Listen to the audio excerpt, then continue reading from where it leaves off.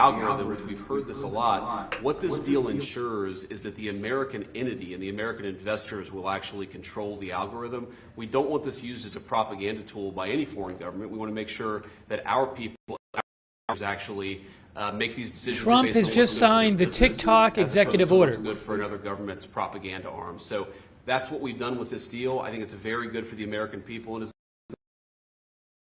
We actually want everybody to access this, whether they're MAGA or not. We just want it to be fair. We want it to be fair to everybody, and we think that's what's going to happen with this new arrangement. Well, the U.S. government. And just to follow up on the Vice President, there were two pieces to the transaction. The Vice President's office has worked since the spring for the commercial transaction between the investor groups, and then Treasury and a group including the Vice President's office were in Madrid 2 weeks ago to negotiate with the Chinese, and it was a result of President Trump's close relationship with Party Chair Xi that we were able to get this across the line. We created a framework for Party Chair Xi to agree, and then on the leaders' call, Xi and President Trump discussed the final arrangement. So it was 1-2. And that was the final piece. Will the U.S. government get any kind of annual payment as a result of this deal? Taxes. It's going to make money, and we're going to get a lot of money in taxes.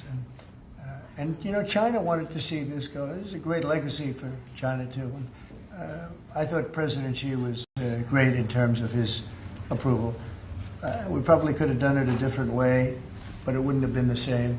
Wouldn't have been the same security at all, but I appreciated that he approved it. So nothing aside from taxes, there's no part of the deal that is like a payment to the U.S. government? Well, we're going to be announcing different things, but the U.S.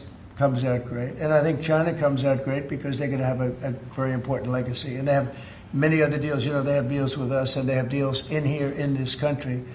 And, you know, they want to be treated fairly also. So, Mr. President and Mr. Vice President, the U.S. company could change the algorithm to push different content? Is that? The U.S. company will have control over how the algorithm pushes content to users, and that was a very important part of it. We thought it was necessary for the national security element of the law. We also just think it's important to protect American users. Again, we want users to use this platform the way they want to. We want the business to make decisions about content based on the interests of the business and based on the interests of the users, and that's what we think will happen with this new arrangement. And they're paying a lot of money, and I think hopefully it's going to be a great deal. They're very sophisticated people. You'll see a list. Have you seen a list yet of the people? Well, you've been reading about it. It's I know Michael Dell's involved, and Rupert Murdoch's involved, and a lot of, and let's see, we have probably 4 or 5 absolutely world-class investors that love the country, and they made a lot of money with the country, and many of them are in a somewhat related business, so it works out pretty well. And they're going to be very careful about all of these questions that you've been asking. Who else beyond Dell and Murdoch? Well, it's a blue chip group of investors, and we'll be announcing more about who exactly is involved in the deal in the days to come. Oracle's playing a very big part. That's right, sir. And Oracle really understands this. And I think they're actually, and they've been involved for quite a while running it for the people, the previous people. And so it's really, I think it's going to be very well protected. Very, very prestigious deal, actually. On that point, Mr. President, as the President said, Oracle has actually had a role in housing the data for a long time. ByteDance organization in China. So Oracle had a pretty interesting perspective on what was necessary to actually create true data privacy protections for Americans. They were a very important part of getting this thing done. Mr. President, you told us a couple of weeks ago you thought that the security concerns were overrated, but were there legitimate concerns when it comes to safety? From my standpoint, no, because the people that own it are, you know, they're not China-centric, they're USA-centric, and they're very smart people. I guess you could say it about everything. Everything is what's secure nowadays. Things that you think are totally secure turn out to not to be. But I think in this case, it's going to be as secure as you can be because of the ownership and the people. And they have a big investment. You know, it's to their advantage to make sure it's good and safe. Yeah. Anybody else? Do you have a question? No, behind you. Well, I just want to say, do you think this move and getting this deal done, Mr. President, do you think this honors the legacy like Charlie Kirk? he specifically pushed you to get involved with TikTok in your campaign, it helped you win young voters. Do you think this deal honors him in a way? Well, I think it's a good thing. It's a good sign. We're doing very well, as you know, with the trade deals. We're doing very well with China, and a lot of them were never treated properly. We were for 4 years, actually, but we were never treated very properly by other countries, and we're doing well. We've never done this well. We have, because of the tariffs that are coming in, the deals that are being made, $950 billion in one case. $950 billion, where previously they paid nothing. We have, as you know, in Japan it's $550 billion. South Korea is $350 billion. That's up front.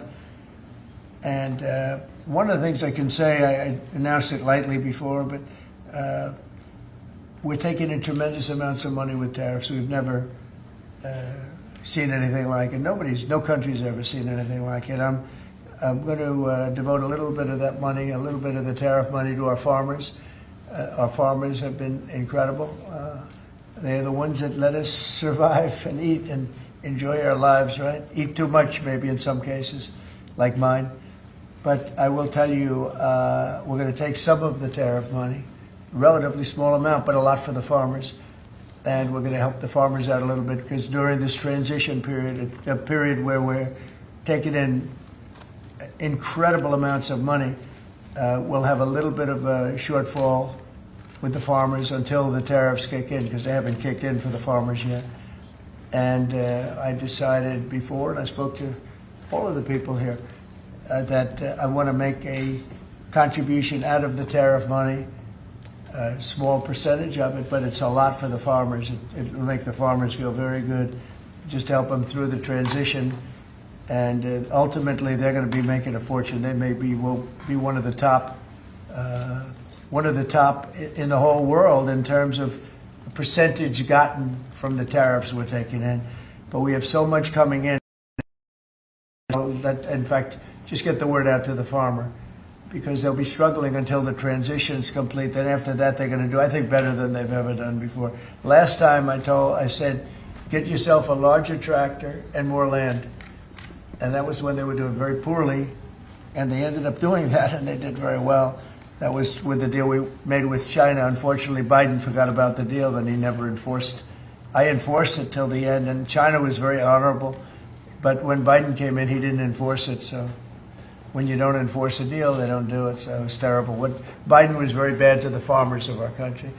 So we're going to be doing that. It's an honor to do it, too. Brian, did you have a question? Yeah, I'm just going to say, what's your message to the millions of small businesses here in the U.S. that really rely on TikTok to reach their end user and to market their service and their products? Well, thank you for that question, because honestly, we were getting hit up. They use it for virtual advertising, and they pay very little for it and nothing for it. And small businesses have become very successful because of TikTok. And we didn't think of that, when everyone's saying, oh, TikTok and this and that. But over the last 6 months, I was called by so many people saying they're going to go out of business if they can, because they use it virtually as a advertising tool. And without it, they wouldn't have anything. They wouldn't be able to get the word out about their good product or whatever it is they're selling.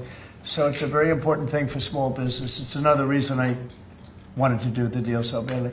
So let's go to another subject now, if we might, okay? And Will, Mr. President, can I please. ask you about farmers? About the farmers? Yes, go ahead. What does that look like? Is that going to be direct checks to farmers, or is it going to be Well, we taxes? haven't decided that. We'll be dealing with Brooke later, and the Secretary of Agriculture, and we'll figure out how to get money to the farmers.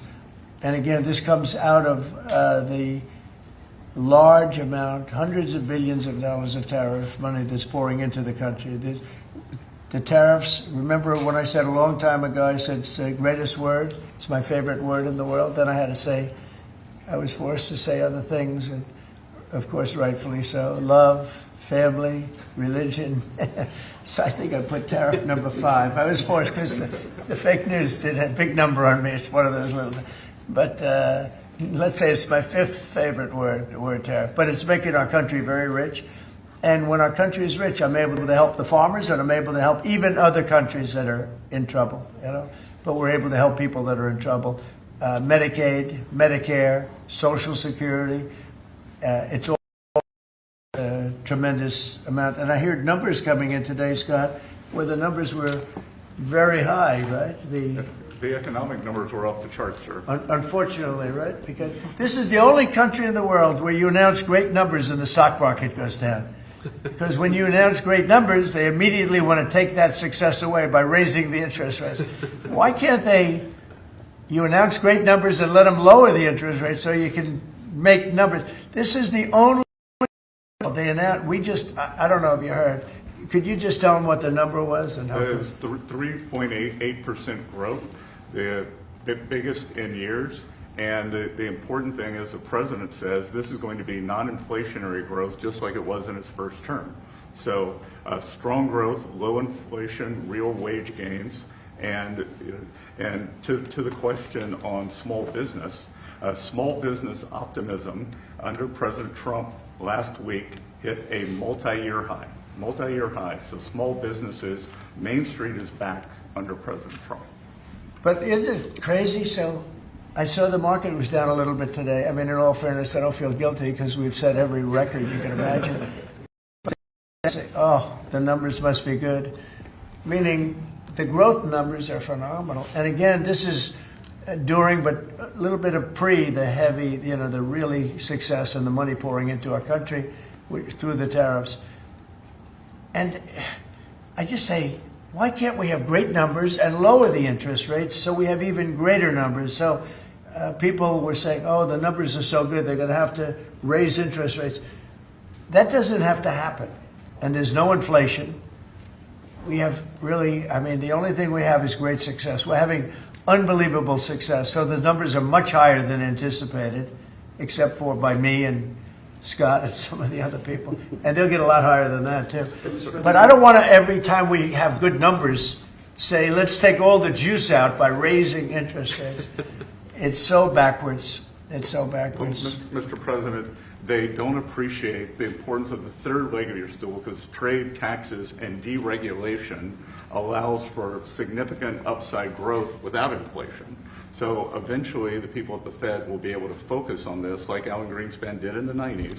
You can have strong growth and low inflation, and I think we can get the stock market up, Wall Street, Main Street, both doing well. And we want low interest rates. There's no reason that every time we announce these record numbers, these numbers are way above projections by, all the great geniuses out there. And I knew this was going to happen. So they had 71 different people, and only 2 got it right. Me and another gentleman from, I think, my wonderful Wharton School of Finance, actually. So anyway, but I really want you to look at that. Every time we have good numbers, they say this is a good time because they're guarding against inflation that may happen in 2 years from now. We have to change our thinking. We should be rewarded for good numbers, not penalized. So, Mr. President, is that 3.8? Is that the start of a 3% growth for the entire year? The number was projected at 2, because we're in a little bit of a transition period, but that transition period's ending faster than we thought on tariffs. The money coming in is much greater than people thought, and there's no inflation, essentially. There's no inflation. We just went through the worst inflation in the history of our country under Sleepy Joe Biden. He was sleeping, and the inflation was really bad, worst ever. They say 48 years, I'll take that too, but I think it was probably the worst inflation we ever had because of spending and energy going through the roof and everything else. By the way, energy is way down. And you're going to really be impressed when you hear what happened today with President Erdogan of Turkey. I think it's great for both countries. I think it's great. We have great relationships with a lot of countries. And you may be even more happy when you find out, because we spoke with Bibi Netanyahu today, and we spoke to all the leaders in the Middle East, who are great people, and we're getting pretty close to having a deal on Gaza, and maybe even peace, which would be the first time in about, 2,000 years, I think? In the region, I'd say the first in, Steve, what would you say, first in 2,000 years, or maybe 1,000? So, 2 millennium. It's a long time. Yeah, go ahead. Did Erdogan agree to stop buying Russian oil? Did he? I don't want to say that, but If I want him to, he will. Yeah. But he didn't make that assurance. Well, I didn't say okay, you stop, but I believe I believe he will stop it. Yeah. Did you make a deal You know with why? the Because he White can House? buy from a lot of other people. He can buy from a lot of other people. You know who really can't is Hungary. Hungary's got, they're landlocked, and they don't have a nice ocean where ships can sail in from all over the world. They have one pipeline coming. Because I spoke with, he's a great guy, he's a great friend of mine, but that's a harder one for them. And Slovakia too. They're sort of married to one pipeline. So I just don't want to have people go blaming them when we spoke to them at length today, and it seems like that for them it's a little. But that's not. Turkey has a lot of options. He's a great president, a very smart man, and he's going to take. He's going to do what's right. But we had a very good conversation having to do with the purchase of military equipment, etc. Any other Did you questions? make a deal on F-35s, Mr. President? I will be able to easily if I want. So we may do that. Yeah. But not yet. Well, it depends. He's going to do something for us. Yeah, Is please. the U.S. going to lift sanctions on Turkey? Can I ask you, we're a few days away. By the way, here we go with this guy. Go ahead. Let's go. Let's hear the We're question. a few days away from the end of the fiscal year and potential shutdown. Right. Is there going to be a government shutdown? Could be, yeah, because the Democrats are crazed. They don't know what they're doing. They want to have the border opened up so that criminals can pour in. We're doing unbelievable borders closed and people are coming into our country legally. They continue to want to have men and women sports. They continue to want to have transgender for everyone. They want to raise everybody's taxes at a number that's not sustainable. It's the only time in the world I've ever seen a party that wants to raise taxes. I grew up in a family where I'd watch politics, and I always liked it from the time I was very young, but I'd always see politicians say, we will lower your taxes. These guys, they campaign on raising your taxes, but they want to raise taxes very substantially. The one thing they're concerned about, look, Republicans have total control of Washington. You guys have control of the House, the Senate, there's you. Well, when you say control, so we need 60 votes for this, and we have 53 Republicans, so we need 7 Democrats. And those 7 are asking for an extension of a tax credit on people who get the Affordable Care Act and some other government-backed health care. So are you willing to negotiate on that What they're issue? really asking for is they want to pay for illegal aliens that have come into our country by the millions and get onto the rolls, and they want to pay. And our people don't want to do that. Our people are taxed enough. We just approved the largest tax decrease ever in the history of our country, including the extension of the previous Trump tax cuts. The tax cuts that we just approved, they want to use those tax cuts to give the money to illegal aliens, people that came into our country illegally and that are leaving the country. So why not There's been a self-deportation because of what we've been doing that's been incredible. Okay, yeah, please. Secretary Hegseth is inviting military leaders from all around the country on Tuesday. Will you also be there? From all around the country to what? He's inviting the generals and admirals to Virginia for a big meeting. They're not sure why. Well, I know. I love it. I think it's great. Let them be friendly. Let them be friendly with the generals and admirals from all over the world. Why? Is there something? No, but is there something wrong with it? And what is it about? Will you be there personally as well? And what is it about? Well, I'll be there if they want me, but why is that such a big deal? The fact that we're getting along with the generals and admirals from all, remember, I'm the president of peace. It's good to get along. It's good. You act like this is a bad thing. Isn't it nice that people are coming from all over the world to be with us? It's not particularly unusual that generals who report to the Secretary of War and then to the President of the United States are coming to speak with the Secretary of War. It's actually not unusual at all, and I think it's odd that you guys have made it into such a big story. Is it a big story? I don't think it is, sir. I would think it's no, but isn't it a good story? We're respected from all over the world as a military force. I rebuilt the military during my first term, even though we gave a chunk of it away to Afghanistan. But we're talking Afghanistan too, by the way, about Bagram and about that. But that's a very small amount compared to what we rebuilt it by. But I rebuilt the military, and we're very respected. We have the strongest military anywhere in the world without question. We have the greatest equipment in the world. We're selling the equipment to other countries. And a lot of generals want to be here and they want to look at they're also going to be touring equipment sites. They're going to be talking about the newest weapons, et cetera, et cetera.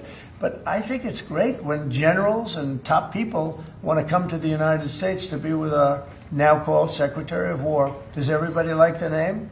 I do. You said something Yeah, really please. interesting this week about Ukraine, that you thought Ukraine could get back all the territory that Russia had taken. Yeah, they have a shot at it because Russia. What prompted you to change your thoughts on Well, that? because I've been watching the way what Russia's been doing. I'm very dissatisfied with what Russia's doing and what President Putin is doing. I haven't liked it at all. He's killing people for no reason whatsoever, and they are doing very poorly. They have put it all out on the line. Their economy is going to hell.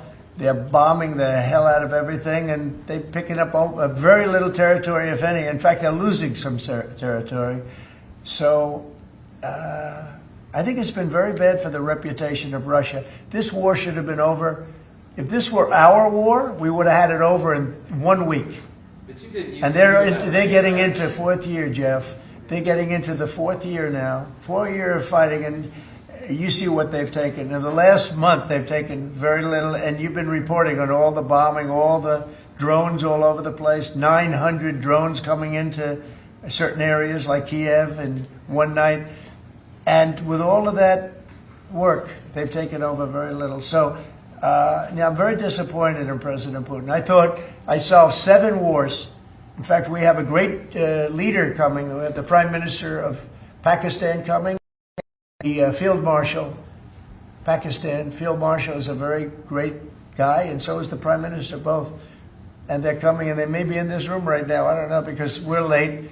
And I said maybe they'd like to join they actually may be somewhere in the beautiful Oval Office. Yeah, please, behind you. Quickly on Gaza, did you promise leaders this week that you would not allow Israel to annex the West Bank? Is that something that you I will not allow Israel to annex the West Bank. No, I will not allow it.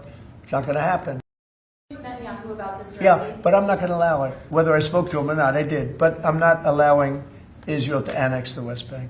There's been enough. It's time to stop now, okay? Yes, please. Jasmine Crockett recently. Jasmine Crockett. Remember what I said? Is she a relation to the late, great Davy Crockett? I don't think so. Jasmine Crockett, let me tell you, before you even ask, she's a very low IQ person. I mean, if we ever had to pass an aptitude test, that's the one should take one, because she shouldn't even be in the crowd. So I have no idea what you're going to, but I don't think we should waste our time. This is a low IQ person who I can't even believe is a congressperson. Between her and Ilman Omar and the group. You know, I met the head of Somalia. Did you know that? And I suggested that maybe he'd like to take her back, and he didn't want her. He said, "I don't want her." Okay, what else? Go ahead. Let's hear what Crockett said. Go ahead. She compared ICE raids to slave patrol. I want to ask you. To slave? To slave patrol. I want to ask you if you think that there should be consequences for members of Congress who make these types of comparisons or use this as language. Well, I think she's gone over the line, and I think a lot of the people. Look, the Democrats have become radical left lunatics. They have policies that nobody's going to buy. And, I see what's going on in New York. We're going to have perhaps a communist mayor, because it's split up. If the people would get together and have one candidate, they'd have, I think, a pretty good chance. But it looks like maybe they're not going to do that. But we're going to end up with a communist mayor. It's not even believable, my beautiful New York. When I left New York to become president, it was a great place. But it was the beginning of bad things, because we had de Blasio had just started as mayor, and I said, this guy's a real nut job. Went to Harvard to teach management. Can you believe it? He went to Harvard to teach city management, along with the mayor of Chicago, who went to Harvard to teach. The two of them are teaching how to manage a city manage it into hell, is what they do. But that was the beginning, and now we're going to go a step further. Now we're going with the communists. Can I be honest? I think it's the greatest thing to ever happen to the Republican Party. I really do. I think if a communist takes over New York City, I think that's a gift to the Republican Party. It's New York, but it's a gift. And New York will recover, because sometimes you need a shock like that to straighten you out. But politically it's probably a very good thing. Mr. President, can I ask you about immigration, crime, and the World Cup, actually? So That's a lot of you have questions. a number of cities that are pushing back against your immigration deportation move as well as your crime initiatives. Some of those cities... I don't think they're very much But pushing some of those back. cities have World Cup games. Yeah. Seattle, San Francisco. They're going to be very secure. But could those games move if they don't cooperate with your crime push? Well, that's an and with your interesting, I immigration guess, push? but we're going to make sure they're safe. They're run by radical left lunatics and that don't know what they're doing. Look at Washington, D.C. I just in Washington, D.C. You, Jeff, will not be mugged walking down the street. You can walk down the street with your family. You can walk down your street with your wife, your daughter, your son, and you're not going to be... We took out 1,700 career criminals that we're not allowing back. And we have this city in great shape. You know, there was a time when not long ago, when every single week you'd have at least one murder. And look what's happening with Washington. It's safe. I went to dinner in Washington just to prove a point. I gave a press conference in the middle of a street. I wouldn't say Secret Service was thrilled, but I did it, and here I am. Look, Washington, D.C. is such a great example of what can be done. We did it in 12 days. We made it very safe in 12 days, and now it's much safer than that. One other thing, I drove around Washington over the weekend, and I said, look at the difference. The grass looked great. Everything looked great. You know, we had a lot of our National Guard, and we didn't ask them to do it. They did it themselves. They're proud. They're great. And they were picking up paper. They were cleaning. The place looked really beautiful. So we have a great Washington, D.C. We, as you probably know, we're going into Memphis, and we're going into some other cities, and very soon we're going to go into Chicago. It will be safe for the World Cup. If I think it isn't safe, we'll move it into a different city. Absolutely. We'll take the world. If I think it's not, it's actually a very fair question. If I think it's not safe, we're going to move it out of that city. If, like the governor of Illinois, who is, you know, look, between last week and the week before, 11 murders, and 38 people were shot. Then he gets up and he says, this is a very safe. And then he says crime is better. The reason crime is better is because Cash put about 5 months of FBI people there to get ready for when we go in, and they've lowered it a little bit, you know, like 20-25%, which isn't good enough, but it's a good start. But that was only put there because they're preparing for us to go in. And they've done, by the way, they've done a good job. So then Pritzker gets up, we've lowered crime 25%. It's because the FBI was there. So, no, if any city we think is going to be even a little bit dangerous for the World Cup or for the Olympics, you know, where they have Olympic overthrow, right? But for the World Cup in particular, because they're playing in so many cities, we won't allow it to go to, we'll move it around a little bit. But I hope that's not going to happen, yeah. Mr. President, Director Patel this morning indicated that the shooter in Dallas had been using an app. Does your administration have any plans to take down those apps or get them removed? Well, I can't tell you about that, but it tells you when they want to wear masks or they want to hide a little bit, why that's so important. But these are great patriots, the ICE, and what a tough job they have. What an unbelievably tough job they have. And think of it, what are they doing? They're taking hardcore criminals out of our country and putting them back. These were largely criminals that were given to us by Joe Biden and his group of radical maniacs that surrounded this desk, just like these people surround the desk now, but they're not maniacs, they're very solid people. Thank you, sir. I'm glad I prefaced it. But they're great. We have a great cabinet. We have great people. And he didn't have great people. He had terrible people. Look at Afghanistan. Look at the people he had running our military. That could happen. The most embarrassing day in the history of our country was Afghanistan. And 13 young people died. They don't ever talk about the 38 that were horribly wounded with legs and arms and everything else, really horribly wounded. So the country's respected like it's probably almost never been respected before. I think we're respected at a level, and a year ago it was a dead country. We had a dead country a year ago. This country was dying. It was really in bad shape. Let's talk about the next subject, can we?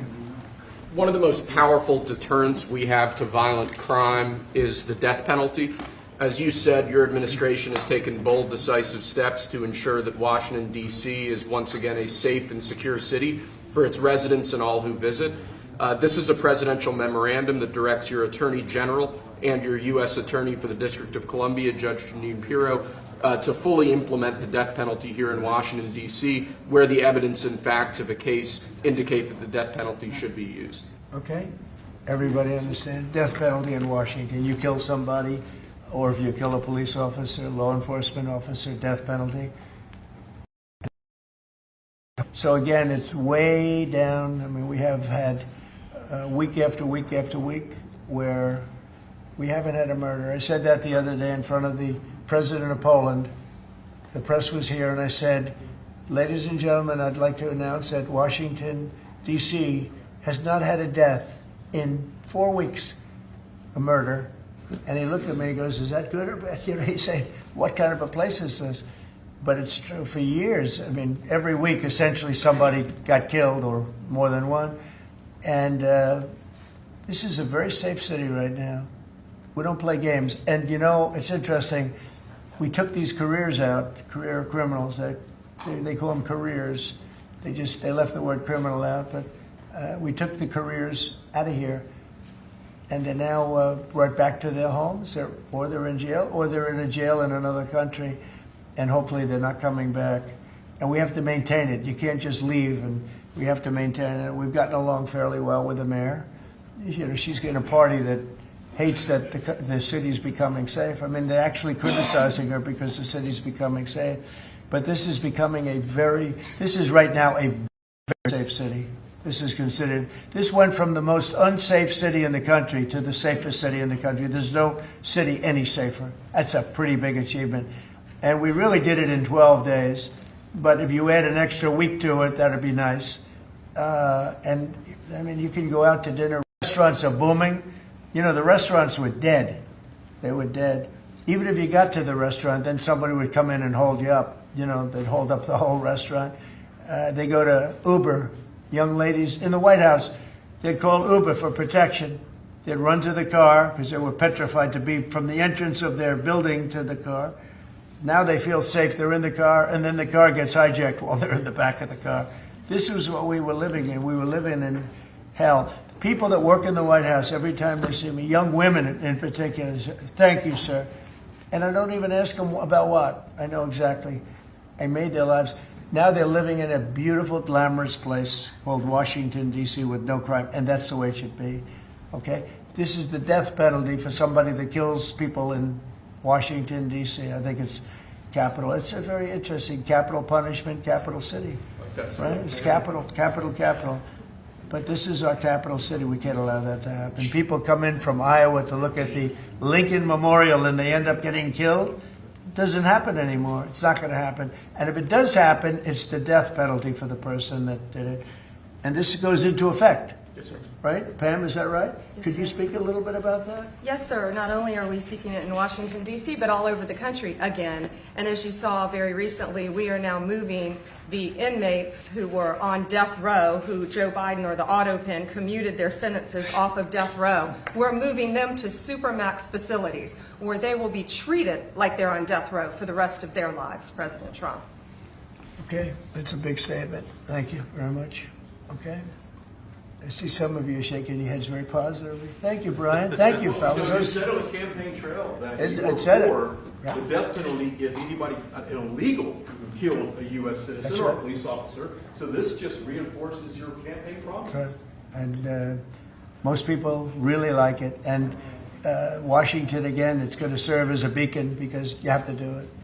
These are bad people. When you look at that guy, the guy that killed the young lady in North Carolina, that he'll be in trial for years. He'll get a good lawyer somewhere along the line. Somebody will come along, and what he did to that young lady, and she went into that train scared. You know, when she went in, the way she sat down, she was scared to just be there. She just wanted to not pay any attention to anybody, just not be noticed. And she had her throat slit. We don't want that in this country anymore. We're not going to have it in this country anymore. Thank you very much. Next. Lastly, sir, this is a presidential memorandum on countering domestic terrorism and organized political violence. In recent weeks, months, and years, we've seen a tremendous upsurge in some highly visible but also other acts of domestic terrorism and organized political violence being perpetrated by radical, politically motivated groups all over the country. What this presidential memorandum will do is set off an administration-wide response to that, ranging from the Joint Terrorism Task Forces to other components of the Department of Justice, to the Department of Homeland Security and Department of Treasury. We're looking at interdicting these groups, preventing them from performing acts of violence, and also looking at sources of organization and funding and support that prop them up and allow them to do the acts that they have been doing. We're looking at the funders of a lot of these groups, and you know, when you see the signs, and they're all beautiful signs made professionally, these aren't your protesters that make the sign in their basement late in the evening because they really believe it. These are anarchists and agitators, professional anarchists and agitators, and they get hired by wealthy people, some of whom I know, I guess, you know, I probably know them. And you wouldn't know it. You're at dinner with them, everything's nice, and then you find out that they funded millions of dollars to these lunatics. Steve, could you say a couple of words? Yes, Mr. President. This is a very historic and significant day. This is the first time in American history that there is an all-of-government effort to dismantle left-wing terrorism, to dismantle Antifa, to dismantle violence and terrorism. What we have seen, if you look at whether it be going back to the riots that started with Black Lives Matter and all the way through to the Antifa riots, the attacks on ICE officers, the doxing campaigns, and now the political assassinations, these are not lone, isolated events. This is part of an organized campaign of radical left terrorism. It is structured, it is sophisticated, it is well-funded, it is well-planned. There is really no parallel like this to anything else in the country right now. There is an entire system of feeder organizations that provide money, resources, weapons, and when they're attacking ICE officers, they're attacking federal buildings, or they're isolating public officials for harassment, doxing, intimidation, and ultimately attempted assassination. It is all carefully planned, executed, and thought through. It is terrorism on our soil. Because of this executive order, Cash and Pam are going to have the tools they need, working with Scott, to take these organizations apart piece by piece. Hub of that effort is going to be the Joint Terrorism Task Force, or JTTF, which sits inside the Federal Bureau of Investigation. But for those at home who are worried about terrorism in this country, they need to understand, because of President Trump's strength, because of his vision, because of his leadership, we are now going to use the entire force of the federal government to uproot these organizations root and branch. And again, that's only possible because of President Trump and his leadership. Thank you. Steve Cash, please. Yes, as Steve was saying, Mr. President, thanks to your leadership, crime is going downward in a tremendous fashion, and that's what we want for every city in America. And the FBI's premier flagship enterprise, the Joint Terrorism Task Force, are honored to lead this initiative with our partners at Treasury and Homeland Security, because our citizens are being attacked by, as Stephen said, organized violence, and is being paid for, not by them, by other people. So what we are going to do, combining forces as Scott and I have done in these last few months, is follow the money. People and organizations have collected funds and put them out in America and organized violence across our country. And thanks to your recognition of this and this executive order and the AG's leadership to lead out and prosecute these individuals, we are properly going to chase them down like the domestic terrorists that they are, and our streets and our communities are going to be safer because the JTTF and the FBI, Treasury and DHS and DOJ are going to combine forces like never before to root out this new evil that is perpetrating our criminal activities across our societies. And we are just so thankful for your leadership and recognition of it. It's not easy to do. Good job. Thank you very much. Who Pam? specifically do you want to target? What? Besides Antifa, is there a specific group or person you're targeting in this? Any organized group. Any organized Any group? organized group who are committing these crimes, and we're working with the Secretary of Treasury. You know what law enforcement has told us under President Trump's leadership? He's taken the handcuffs off law enforcement. They can do their jobs now, thanks to you, President Trump, and that's what's happening. And all of the agencies that Cash mentioned, we work hand in hand together. Our prosecutors were following the money with Treasury. We're working with Homeland Security. Cash's agents, all of our agents, DEA, ATF, U.S. Marshals, combined, are working, and with state and local government, to take these people off the streets who are jeopardizing lives. So I was talking with Cash and Stephen about this a couple of days ago, sir. So I believe it was in Oregon where you had a federal building where there were men in black ski masks who were committing acts of violence, who were shutting down a government building. To the president's point, they don't come from nowhere. These are paid people. This is organized. They're committing acts of political terrorism on American soil. And it's time we had a government that looked out for the American people rather than the people who are committing violence against the American people. When you go out to Portland and you see what's happening in Portland, this is like nobody's ever seen anything like it. Every night, and this has gone on for years. They just burned the place down, and you know the shop owners, most of them have left, but the few shops that are open, they just use plywood and just like 3/4-inch plywood. They don't put storefronts in because they know it's going to be burned down. These are professional agitators. Right. These are bad people, and they're paid a lot of money by rich people, some of whom we know. I'm sure I know some. I don't. If I knew, I wouldn't associate because I'll be in trouble. Because Pam will say, "Why are you associating with this person?" But I will tell you that these are bad people, and they're paying a lot of money, millions of dollars. But take a look at Portland sometime. These are crazy people, and they're trying to burn down buildings, including federal buildings. And on my list of things that I want to do before we finish up with the cities, because I think we're going to whip the cities back into shape, and we have to. We cannot let our cities, and that's a small example, but it's the most violent example. It's every night, and they've done it for years. You think maybe at some point they made their point, but we're going to get out there, and we're going to do a pretty big number of those people in Portland that are doing that. They're professional agitators and anarchists. They're actually anarchists, yeah. Go ahead, why don't you defend? Let's see you defend them, Jeff. No, I'm not defending anyone. I just want, so that we can just explain this in our stories, could you name a couple? You don't explain it right, though, Jeff. Go ahead, let's go. Maybe let's give you another chance. Go ahead. Antifa, Soros. What names are we talking about? Well, Soros is a name certainly that I keep hearing. I don't know, but Soros is the name that I hear. I hear a lot of different names. I hear names of some pretty rich people that are radical left people. Maybe I hear about a guy named Reid Hoffman.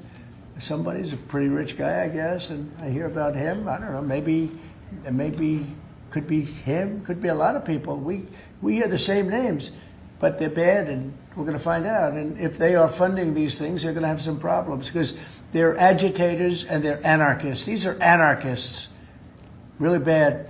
Okay, yeah, please. Mr. General, Mr. President, can you Who you Mr. with? President, Who you with? I'm with the Center Square. Sarah Roderick is my name. Sarah, there's also, as you know, Antifa is not just a domestic terror or now a domestic terror organization. It's also international. I know the Netherlands is looking at also designating them a terror organization. Right. Have you been working with your intel community and your DNI to possibly expand that to making them, designating them an international terror organization? We have been. Yep. It's an international. In many cases, it is international. Mr. On Antifa, if someone takes to the streets of America and says they're Antifa, what happens to them? What will happen to them? Well, I'd say the maximum under the law, and we'll see. Now, if they kill somebody, we just signed a death penalty, so it depends where it is. But if they kill somebody, which they do, I mean, people are dying. You go out to Portland, people die out there. Many people have died over the years in Portland. Portland is, I don't know how anybody lives there. It's amazing. But it's anarchy out there, and that's what they want. They want anarchy. Like when they attacked Seattle and took over a big percentage of the city. I was going to go out, and we were going to do a big number. They heard that, and everybody broke up all of a sudden. But, you know, you have governors that have to run that, and a lot of them don't do that. I don't like to go in. I'd rather have Pritzker's support when we go into Chicago. But if we don't have it, that's okay, too, because we're paramount. We will do what we have to do. We're going to make Chicago safe. We're going to make we're going to make as many as we can, and usually that involves a surge. But what we did with, in the case of Chicago, by having the FBI go out there 5 or 6 months ago, we brought it down a little bit. You know, a little bit is 25%, so it's not so little. But it is when you're talking about the kind of crime and killings and murders that you hear in Chicago. But we're going to get it. Chicago's a great city. As the Union Pacific said, the head of the Union Pacific, who's a great guy, started off as a low-rung guy. He said he started in a caboose. And now he's the chairman of the Union Pacific. But he's a great guy. But he said, sir, don't lose Chicago. The way he said it, I said, boy, it really hit me. You know, here's a man that knows all the cities. The Union Pacific, I guess, is our largest railroad, and he knows all the cities. He's been doing it for 45 years, and he said, "Sir, don't lose Chicago." And the way he said that meant a lot to me. And we're going to go into Chicago very soon. We're going to take care of Memphis. We're going to take care of Memphis. You can't walk a block without getting shot. We're going to take care of that one, and just like we did Washington D.C. And we're gonna do Chicago very soon. Yeah. Mr. President, we heard there could be an indictment on James Comey. Do you know if there is an indictment, or Madam Attorney General? I don't know. I know it's going on because I read the papers just like you do, right? So I don't know. Do you have anything to say about that? We can't comment. Madam Attorney General, can you comment on a New York Times? Madam Attorney General, can you comment on a New York Times report saying that Justice Department officials have asked the attorneys to target a George Soros-funded group? And is this executive order that you just signed a part of that? I'm not going to comment on whether there is or is not a pending investigation, but everything's on the table right now. I don't think anybody has to ask, because if you look at Soros, he's at the top of every. In fact, sometimes they say, could he be involved in this many things? But he's in every story that I read. Stories that I read keep talking about Soros, and so, you know, I guess he'd be a likely candidate. Thank you very much, everybody. Thank you very much. Thank you, guys. Thank you. Guys. Thank you. Thank you. Thanks, guys. Let's go. Let's go. Thank you. Thank you, guys. Let's go. Thank you, Brett. Oh, hello. Thank you, Brett. Yes. Thank you, everyone. There we go. Beep. Whoa, whoa, whoa, whoa. We got to turn the sound up. So that was, we were coming on the air, and I just saw when, right as we were coming on the air, President Trump appeared live from the Oval Office. And he ended up taking a bunch of questions. So our purpose of this stream was not to cover President Trump in the Oval Office. He did announce a TikTok. He signed an order that said the TikTok plan meets U.S. requirements. I don't want to get all into this right now, but he signed an order that said, you can see here from Reuters, Trump signs order declaring TikTok sale plan meets U.S. requirements. President Trump signed an executive order today declaring that his plan to sell TikTok's U.S. operations to U.S. and global investors will meet the requirements of a 2024 law that says the short video app will be banned unless its Chinese owners sell it. So, I don't want to get all into that now because I want to cover a couple other things first.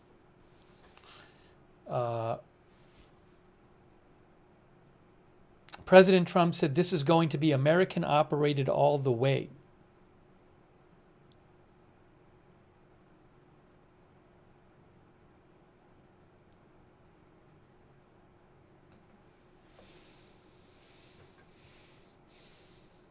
Okay, and then you can see here it says, AP, Trump says China's Xi has approved of proposed deal putting TikTok, at least U.S. TikTok, under U.S. ownership. President Trump has signed an executive order declaring that a proposed deal allowing TikTok to continue operating in the U.S. will be a qualified sale that meets national security concerns laid out by the law. President Biden signed legislation last year that called for China's ByteDance to sell TikTok's assets to an American company by early this year or face a nationwide ban. Trump has repeatedly signed orders that have allowed TikTok to keep operating in the U.S. as his administration tries to reach an agreement for the sale of the social media company.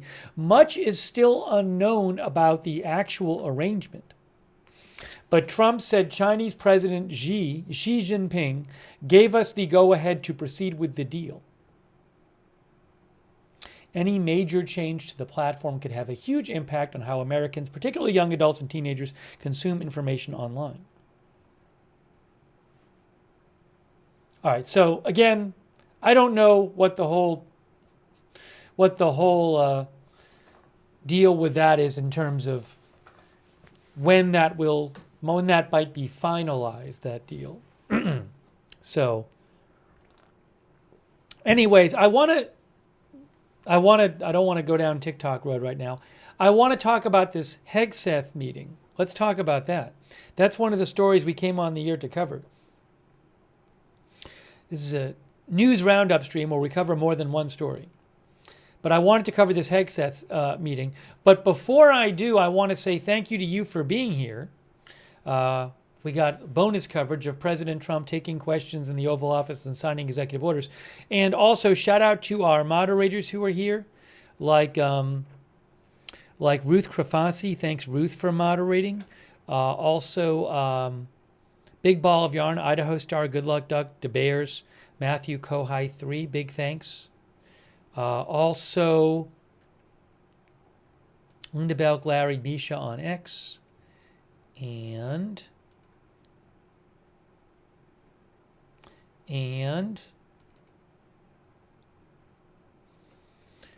Margaret Riley, Kayla Ribati, and all of our Facebook mods as well.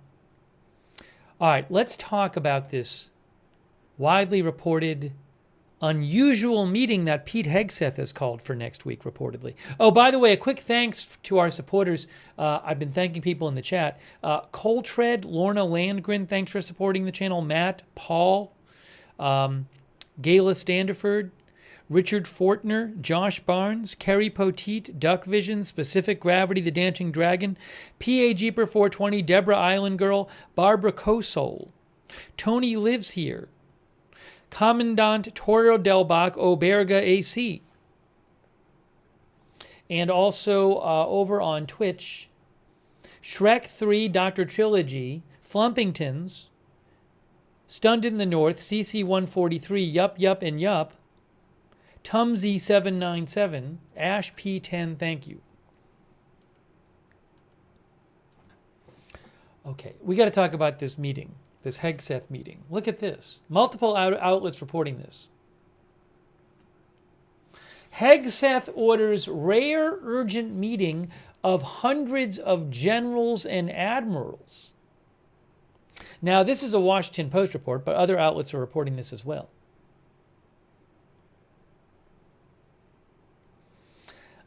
Defense Secretary Pete Hegseth has ordered hundreds of the U.S. military's generals and admirals to gather on short notice and without a stated reason,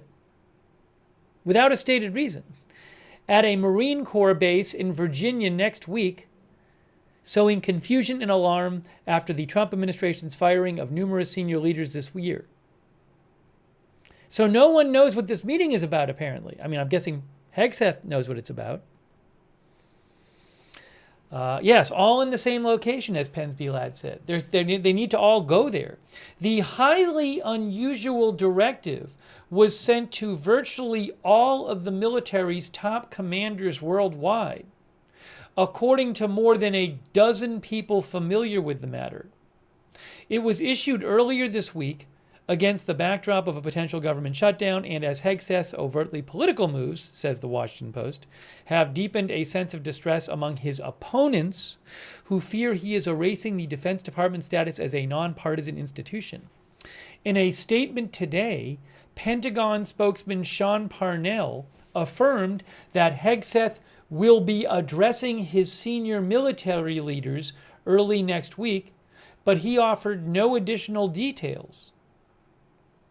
Parnell, a senior advisor to Hegseth, voiced no security concerns about the Washington Post reporting on the meeting, which is scheduled for Tuesday in Quantico, Virginia. Next Tuesday. It was not immediately clear whether the White House was involved with the meeting or if President Trump also intends to be there. A spokesperson referred questions to the Pentagon. President Trump was asked about this a short while ago. He didn't have much to say about it. He did say that he thought it was good that the generals get along with the defense secretary. He seemed to think it was a nice idea that everybody was gathering. He didn't really give any details. I'll play that for you in a second.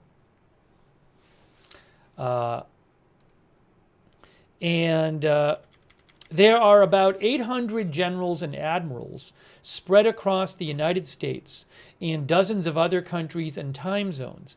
Hegseth's order, people familiar with the matter said, applies to all senior officers with the rank of brigadier general or above, or their Navy equivalent, serving in command positions, and their top enlisted advisors.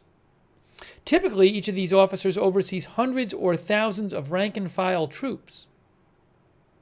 Top commanders in conflict zones and senior military leaders stationed throughout Europe, the Middle East, and the Asia-Pacific region are among those expected to go back to the U.S. to attend Hegseth's meeting.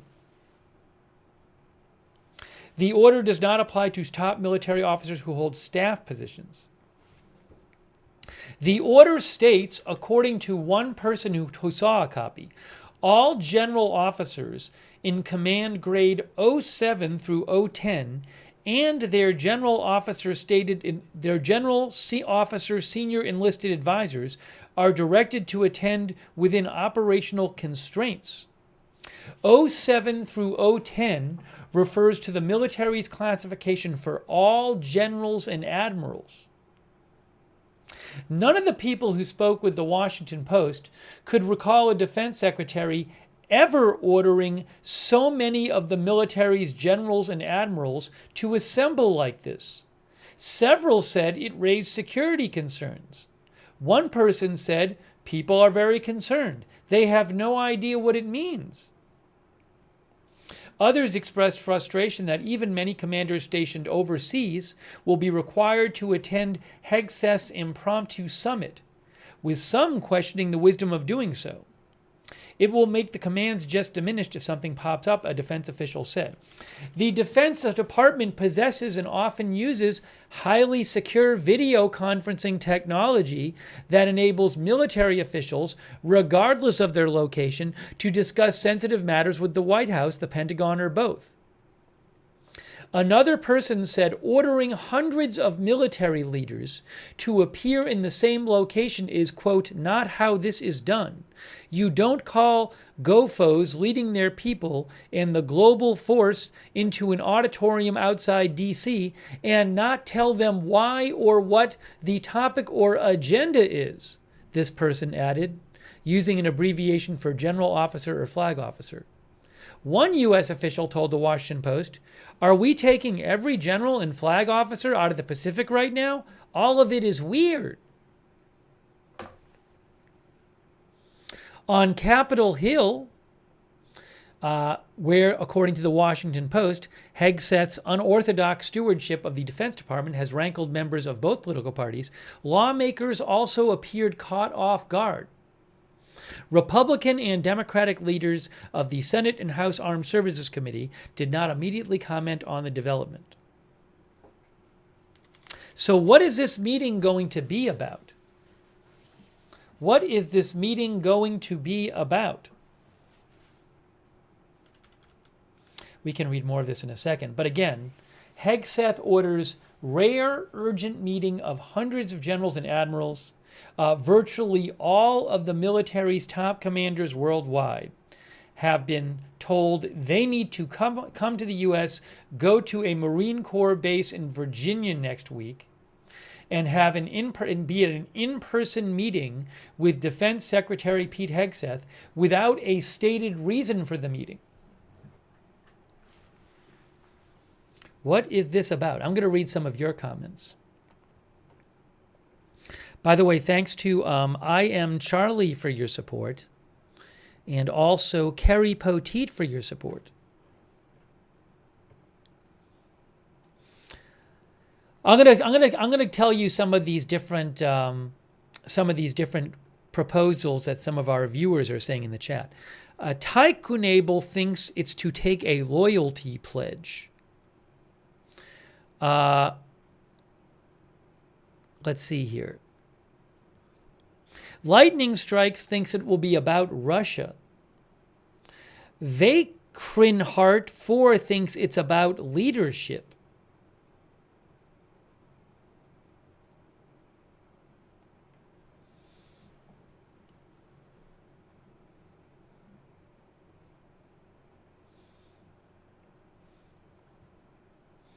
Apex Skunk says, bet it's about attacking Venezuela. Remember, this is for leaders, military leaders around the world to come to. G Slayer, our viewer, thinks it's very dangerous to have the top brass all in one location. Douthis says maybe it is to take a pledge not to talk to or leak to the press anymore. Space Wander says alien contact was made. Marcus, I'll say G. Marcus G says we don't need to know.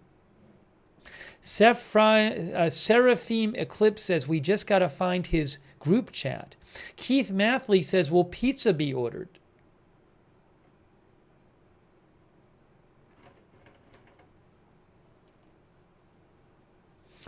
McLean33 thinks loyalty oath or purging of generals, Saddam Hussein style, like in 1979. By the way, thanks McLean33 for your support. Carlos Discounts thinks probably planning for a large operation. According to the Washington Post, this meeting is next Tuesday. Isn't next Tuesday when the government shutdown might happen, right? 27th. Yeah, I think it is.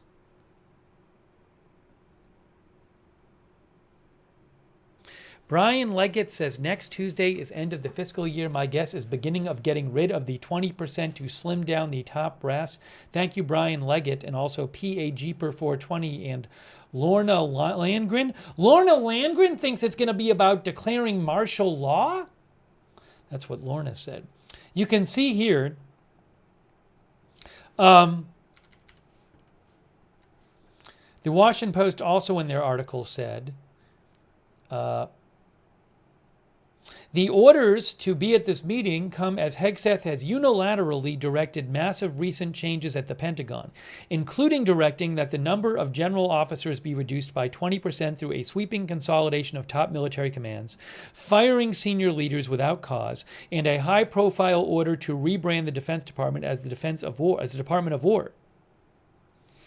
The unusual order to show up at Quantico next week coincides with efforts by Hegseth to exert greater influence over who gets promoted to be a senior military officer, multiple officials told the Post. Even at the 1- and 2-star level, the Secretary's team is scrutinizing old relationships and what officials have said or posted on social media as they determine whom to send forward for a higher rank or assignment.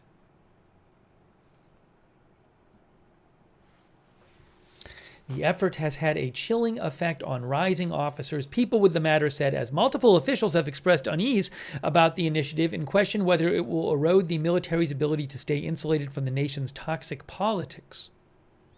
Others have said such pressure would drive some rising officers to leave. Top administration officials, says the Post, also have been preparing a new national defense strategy that is expected to make homeland defense the nation's top concern after several years of China being identified as the top national security risk to the United States.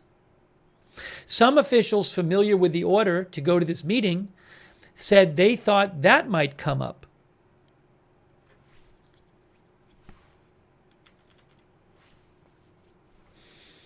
Hegseth's directive in May to slash about 100 generals and admirals has also generated concern among top military leaders. He called then for a minimum 20% cut to the number of 4-star officers, the military's top rank, on active duty, and a corresponding number of generals in the National Guard. There will be another 10% reduction at least to the number of total of generals and admirals across the force. All right, so why is Pete Hegseth ordering, according to the Post, virtually all of the military's top commanders worldwide to attend a meeting next week with him, reportedly in Quantico, Virginia, when they could just set up a telemeeting and have them attend the meeting from where they are securely through video conference. Why is he making them come? Now, I'm going to take some more comments on this. I do want to show you what was said about this by President Trump and Vice President Vance a short while ago. I have it right here. I'm going to show you right now. Ali C says maybe he's going to fire them all? Let's see here. All right, so I'm pulling this up right now. I am pulling this up right now so you can see it. Give me a moment. I have it right here. Okay, so I'm going to put this on the screen for you. And this is going to be moments ago when he was asked about this. I just have to cue it up so I find the right exact point. Oops, one moment. Money to illegal aliens, people that came into it because of what? Okay, here's the question.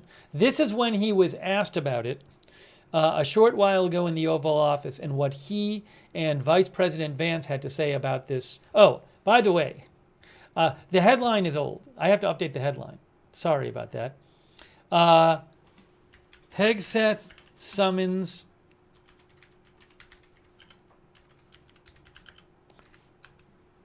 U.S. military leaders for unusual meeting.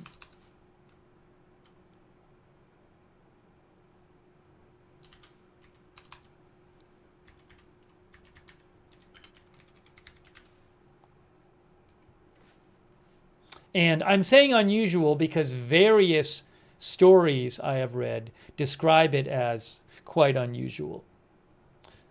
Although Vice President Vance denied that it was unusual and said it shouldn't be made a big story. Hold on.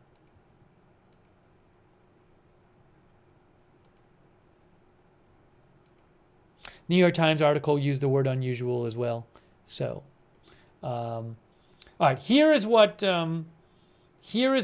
President Trump said about it moments ago when he was asked about this meeting. And by the way, a quick thanks to C.J. Lars for your support. Thank you, Derek Holden, who thinks preparing for civil unrest, upcoming indictments. Thanks, Derek. Thanks, Renee, by the way, for your support. Thanks, Heavenly Intervention. And Pixie673, who thinks it's reckless to announce the date and place. That wasn't officially announced. Sounds like somebody leaked it to the Post, maybe. Also, Party on Barth on Twitch, thanks for your support. And Dr. Trilogy. And Josh Barnes, thank you. Josh thinks Vance is using his charm to downplay it. Well, let's see what President Trump and Vice President Vance said about it. I'm going to play this right now. There's been a self-deportation because of what we've been doing that's been incredible. Okay, yeah, please. Secretary Hegseth is inviting military leaders from all around the country on Tuesday. Will you also be there? From all around the country to what? He's inviting the generals and admirals to Virginia for a big meeting. They're not sure why. Well, I know. I love it. I mean, I think it's great. Let him be friendly. Let him be friendly with the generals and admirals from all over the world. Why? Is there something? No, but is there something wrong with it? And what is it about? Will you be there personally as well? And what is it about? Well, I'll be there if they want me, but why is that such a big deal? I mean, the fact that we're getting along with the generals and admirals from all. Remember, I'm the president of peace. It's good to get along. It's good. You act like this is a bad thing.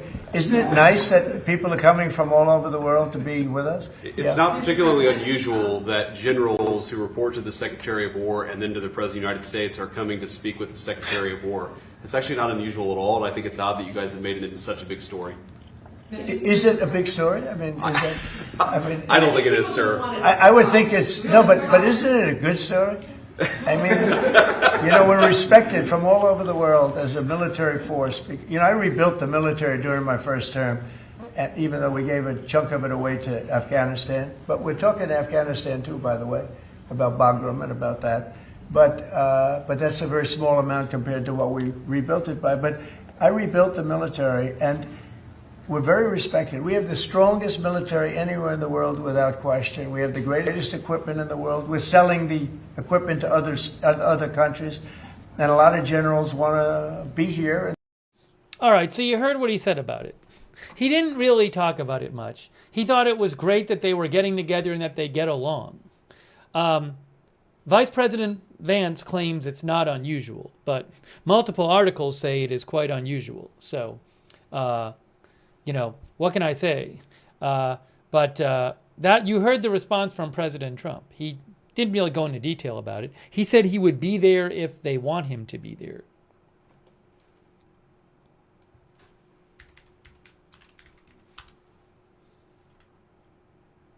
Hey, look, Reuters has an article about it too. Pentagon chief orders U.S. military officials from around the world to Virginia next week.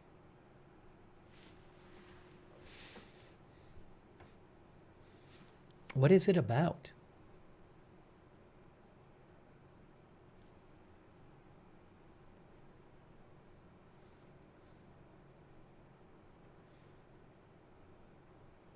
Why are they saying it's unusual? Well, first of all, the number of people. Second of all, the fact that they could do this over video, and yet these people are all being told to be there in person. Those are unusual aspects of it. Michelle McGranahan says sounds odd.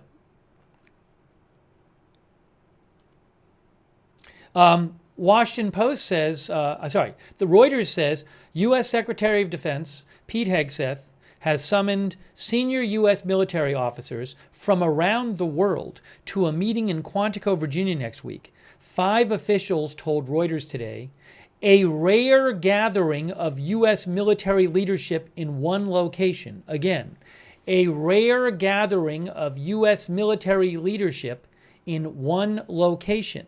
It was not clear why Hegseth has ordered the generals and admirals to meet in one place on such short notice.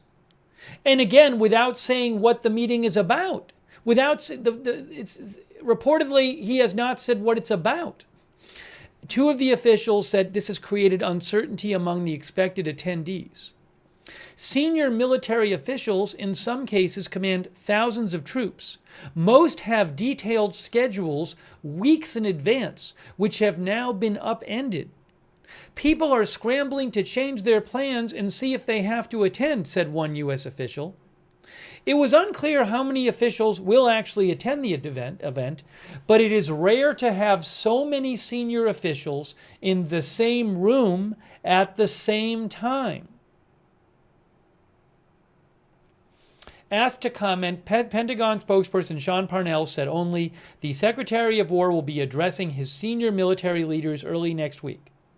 His office did not respond to questions about the number of officers, purpose of the meeting, or why Hegseth called the meeting so abruptly.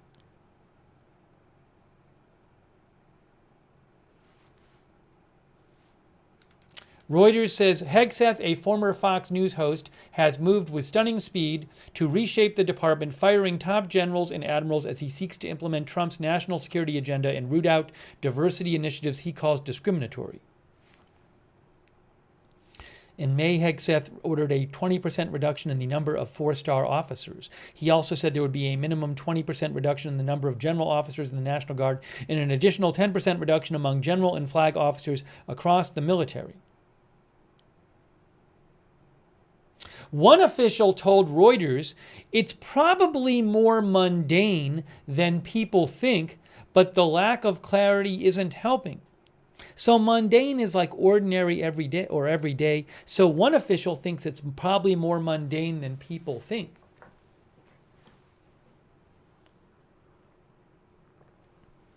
Hold on a second here.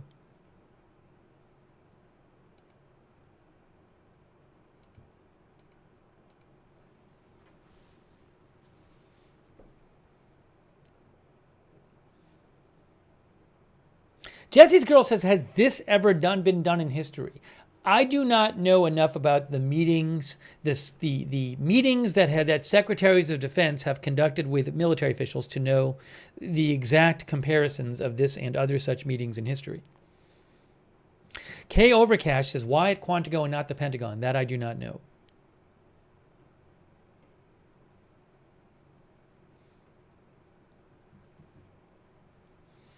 Josh Barnes says, didn't they do a big meeting like this a few months ago at a military base?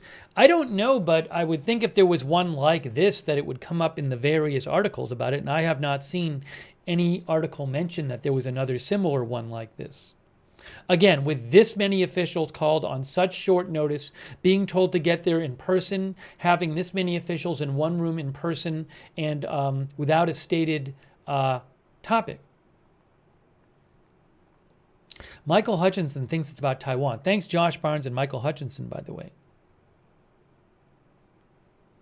Sandy Poole, our viewer, says maybe loyalty clause or something about releasing only approved info, like to the media.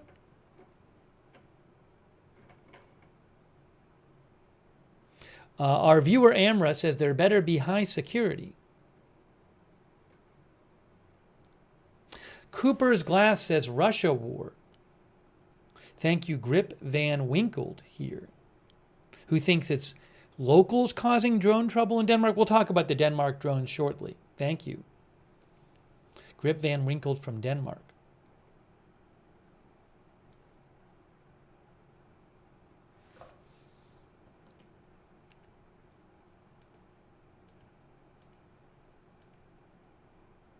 Let me also show you this.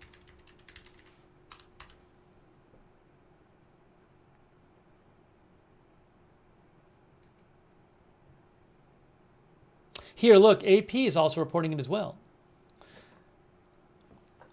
Hegseth abruptly summons top military commanders to a meeting in Virginia next week. Defense Secretary Hegseth has summoned the military's top officers, hundreds of generals and admirals, to a base in Northern Virginia for a sudden meeting next week, according to 3 people familiar with the matter.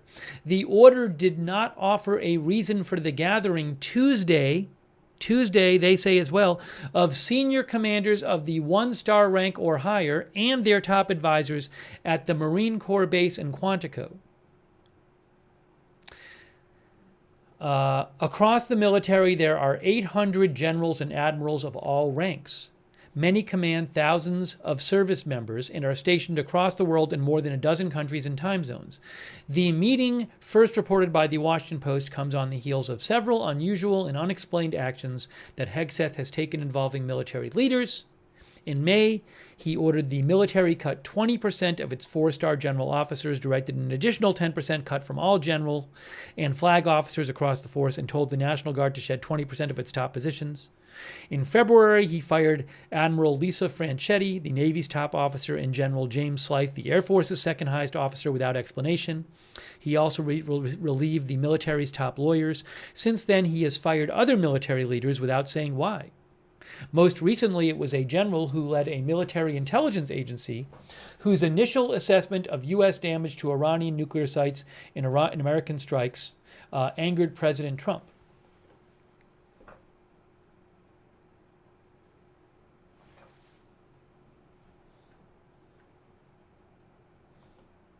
So multiple outlets are saying that this meeting is going to be next Tuesday.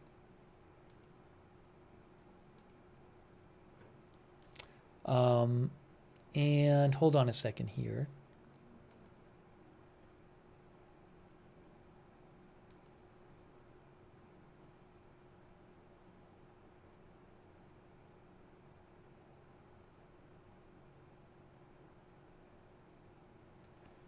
So let me say this. The New York Times points out that the top 4-star combatant commanders and the chiefs of the armed services typically meet as at least twice a year in Washington. But the New York Times says the large number of lower ranking and generals and admirals and command positions who could also be ordered for this meeting to Washington, including those working around the world in active conflict zones. The New York Times says that number of people of generals and admirals is being ordered to the U.S. is without precedent in recent memory. That's what they said in the New York Times. It's without precedent in recent memory.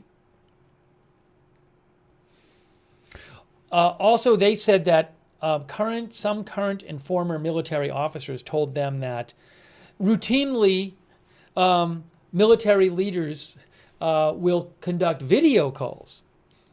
But gathering all of these people into one place raises security and logistical questions.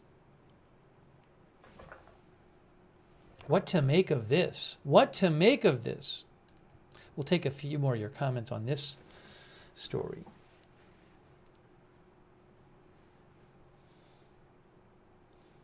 Girth Brooks says 5 days notice to be there. This isn't urgent. Well, according to one of the articles we read, it said that normally these kind of officers have their schedules planned weeks in advance. So this would be considered quite sudden.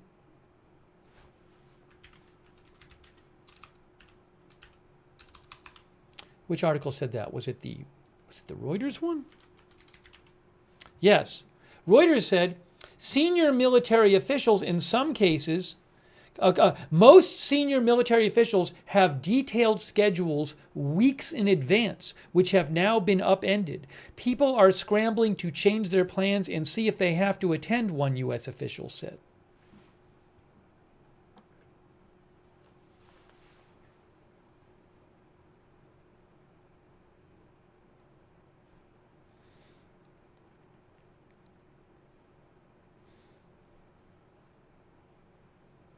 Jake Blues thinks they can't do it online because the target has a high-level hacking capability. Thanks, by the way, to the Vladinator, who says, I'm going to have some fun and say it's about UAPs. Unidentified aerial phenomena, right? Is that what am I remembering that right?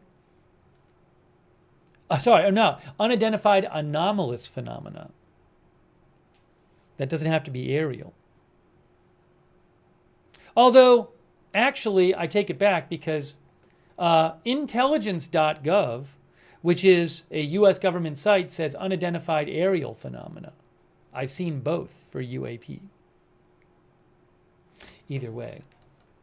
Depends on how you define the abbreviation. The meeting is reportedly going to be next Tuesday.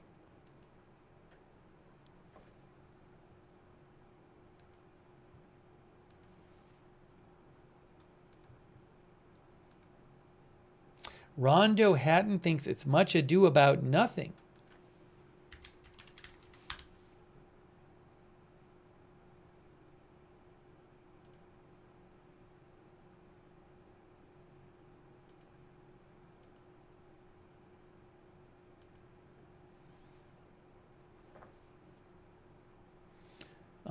Let's see here. ABC News says it is very rare to hold such a large meeting of general officers who are based stateside and overseas in one location, and for it to include the defense secretary.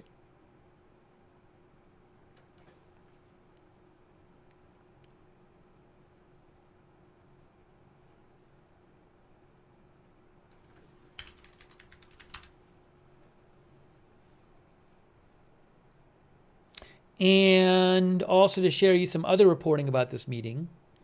CNN says nobody seems to know what the meeting is about or why it was suddenly added to the calendar.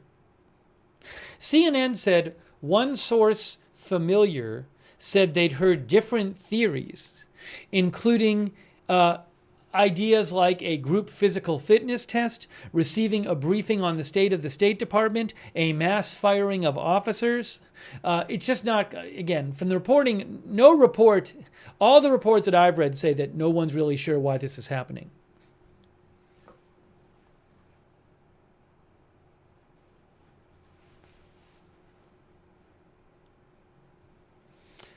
Thank you, the PB and Jam, for your support, who thinks it's possible the Department of War could be beginning a mass demobilization effort for a more defensive posture.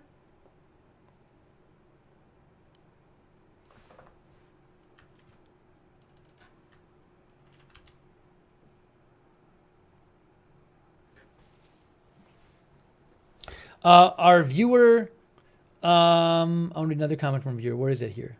One of our viewers said, where did the comment go that I wanted to read? I can't find it now. One of our viewers thought it might have to do with I-Atlas, which is a comet, interstellar comet.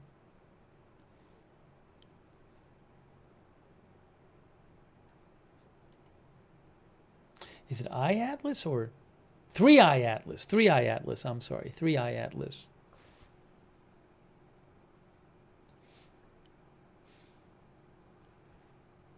That was discovered on July 1st. I haven't heard any reporting that it has to do with 3I Atlas.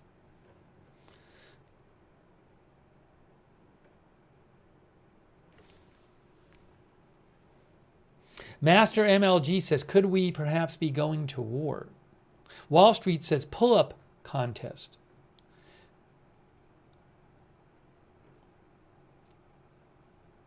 I'm assuming if it does happen next Tuesday, I mean, it's not going to be televised or anything.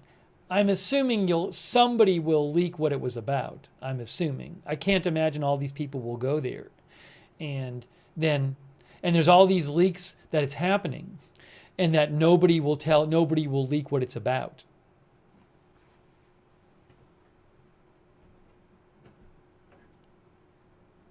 All right, well, we will do, people want a poll. People want 100 polls a broadcast. But just to give you guys a poll, we'll do one poll on this Hegseth meeting. What is the Hegseth meeting about? We'll do 4 choices. Russia, Venezuela, China, and something else. Those are your 4 choices. Now people will complain about the choices.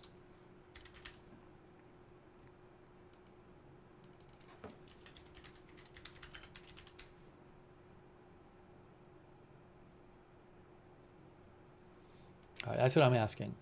I'll post it now. I'm posting the poll. Give me a second. I'm posting the poll. We'll see what you guys say.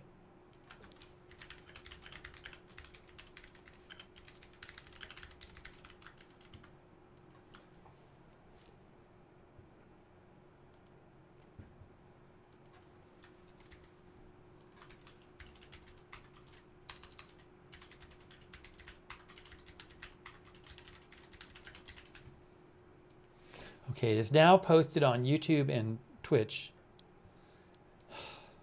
I'll try posting it on Facebook. The polls don't work on Facebook anymore. They're broken. I can't see your responses. I have written to Facebook about this. They don't fix it, so I don't know what to tell you, other than they should fix it. Hasn't worked for weeks on Facebook.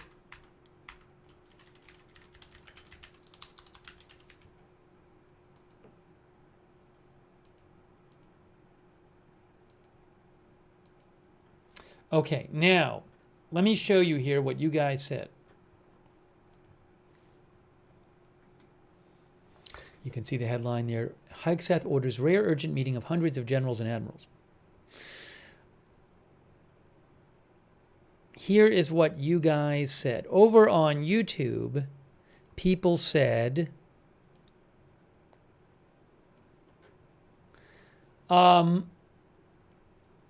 51% shows a different, said something else. 35% said Russia, 11% said Venezuela, 3% said China, 51% said something else. Once again, I can't see the results on Facebook again. Over on Twitch, let's see what Twitch said.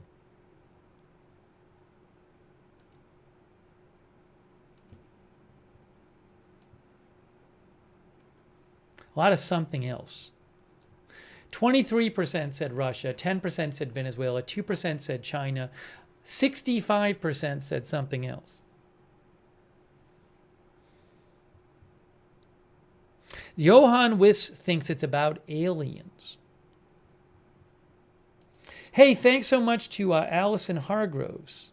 Thank you, Allison. That's very kind of you. Thanks for your support.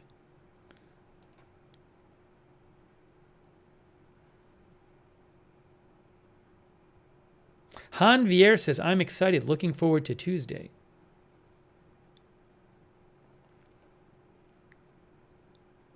Lurkersmirth says, you're all fired? There has been talk.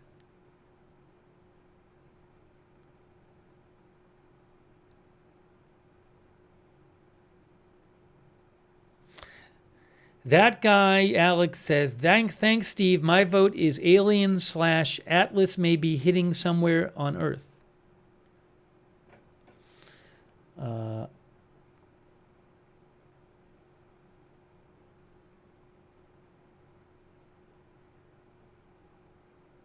I have no idea.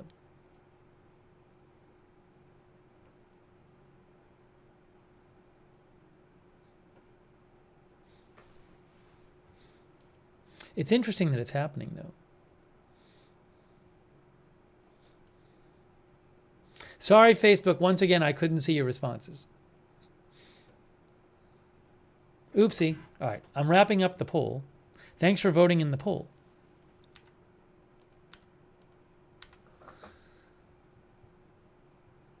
And let's talk about the drones some. Let's talk about drones. So that's certainly a thing I'm going to be keeping my eye on. Is that hold on. Is that story. Again, supposedly that meeting is Tuesday. Chuck Mosca thinks the meeting is performative nonsense, and there's absolutely no reason it can't be done over secure video conferencing. That's what Chuck says. Thanks, Chuck, for being a subscriber, by the way. And Sharon, Klaas, and Gosselin for subscribing on Facebook. Hey, appreciate you guys being with us. I want to say thanks to our moderators who are here. We have moderating right now. Roberts May Queen and Beth Mythical are moderating. Thank you. Ruth Krafasi, all over there on YouTube. Moderating. Thank you. Also on Twitch, 13 Alamo, Big Ball of Yarn, Cerrero, Idaho Star. I got that fire in Matthew Kohai 3. Thanks so much. Also thanks Who Shot JR and Arizona Toaster and Party on Barth for your support over there on Twitch. Thanks Kay Lowry Body and Margaret Riley on Facebook for moderating over there. Hey, thanks also Robert Real II for subscribing on Facebook.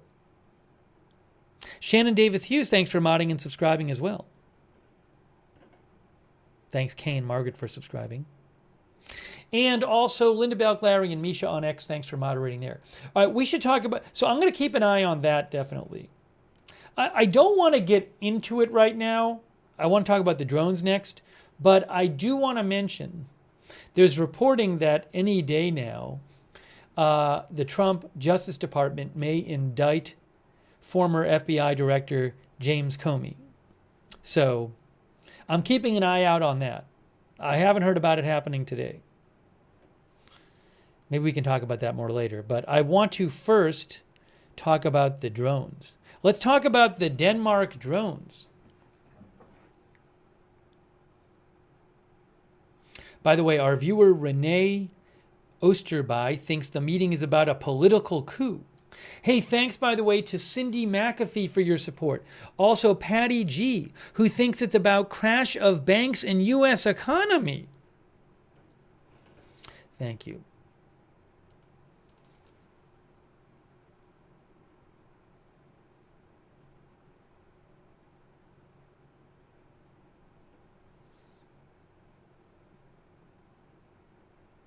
Josh Tompkins thinks it's about that the U.S. shot down a Russian aircraft.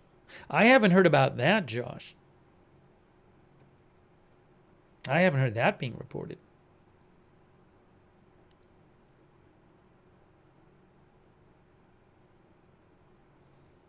Thank you, Chris, for watching, by the way. Oh, thanks, Shaft, for the memberships. I appreciate that, Shaft. Thank you. Arizona Toaster says, I believe it is not a real meeting, it's a mole hunt.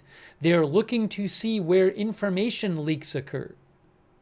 So Arizona thinks that it's fake and there's no meeting and it's a story to see who's leaking to the press. That's Arizona Toaster's view. Thanks for writing in, Arizona Toaster. Philip Shea thinks it's supposed to be a rebranding event for the change to Department of War. That's what Philip thinks, our viewer.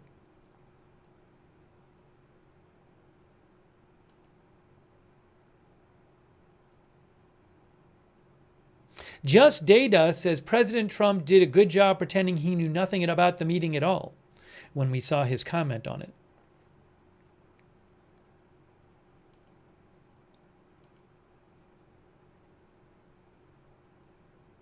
Alex Malarkey says, I voted for Trump, but when he and Vance joke about the meeting called by Hegseth being a big deal, they're voters. It sounds like Alex thinks it's a bigger deal than they're letting on, it sounds like.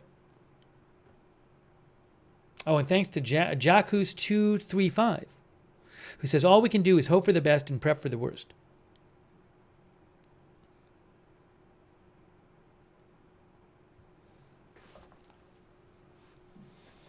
Okay, let's talk about drones.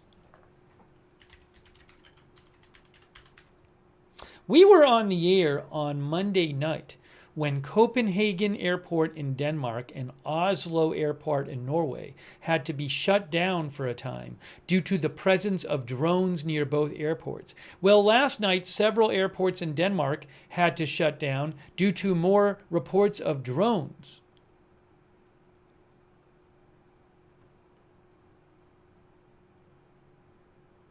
For example, this was a post last night from the North Jutland Police.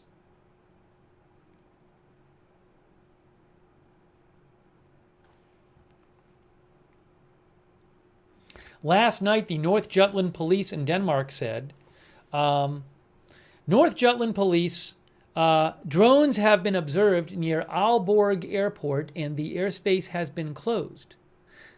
The police are present and investigating further.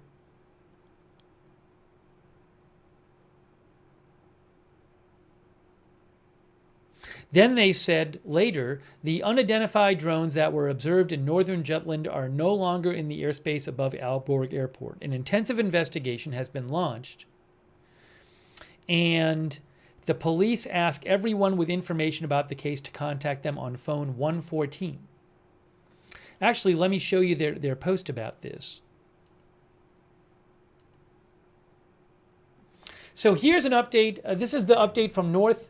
I'm probably pronouncing this right. How do you pronounce Jutland?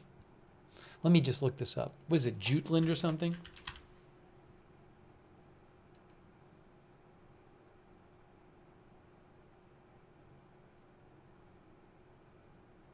Oh, I think Jutland is actually light. I think it's right. I looked it up on Wikipedia. Anyways, here's what they said. This is from the North Jutland Police. Oh, by the way, thanks to H.H. Madsen from Denmark, who says there is so much disinfo about drones in Denmark right now in the chat. Remember, you can always visit the Danish news sites for latest updates.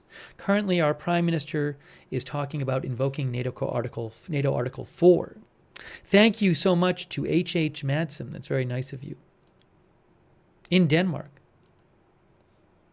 Also, thanks to Brad Larkin, who thinks the Hegseth meeting is a legitimate reason for the meeting is to pass important plans and information without allowing signals intercept. Oopsie. All right. And thanks Cindy McAfee as well. I appreciate it, Cindy. So this is what the police in Denmark said about this, at least the drones near this airport. This is from today. Efforts against unidentified drones over Aalborg Airport completed.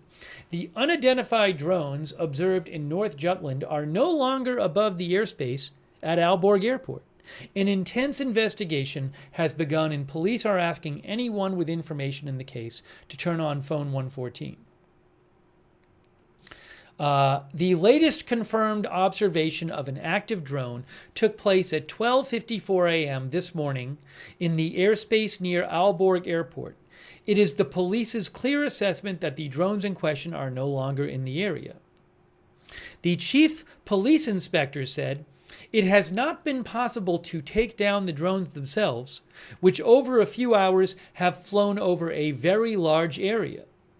At present, we have also not apprehended the drone operators, but it is clear that the next step is to dive into all the tracks and observations we have collected. It tells citizens to phone 114 if they have information that may be relevant.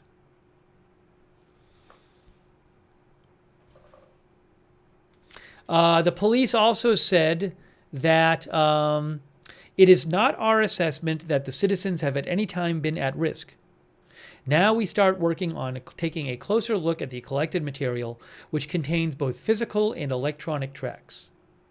It is our clear assessment that citizens can be confident about moving in and around the airport area.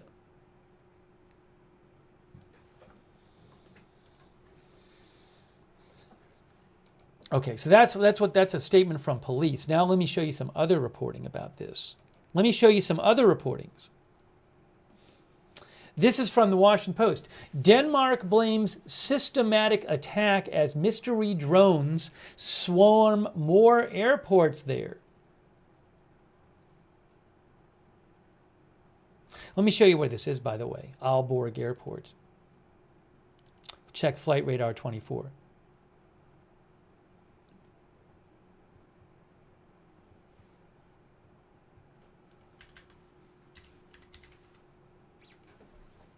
Aalborg was shut down for a time last night. There's Aalborg Airport. So there's Denmark here. See Denmark? Copenhagen Airport was closed a couple nights ago, back on Monday night. Last night, Aalborg Airport was one of those closed. There's Aalborg Airport. Now, by the way, I think there are some surveillance craft. I don't know if this craft always flies there. This is the #1 tracked flight right now, Flight Radar 24. It is a U.S. Air Force surveillance aircraft. I don't know if that's a new kind of flight or if it just kind of always or regularly flies in that area. I mean, there is a whole war in Ukraine going on, but that I don't know.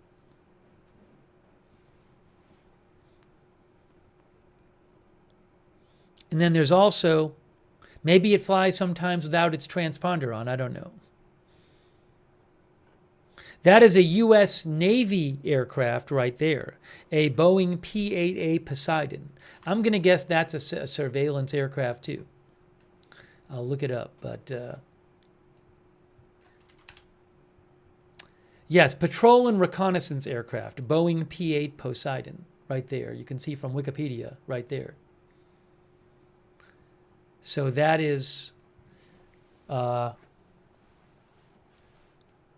near Denmark, Lithuania, Poland, Kaliningrad, Russia here.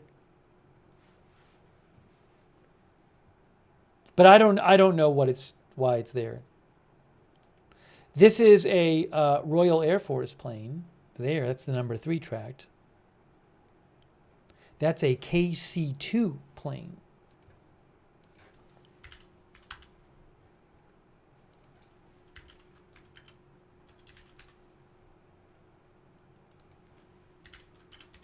Did I read that right?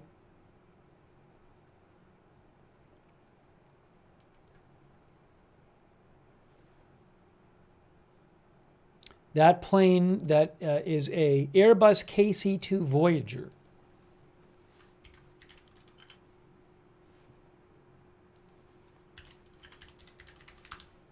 Which is a transport and tanker aircraft. All right, anyways, let's talk more about this drone situation. Let's talk more about this. Hey, by the way, thanks so much to the Vladinator who mentioned about the Hegseth meeting. He thinks it doesn't make sense why this isn't a secret meeting. It seems to be telegraphing whatever the meeting is about to our enemies. Thank you, the Vladinator. All right, so regarding the Denmark drone situation, Danish defense authorities expressed growing security concerns today after mysterious drones were spotted above at least 4 more airports overnight, the latest in a spate of sightings across Scandinavian airspace that have closed airports, delayed travelers, and perplexed officials. This comes a couple weeks, by the way, after over 20 Russian drones entered Polish airspace. Also, I want to say was it last week or when was it exactly? Well, I think it was maybe last week when several Russian planes entered Estonian airspace. Are these drones Russian, the work of Russia? I don't know.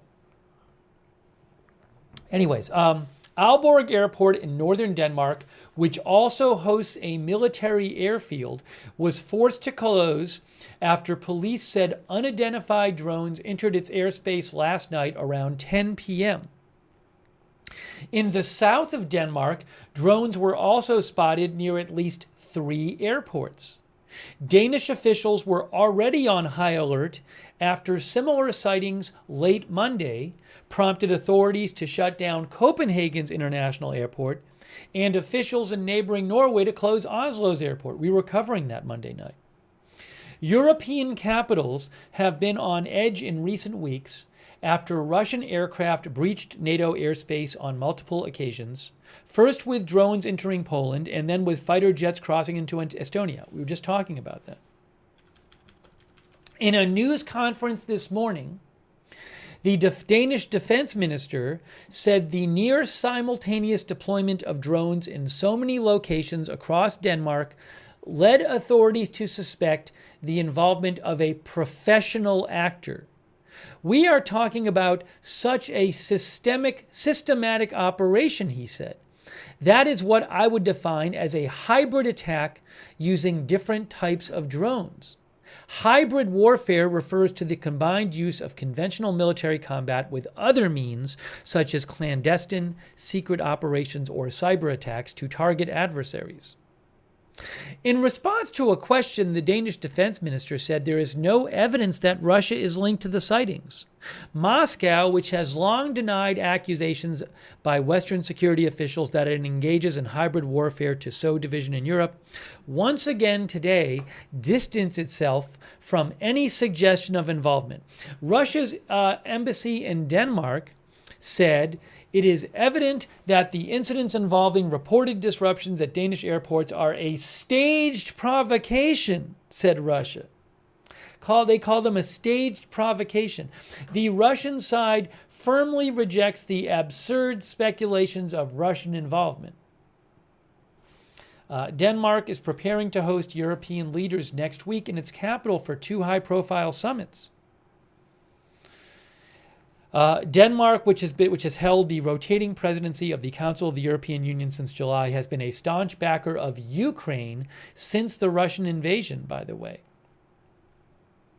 On Thursday, the NATO Secretary General Mark Rutte said he spoke with the Denmark Prime Minister about the drone issue, which the Denmark Prime Minister Frederiksen called serious. In a social media post, the NATO Secretary General said NATO allies were coordinating with Danish authorities to ensure the security of critical infrastructure.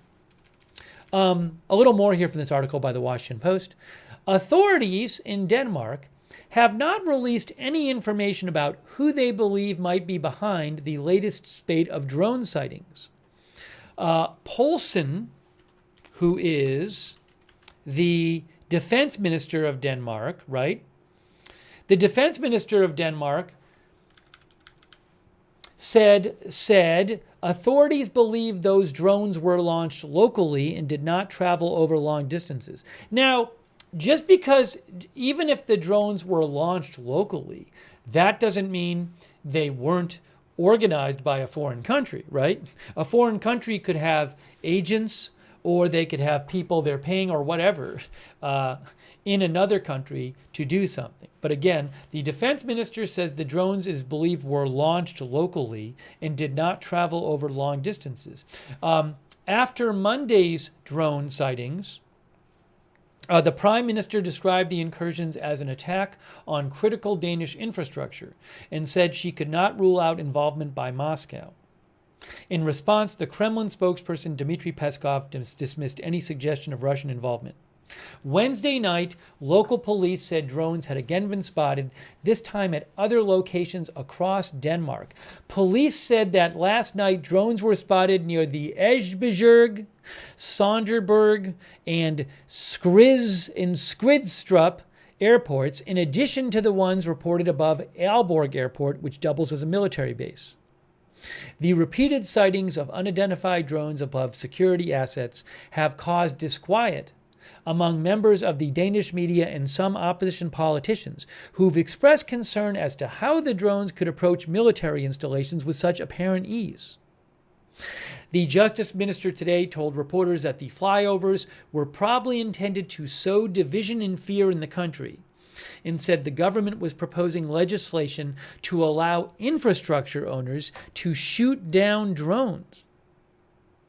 The Chief of Defense said Danish armed forces had the military capability to shoot the drones down, but had so far refrained from doing so to protect nearby residents. That is something I mentioned a couple nights ago. People were talking about possibly the drones getting shot down, and I said, well, one thing authorities would have to consider is they would not want to shoot drones down and then have damage to have civilians get hurt or have damage to civilian buildings, for example. So that is obviously a consideration. On Thursday today, Denmark police said the entire force had been placed on high alert, indicating that operational workers were ready to respond 24/7. So who is responsible for these drones?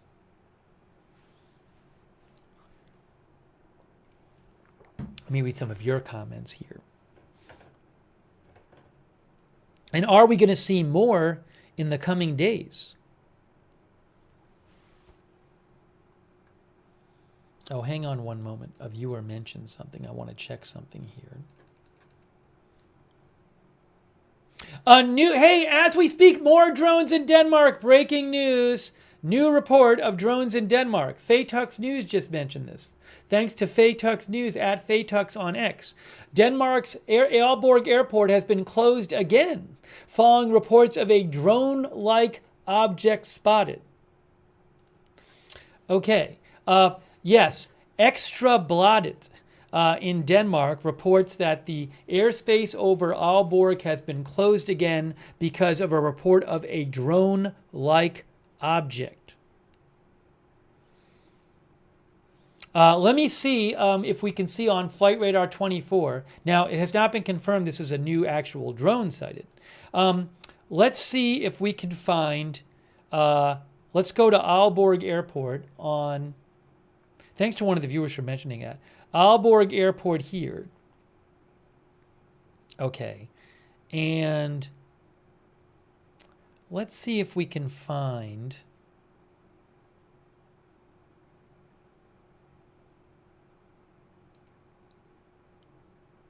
upcoming landings.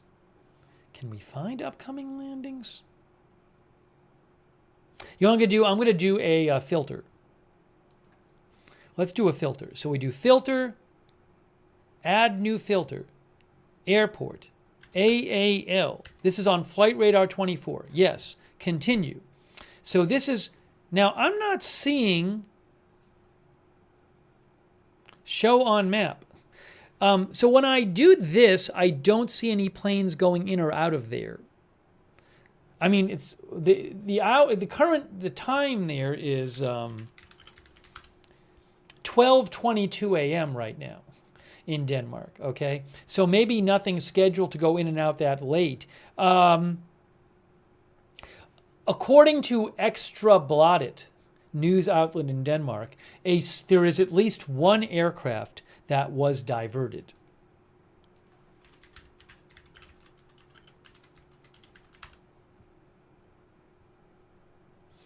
Give me a moment here.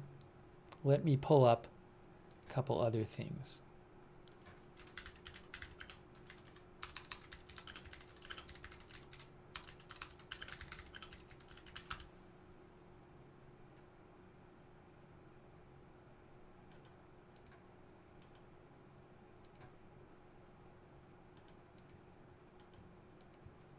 See if any other Denmark outlets are reporting on this.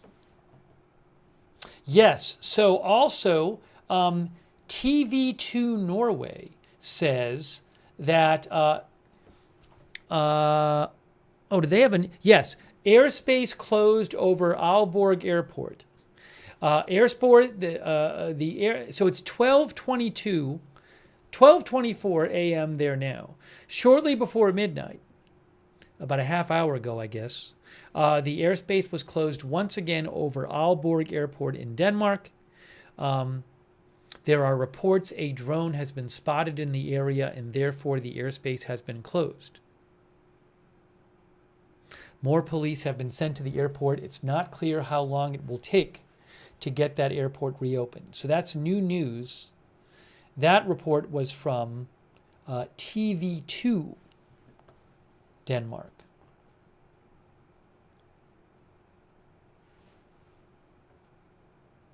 New news.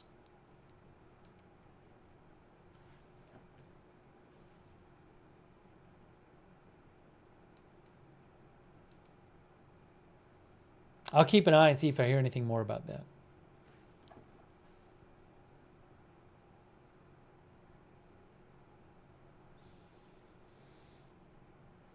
All right, one moment here.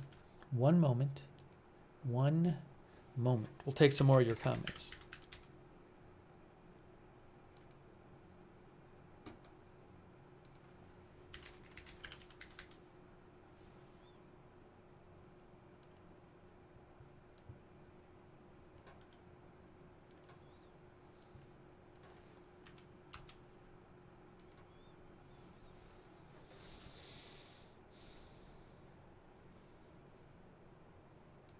By the way, earlier today, the Prime Minister posted Prime Minister Fredriksson posted, I just spoke to my colleagues, to Secretary General of NATO about the serious situation related to drones over Danish airports. We agreed that NATO would work with Denmark on what we can do together to ensure safety and security.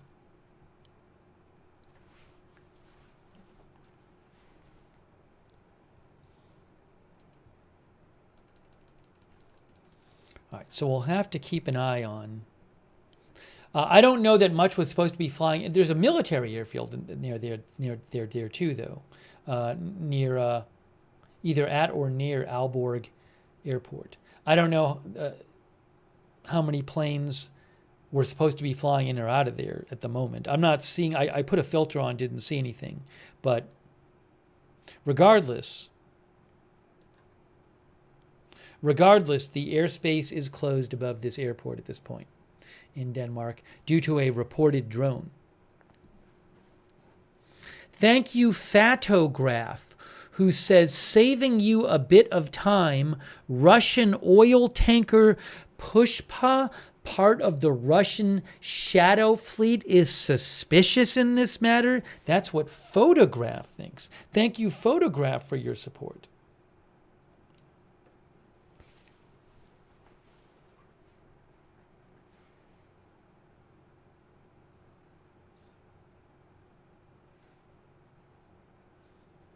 Also, a quick thanks to John, our new member. Thanks, John.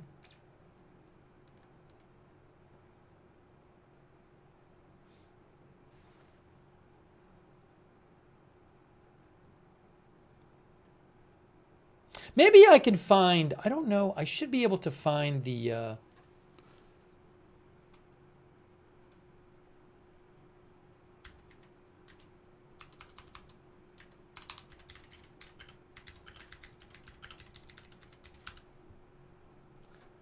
Maybe I can find that the actual notice. Let's see here.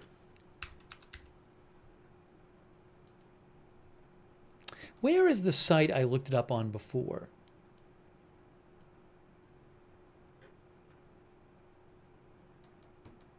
I thought it was the FAA site.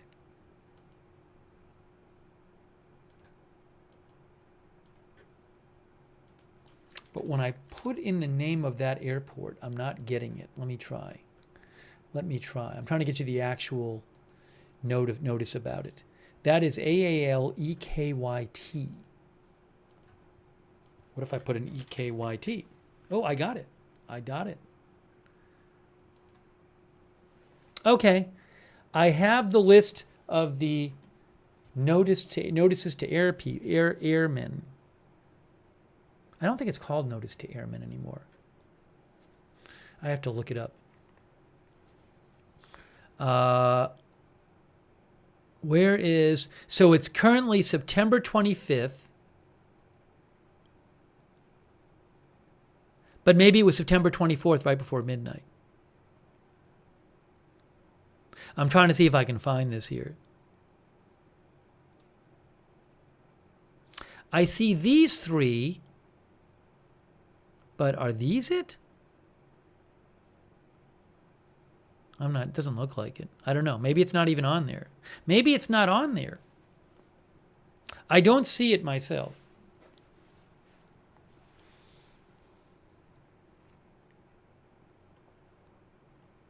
Notice to air missions, I think it is.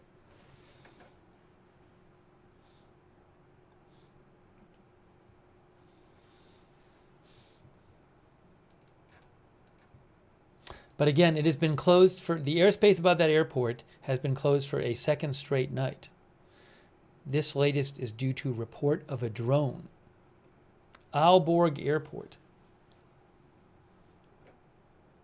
Oh, it's the 26th, that's true. As one of our viewers pointed out, it is the 26th in Denmark now. Anything for the 26th on there? Let's see. 26th, well, but these are all 7. Universal time right now is like 3:30. No, universal time right now is not. It's like, universal time is still the 25th, actually. Just so you know. I'm not going to worry about it.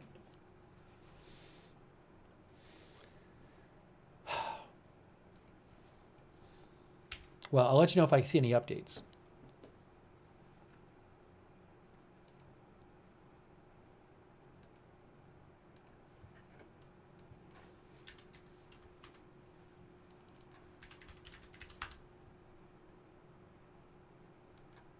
Here, look at this. This is from AP. Danish officials believe drone flyovers at 4 airports are meant to sow fear and division. See, that says Aalborg Airport. Oopsie.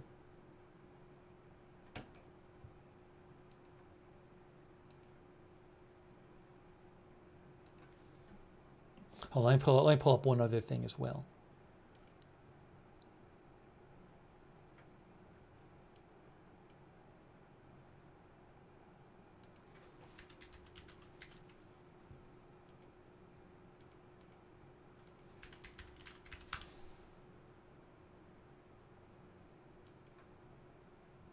Oh, I have a little video. I have a little video here. I can show you about the drone story. Let's look at this video. Give me a moment here. I'm going to put this video on for you. Then we'll talk about more updates. That's nice. All right, hang on. I'm putting this video on the screen for you right now. We are getting the video. Little bonus video from Reuters. Oh, it has a little video in the video. Oh, a little video of a supposed drone in the video. All right, so hold on. I'm going to do this. See that right there? We're going to watch this. And then what I'm going to do is I'm going to make sure the audio... I'm going to make it so the audio plays... Sometimes with these videos, the audio is in one side. I'm going to make it so it's both sides. If you give me 2 seconds here. I got to change that. All right, here we go. Here is the video from Reuters about the drone story.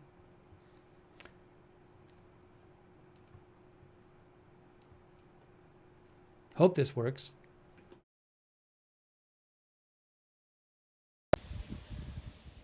A mysterious light over Denmark's Aalborg Airport was recorded Thursday by a Danish resident following reports of drones in the sky.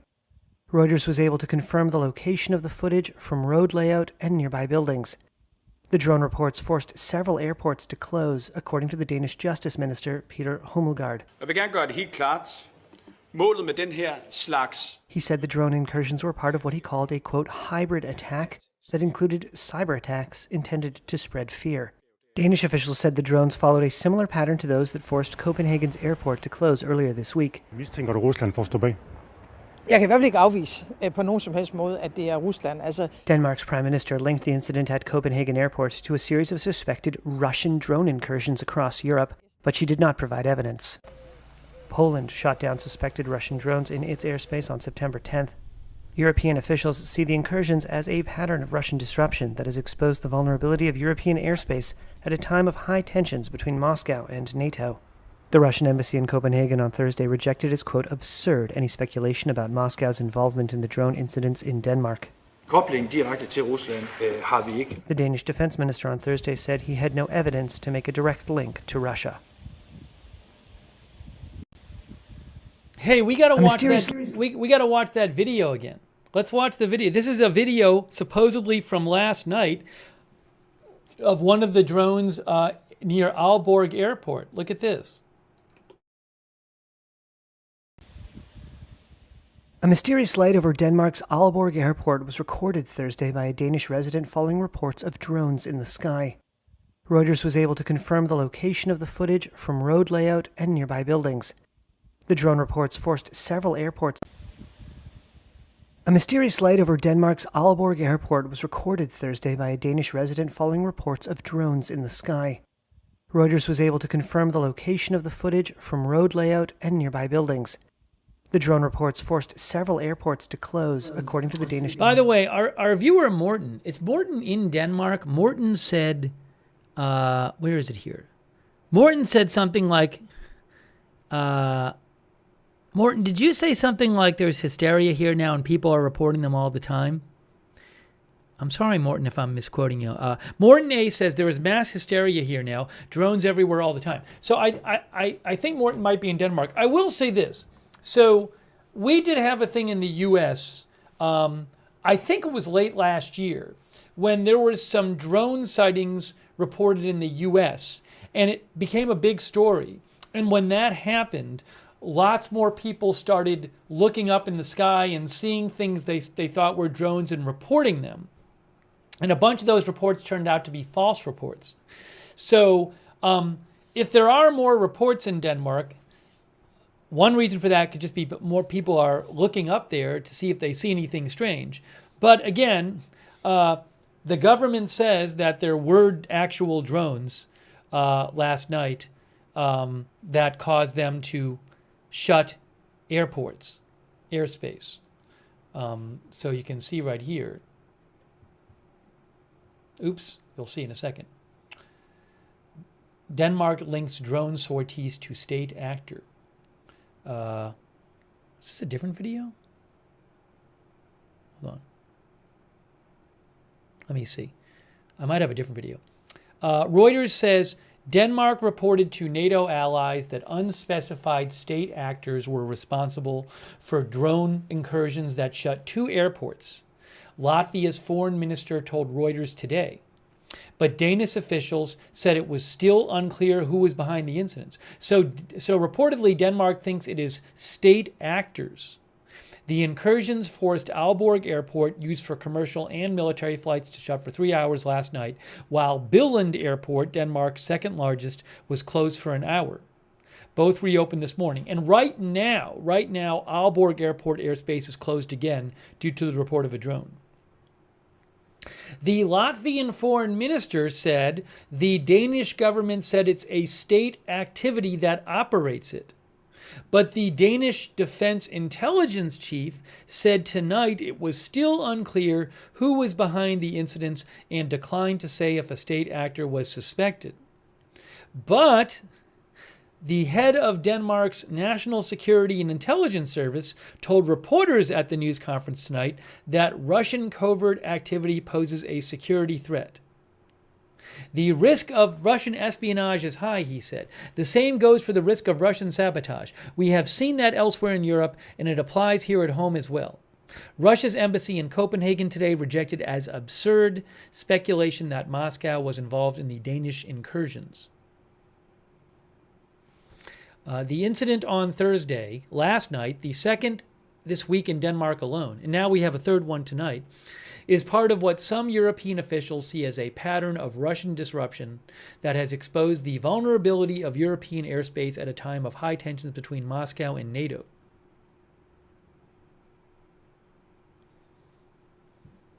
On last night's incursions in Denmark, drones were also seen near Esbjerg and Sonderburg airports, as well as Skridstrup Air Base, home to Denmark's F-16 and F-35 fighter jets, and over a military facility in Holstebro, police confirmed. Those are all located in the western Jutland region.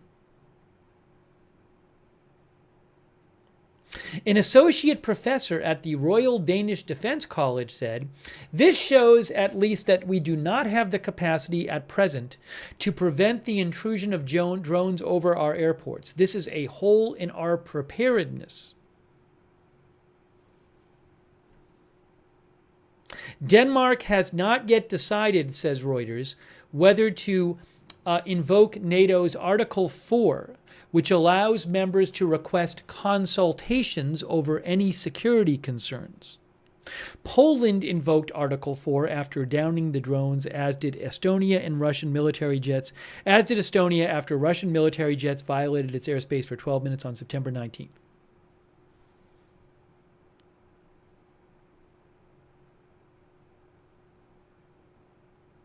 This is interesting. Danish analyst Jacobsen agreed with suspicions that Moscow was behind the drone incursions. He said Russia excelled at going right to the edge of what would trigger a military response from NATO, but not over the edge. All right, I got to take some more comments from you guys. Oh, there's a photo here, too, I want to download. Hold on. A photo of that photo is supposedly of, where is it here? A light moves in the sky over Aalborg. I showed you that video before. What is this one?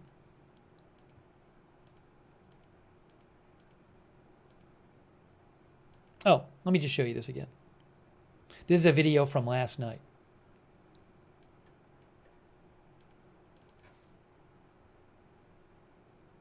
Here, look. Via Reuters.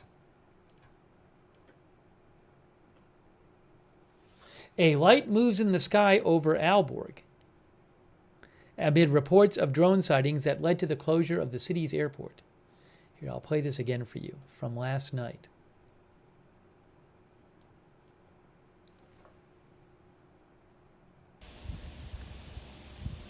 Here we go. Look at that.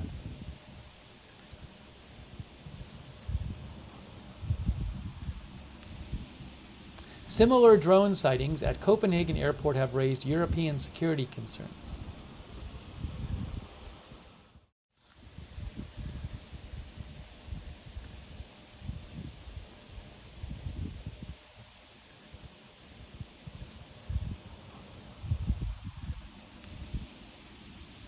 Muted myself, sorry. I muted myself.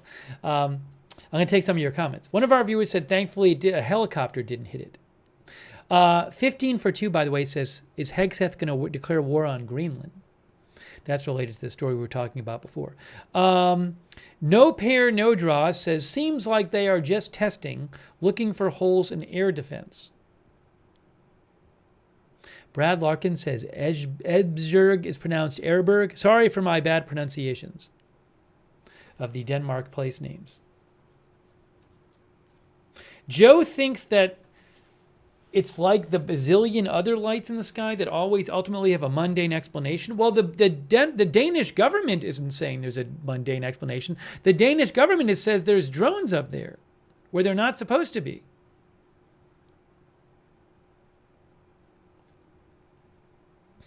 Bob Smith, our viewer, thinks Ukraine is doing this. They want NATO to get involved. The Avatar HUW says, I would put up a helicopter to chase it off.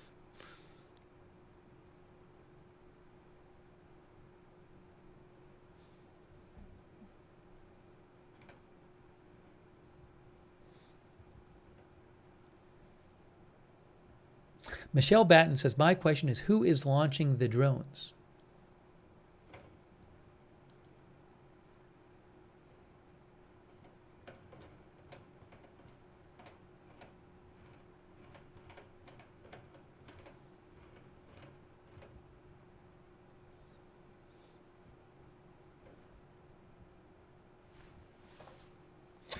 James Comey has been indicted. James Comey has been indicted, guys. I just saw this. A viewer mentioned it. Fox News mentioned it. James Comey has been indicted on 2 counts, says Fox News. James Comey has been indicted.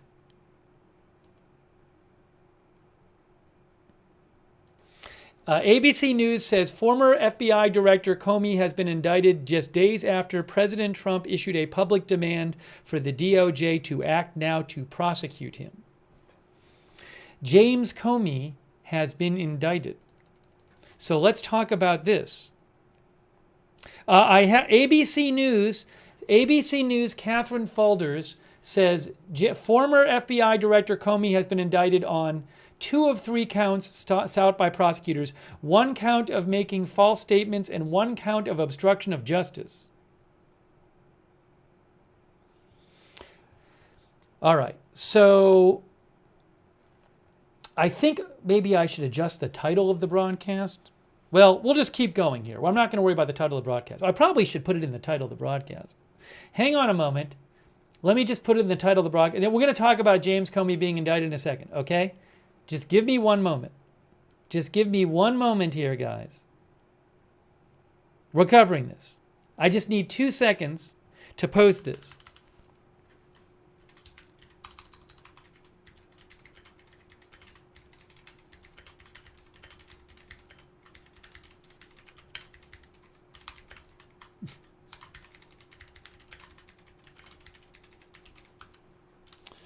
Former FBI Director James Comey has been indicted.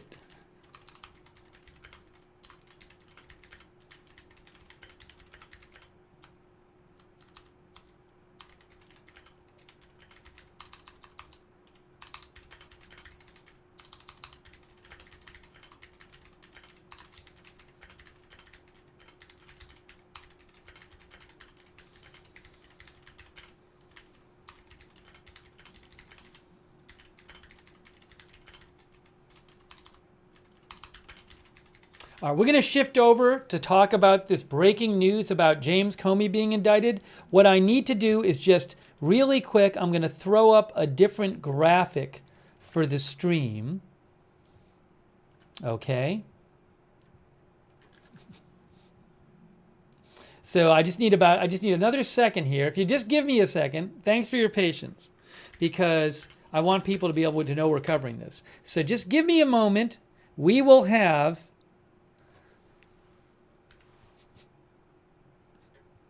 give me a moment here. Where is this? Okay, this. I'm going to make a really quick graphic. And we need to do this.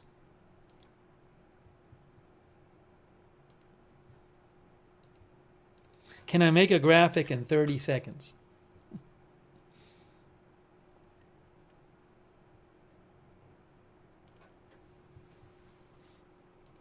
I'm almost there. I'm almost done with the graphic. James Comey indicted. Okay, that's there. That's done. And the graphic is just about done. Thank you for your patience, everybody in the chat and everybody watching. The graphic is done.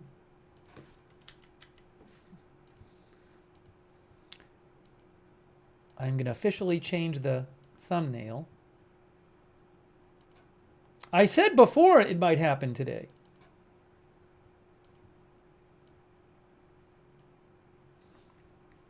And let me just post on our social media that we are covering this breaking news story.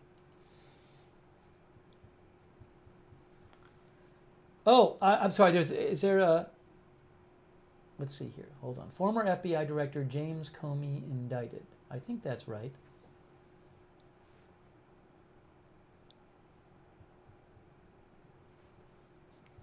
Oh, and I have a new graphic. Hold on.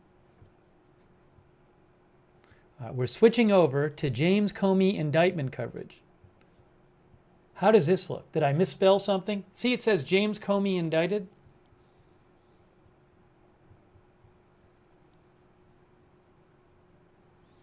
All right, now.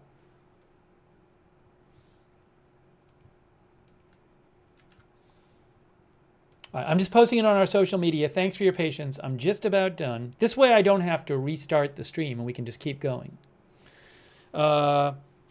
We are now covering live the breaking news that former FBI Director James Comey has been indicted.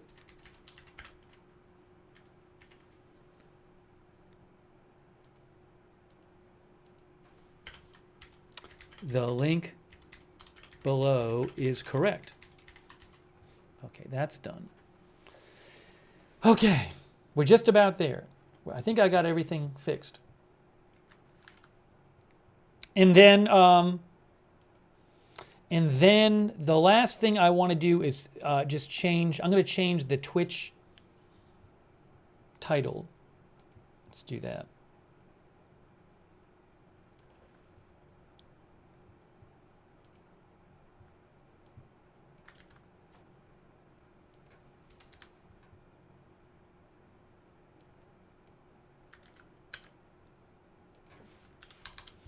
Okay, here we are. We're there. Let's talk about former FBI Director James Comey has been indicted. Days after Trump called on his Attorney General to do it, basically. I mean, I have to go back to that exact post by President Trump on Truth Social. But he said he wanted justice to be served.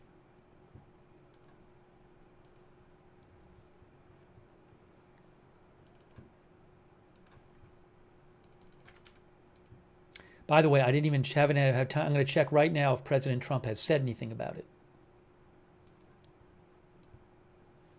Oh, look, I even have. All right, I fixed the graphic. Here we go. All right, now we're jumping over to that right now. This is a big story. Big story. Big story. Oh, I got to change our headline. I'm gonna. Multiple outlets are reporting this. I'll say reports for now, but like Fox, CBS, Fox, NBC. I'm sorry, Fox, CNN, NBC. They're all reporting it. Former FBI Director James Comey indicted on federal charges. Now, sorry, some people probably been yelling at me in the chat about things, but I had to get everything fixed out, set up. All right, President Trump just posted about tariff on big trucks. President Trump has just posted about a tariff on big trucks. On True Social, he said, in order to protect our great heavy truck manufacturers from unfair outside competition, I will be imposing, as of October 1st, a 25% tariff on all heavy big trucks made in other parts of the world.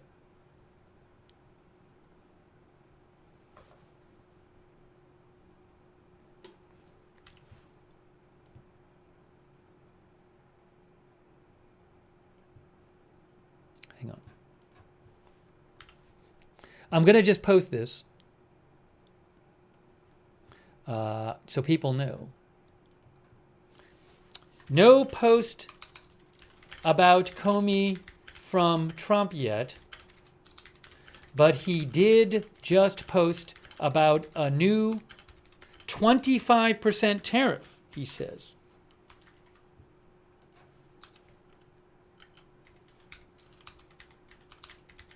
On heavy, big trucks.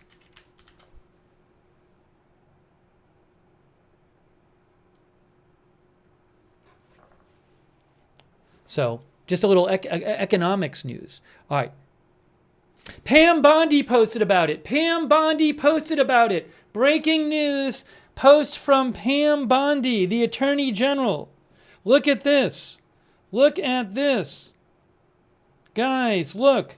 Hold on a second. Look at this. When I get it on the screen for you, you can see it. Here it is from Pam Bondi.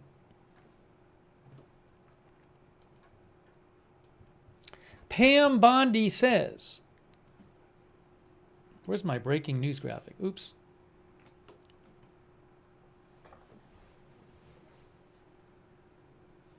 No one is above the law.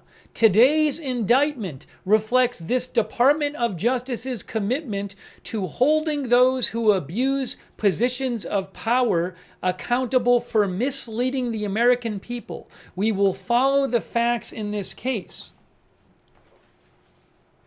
So an indictment means they went to a grand jury and said, we want to charge him with X, Y, and Z.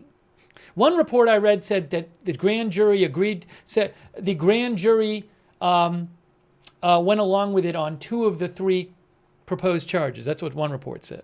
Now, the standard for a grand jury indictment is not the standard for a conviction. Also, I believe at a grand jury, it's only the prosecution. The defense doesn't get to go to the grand jury and put forth its case. So he is now charged with a couple of federal crimes from the report I saw: obstruction and false statements.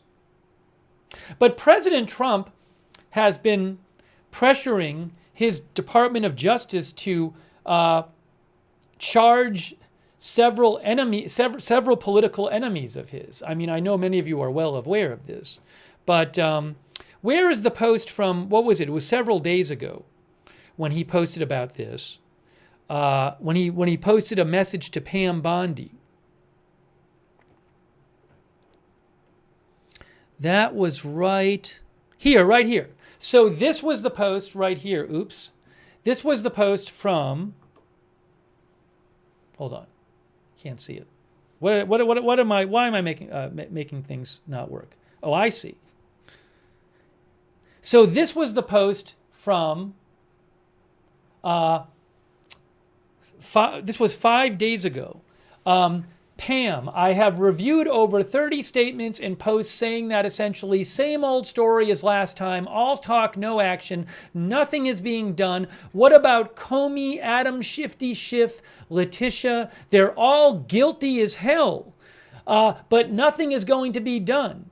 Then we almost put in a Democrat-supported U.S. attorney in Virginia with a really bad Republican past, a woke rhino who was never going to do his job. That's why 2 of the worst Dem senators pushed him so hard. He even lied to the media and said he quit, and that we had no case. No, I fired him, and there is a great case, Trump said, and many lawyers and legal pundits say so. Lindsey Halligan is a really good lawyer and likes you a lot. We can't delay any longer, Trump said 5 days ago. It's killing our reputation and credibility. They impeached me twice and indicted me 5 times over nothing. Justice must be served now, he said 5 days ago. And he mentioned Comey, Adam Shifty Schiff, and Letitia James. Well, now James Comey has been indicted.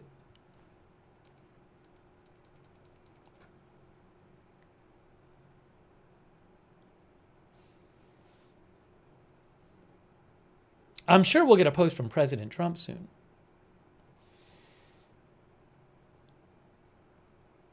Oh, just an update here.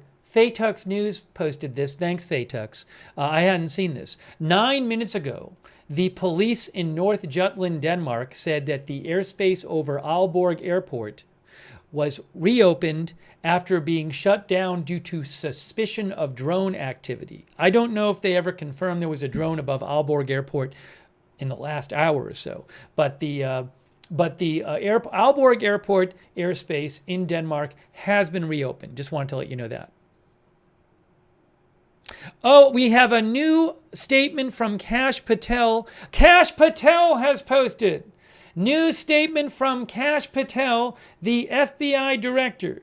Here is the statement from Kash Patel. I'm showing it to you right now. I have to get it on the screen for you. Breaking news. post about James Comey indictment from Kash Patel. Today, your FBI took another step in its promise of full accountability. For far too long, previous corrupt leadership and their enablers weaponized federal law enforcement, damaging once proud institutions and severely eroding public trust. Every day we continue the fight to earn that trust back, and under my leadership, this FBI will confront the problem head on. Nowhere was this politicization of law enforcement more blatant than during the Russiagate hoax, a disgraceful chapter in history we continue to investigate and expose. Everyone, especially those in positions of power, will be held to account no matter their perch. No one is above the law. Now, he didn't specifically say Comey, but I think it's pretty obvious this means Comey. And I don't think that Pam Bondi specifically said Comey either, but it's pretty clear it's about Comey.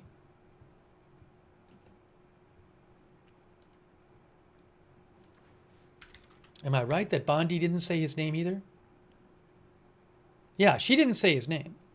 She said, where is it here? No one is above the law. Today's indictment reflects this Department of Justice's commitment to holding those who abuse positions of power accountable for misleading the American people. We will follow the facts in this case. Wow. Big news. James Comey indicted. All right, let me try to get you some new reporting on this.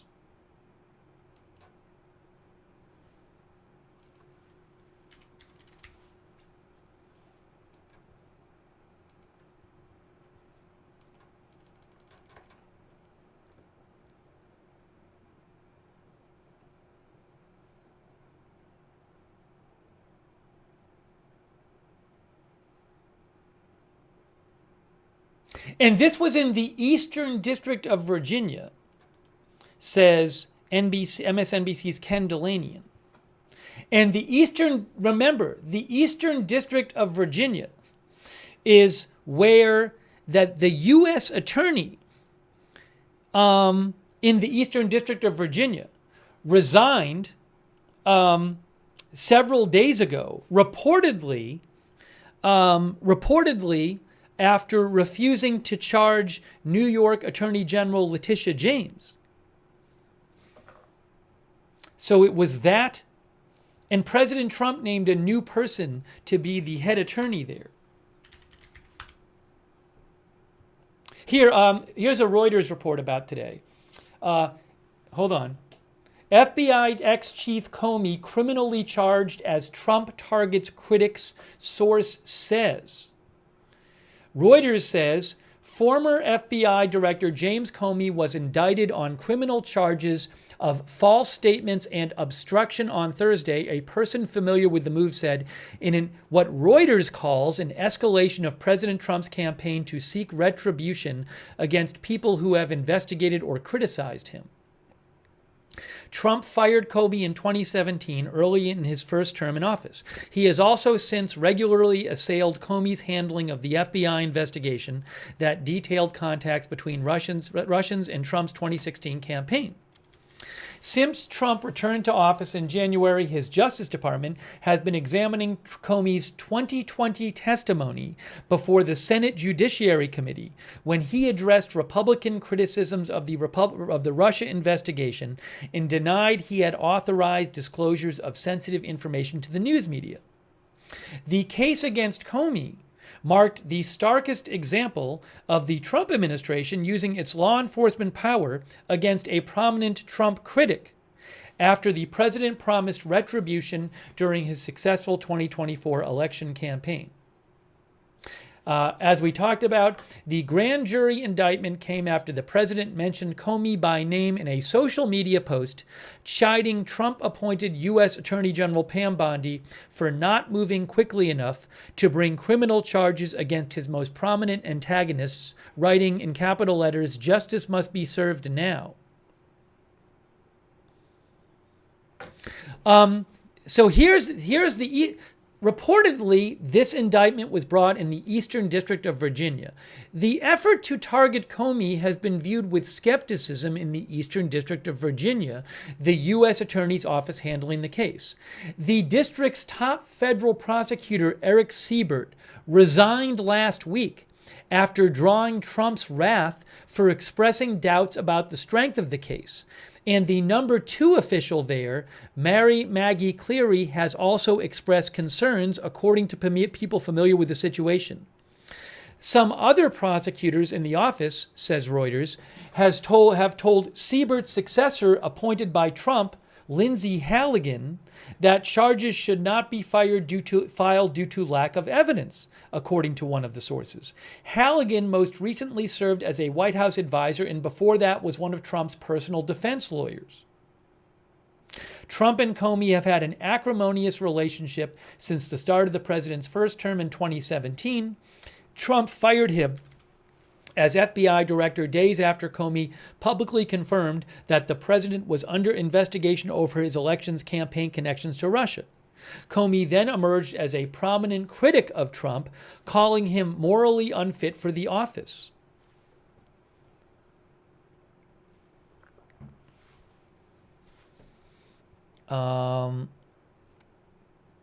Let's see here.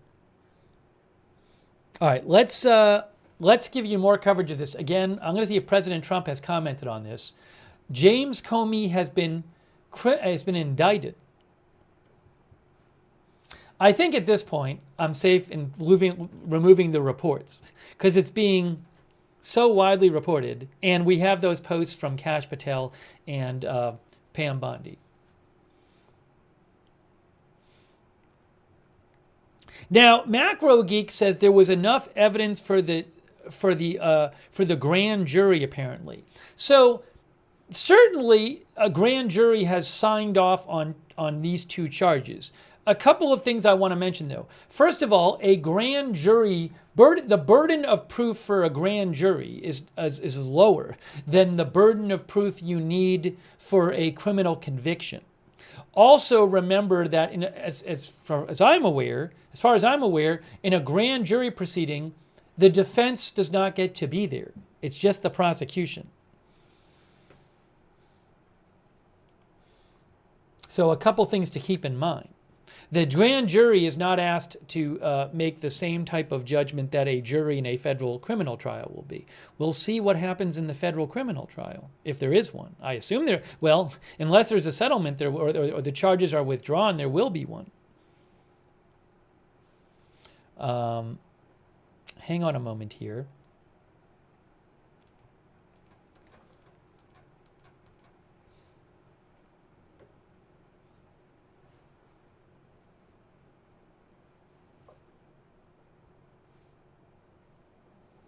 So this is breaking news. James Comey indicted.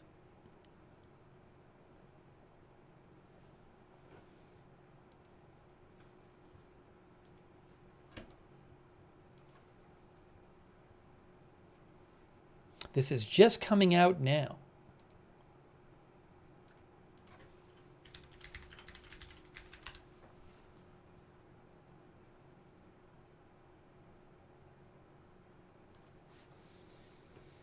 Multiple reports say he was indicted for alleged false statement and obstruction of justice.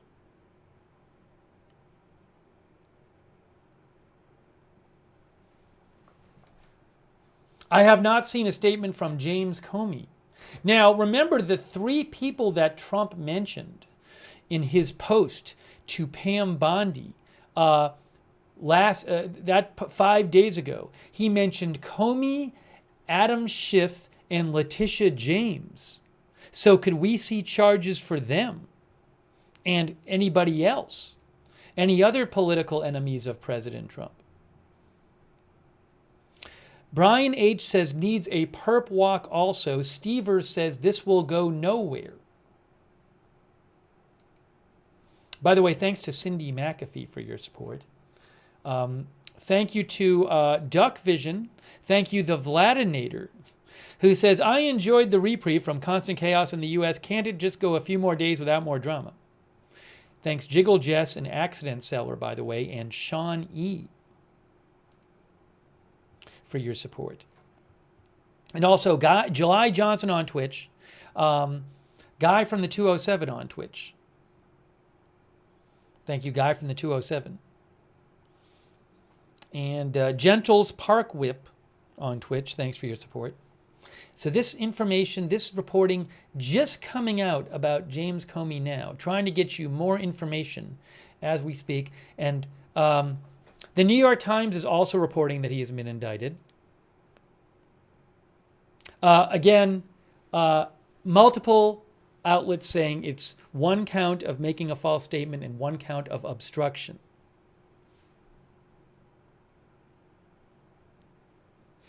By the way, the New York Times says many current and former Justice Department officials say they view the filing of charges against Comey based on what they consider weak evidence as deeply troubling. The Times says that some officials they talk to think that some prosecutors might resign as a result of this.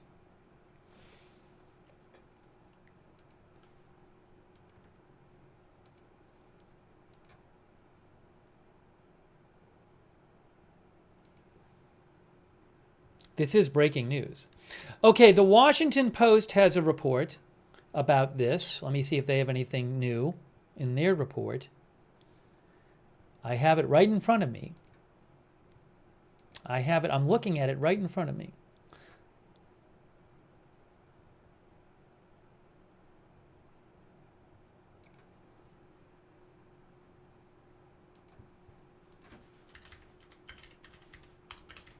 Give me 1 second here.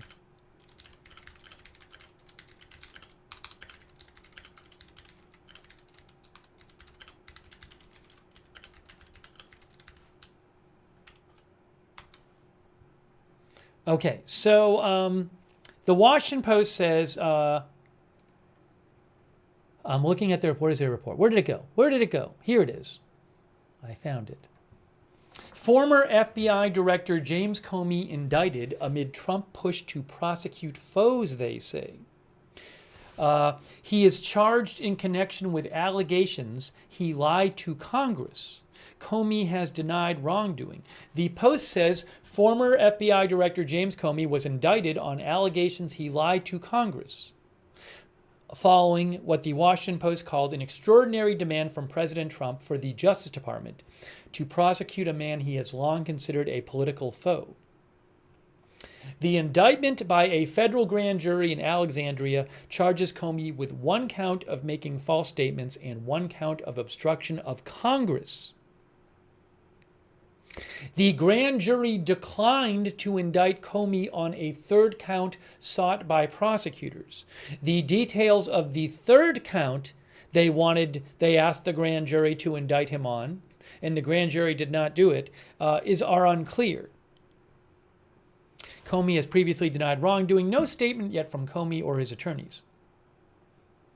The Washington Post says this case against Comey had been recently rejected by Eric Siebert, the Trump-appointed interim U.S. attorney overseeing the case, who concluded there was insufficient evidence to suggest Comey had committed a crime and advised against seeking an indictment. Siebert resigned last week under intense pressure from the Trump administration, in part because of that decision. Trump, in social media posts the following day, demanded that Attorney General Pam Bondi move quickly to prosecute Comey and other perceived political adversaries, and appointed a replacement for Siebert, who he said would, quote, get things moving. Siebert's successor, who Trump appointed, Lindsay Halligan, one of his former personal attorneys and a White House aide, had no prior prosecutorial experience before she was sworn in Monday as the new U.S. Attorney for the Eastern District of Virginia.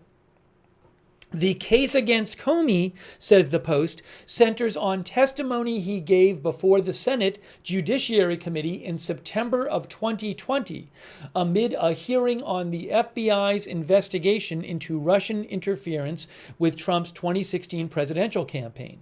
The indictment filed today makes Comey the first senior government official to face prosecution in connection with the Russia probe, an investigation that Trump and his supporters have long derided as a witch hunt and a Democratic hoax, despite several governmental investigations that concluded Moscow had sought to interfere in the race on Trump's behalf. By the way, President Biden, I remember, did give a number of people immunity from federal prosecution, pardons. I guess he didn't pardon Comey, because if he pardoned Comey, then Comey couldn't be charged. For this. He couldn't face charges for, if he had been issued a blanket pardon, federal charges.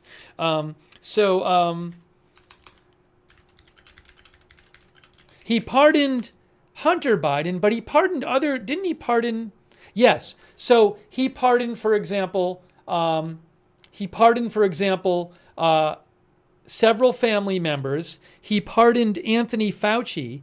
Biden pardoned members of the House January 6th investigation. There was talk about him possibly pardoning other people. But, I mean, something like this, I don't know if Biden considered pardoning Comey or not. But if he had, then this wouldn't be happening. So, anyways, I just wanted to mention that.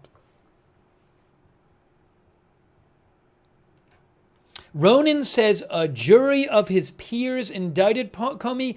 It's actually not, well, it's not a trial jury. Again, the standards for grand jury and trial jury are different, just to be clear.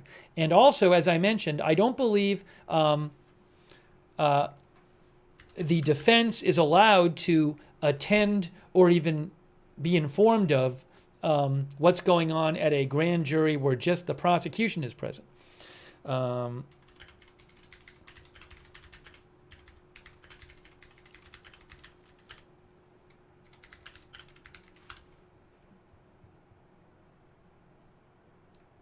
So you can see here from United States courts, a grand jury focuses on preliminary criminal matters only and assesses evidence presented by a prosecutor. So only the prosecutor presents evidence. So the defense does not get a chance to be there and say, hey, grand jury members, maybe you should be looking at this. Maybe you should consider this. There's no presence of the defense there. A grand jury focuses on preliminary criminal matters only and assesses evidence presented by a prosecutor to determine whether there is probable cause to believe an individual committed a crime and should be put on trial. If the grand jury determines there is enough evidence, an indictment will be issued against the individual. Consists of 16 to 23 grand jurors. Proceedings are private. Okay, so I just want to make clear there's a difference between the burden of proof for a trial jury and the grand jury, and differences on how those proceedings go. Who will be the jury? Well, if there's a trial, the jury will have to be seated.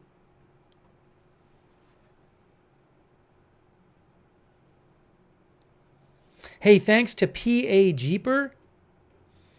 Thank you. And let's see here. So we can get you more information here.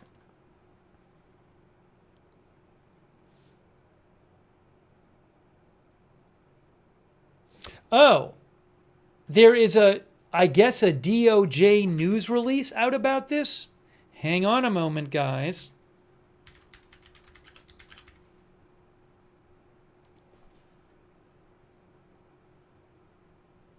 Supposedly there is. Let me see if I can pull that up for you and read you what the Justice Department had to say.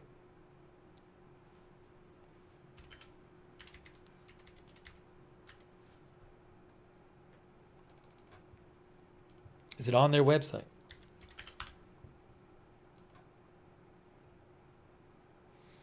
I'm looking. Press releases? Scott McFarlane mentioned it, but I don't see it yet.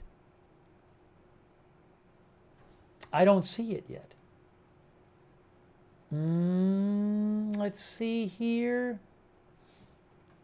Scott McFarlane from CBS News reports that there is a press release from the Department of Justice, which I would love to be able to show you.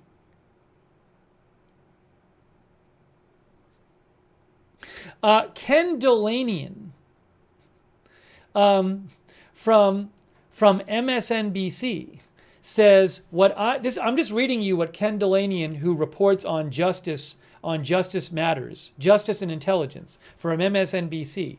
He said what I am hearing from DOJ sources. This is Ken Delanian. He says DOJ sources are telling him the Comey indictment is among the worst abuses in DOJ history. Shocking.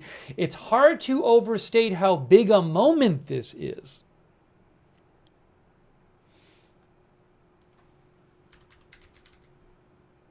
I agree, it's a huge moment.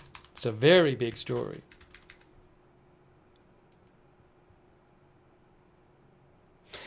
Senator Mark Warner, who is from Virginia, just posted and said, he's a Democrat, by the way. This is a Democrat. He said Donald Trump is openly and nakedly trying to weaponize our justice system. In the end, that's going to make us all less safe. I already read you the posts from Pam Bondi and Kash Patel, which were supportive of this move.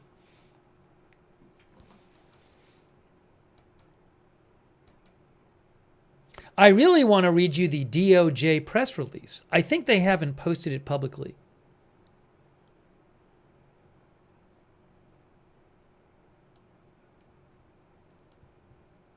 All right, I'll wait till they post the press release publicly from the DOJ, and then I'll show you that.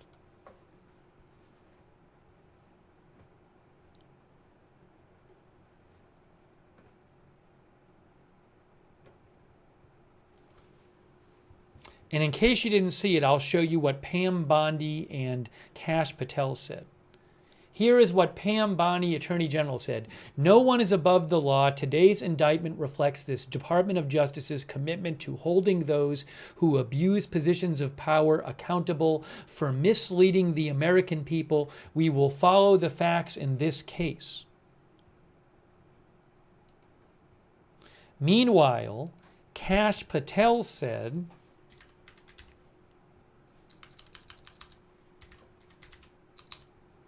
I really want to see what President Trump posts, too.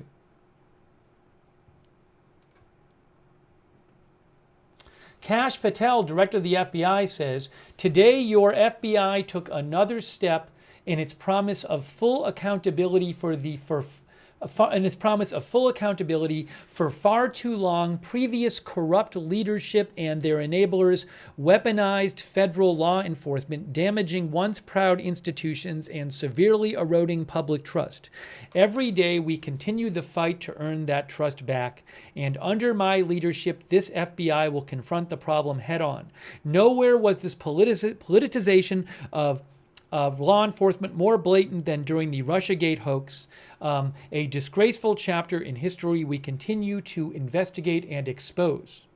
Everyone, especially those in positions of power, will be held to account no matter their perch. No one is above the law.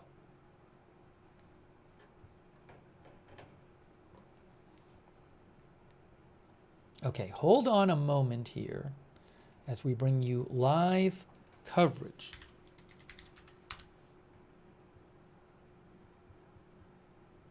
I need to do something real quick here.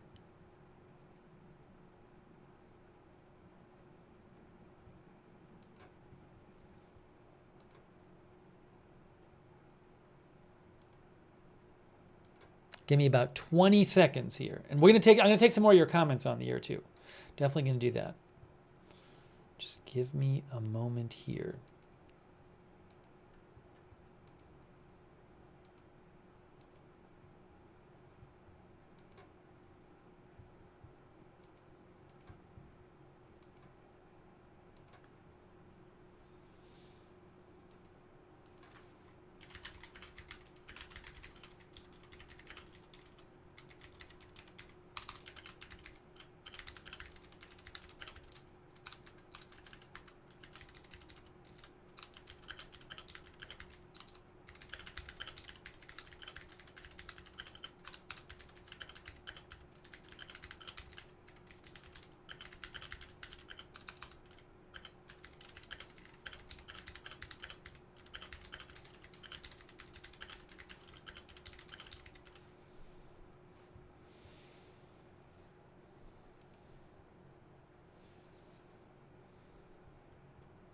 Okay. Oopsie.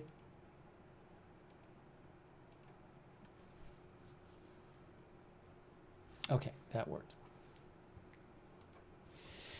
Okay, we're back. We are back. Has President Trump posted on True Social about this?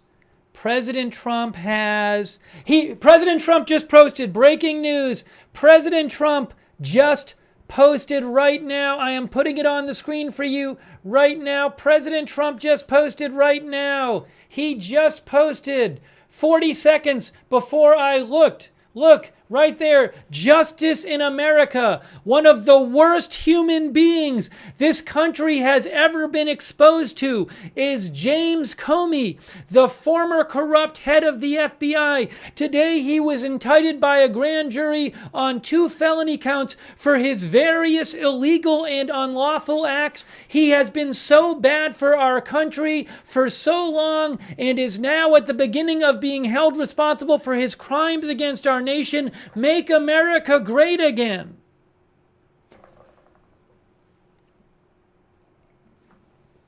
There is President Trump's post.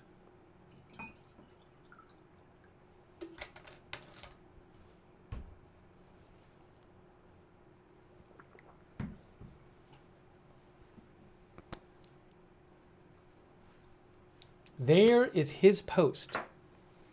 We might make it bigger for you. If I do this, that didn't help. What if I do it this way? There we go. I made it bigger for you.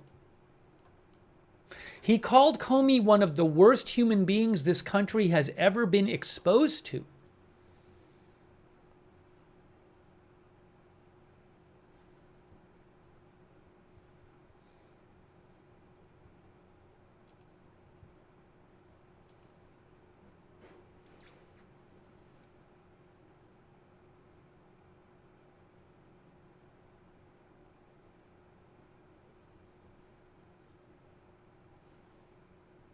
By the way, thank you to Vanessa for your support. I really appreciate it.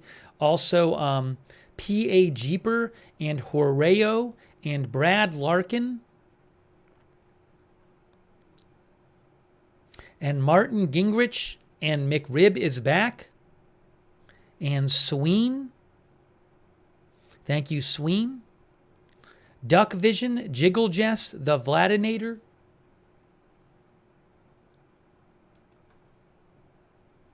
Questella on Twitch, Who Shot JR, Douthis, July Johnson on Twitch, Real MST. Hey, by the way, I also want to thank our moderators.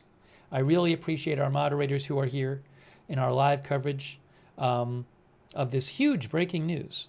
Roberts Mayqueen, thanks Roberts Mayqueen for moderating over there on YouTube. Thanks to 13 Alamo Serrero, I Got That Fire, Matthew Kohai, 3 Sarah, and Riff Tracks on Twitch. Thank you. And our other Twitch and YouTube moderators. Hope I'm not missing any. Thanks CC on Twitch as well, and Questella for your support. Also, Linda Belk, Larry, Misha on X. And, oops, I messed up here. On Facebook, thanks to our moderators there. We've had Kay Lowry Body and Margaret Riley in there. Big news. Big news. Will he be arrested? That's a good question. I guess maybe he'd have to turn himself in maybe at some point. I haven't heard about him getting arrested. I mean, he'll have to go in for a hearing or something. There'll be at some point he'll have to go in to hear the charges. An arraignment, is that what they call it? So I don't know how that's going to all work. I don't know when that's going to happen. The two counts were one of giving a false statement and one of obstruction of justice, and it is believed they have to do with testimony he gave to the Senate Judiciary Committee in 2020.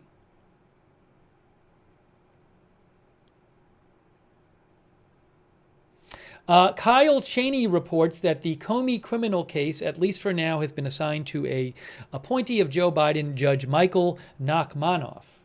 Judge Michael Nachmanoff.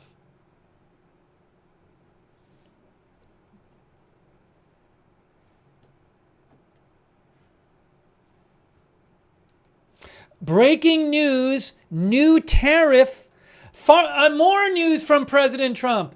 Look at this. Starting October 1st, we will be imposing a 100% tariff on any branded or patented pharmaceutical product unless a company is building their pharmaceutical manufacturing plant in America. Is building will be defined as breaking ground or under construction. There will be therefore no tariff on these pharmaceutical products if construction has started. So President Trump said starting October 1st in 6 days, there's a 100% tariff on any branded or patented pharmaceutical product unless the company is building their manufacturing plant. Is that any manufacturing plant or the manufacturing plant for that particular item? I'm not sure, but that just came back. That just came out. I'm sorry. All of this just happening now.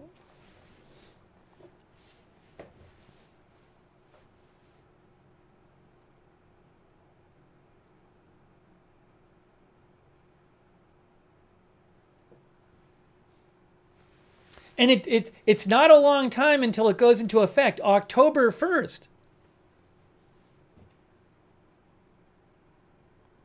Big news.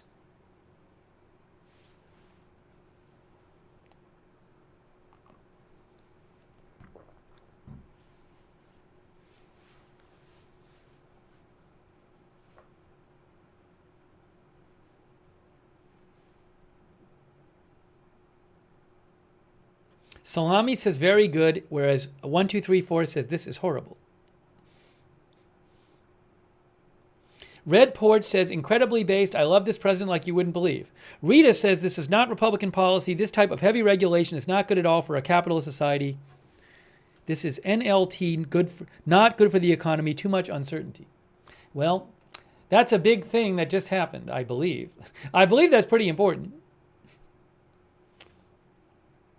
Elena Treen just posted a copy of the indictment against Comey signed by Lindsay Halligan.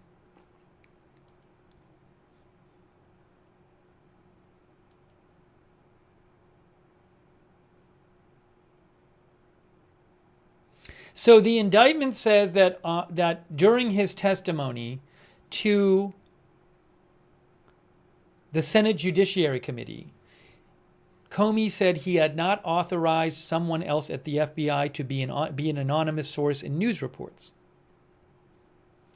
The indictment claims that Comey knew he had authorized someone to serve as an anonymous post source in news reports. By the way, I'm not familiar with all the discussion of this.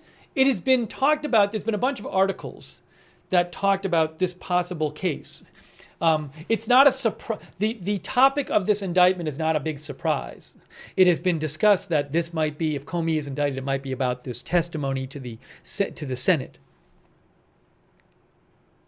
The second charge is that Comey did corruptly endeavor to influence, obstruct, and impede the due and proper exercise of the power of inquiry by making false and misleading statements before that committee. So what the indictment says, it's two charges, but it's related to the same thing. The indictment says when James Comey told a Senate Judiciary Committee that he had not authorized someone else at the FBI to be an anonymous source in news reports. It's saying he lied about that. And then the second charge just piggybacks on the first. Because the second charge is an obstruction charge, which is basically saying, well, he obstructed the power of the inquiry by making this false statement. So the whole indictment comes down to this claim, this charge that he made a false statement to the Senate Judiciary Committee when he said that he had not authorized someone else at the FBI to be an anonymous source in news reports. That's what the whole indictment's about, that one statement. I have it right here, actually. You can see it right here. It's short. Lindsey Halligan is the person who Trump appointed to be the new U.S. Attorney in the Eastern District of Virginia after Eric Siebert resigned 5 days ago, reportedly because he did not think that there were cases that the Trump administration wanted him to bring that he did not think were justified. President Trump appointed Lindsey Halligan, his former personal attorney, one of his former personal attorneys, as the prosecutor there. Anyways, you can see here it says count one. It says count one is false statements within the jurisdiction of the legislative branch of the United States government. Count two is obstruction of a congressional proceeding. But it all comes down to, they say Comey did willfully and knowingly make a materially false, fictitious, and fraudulent statement in a manner within the jurisdiction of the legislative branch of the government of the United States by falsely stating to a U.S. Senator during a Senate Judiciary Committee hearing that he, James Comey, had not, quote, authorized someone at the FBI to be an anonymous source in news reports regarding an FBI investigation concerning person one. They said that statement was false, the prosecution claims, because he knew he had authorized someone to do that. And then the second charge, obstruction, is because he made a false and misleading statement before the Senate Judiciary Committee, which is just what they're charging here. So that is I'll post a link to the indictment in the chat, but it's not very detailed in terms of, it just, again, it's saying he made this false statement and that it's obstruction because he made this false statement. Those are the two charges. So it's not a very, sometimes you see these indictments and it outlines a whole, some kind of criminal behavior that occurred over months and months and months or something. This focuses on that particular statement he made to the Senate Judiciary Committee.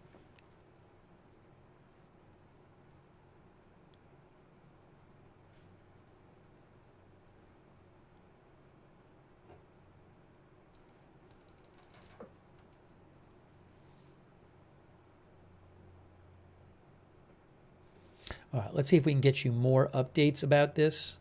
And it's funny because all this attention, and I certainly understand the amount of attention being paid to the Comey story, but just shortly after this Comey news broke, President Trump announced that he is going to impose a 100% tariff starting in 6 days on any branded or patented pharmaceutical product unless a company is building their pharmaceutical manufacturing plant in America. Building will be defined as breaking ground and or under construction. They literally have to be, well, I guess you could define under construction liberally. But if a country wants to get out of this, if a company wants to avoid this tariff, can they really start being technically under construction in 5 days?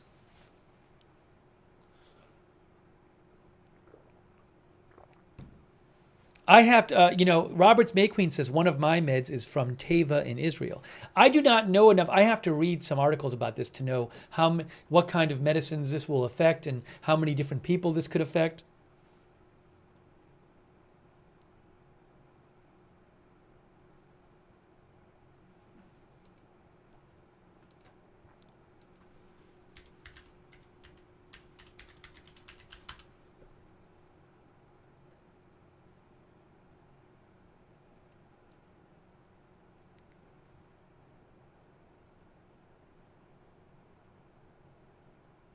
That story just, I mean, he just posted it. I'm not even seeing news stories on it yet. That seems like a pretty big deal.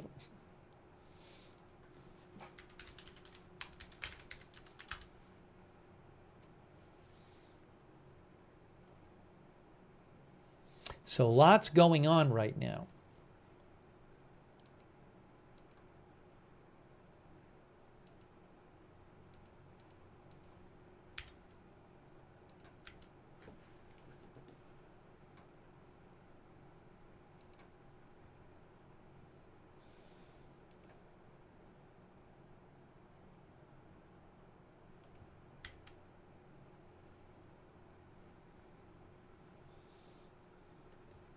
One of our viewers asked where Ozempic is made.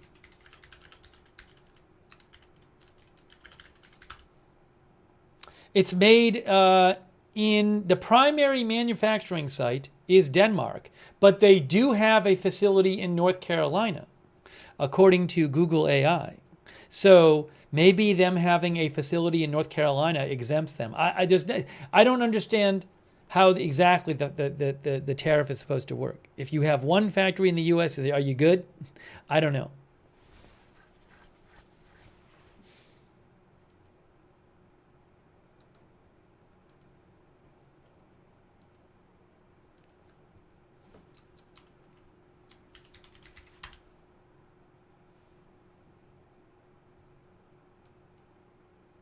Here is an article from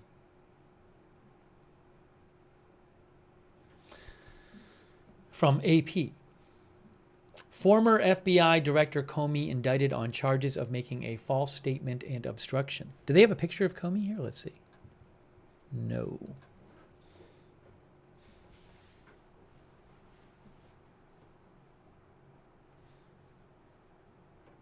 Okay, let me get some more comments from you guys on this.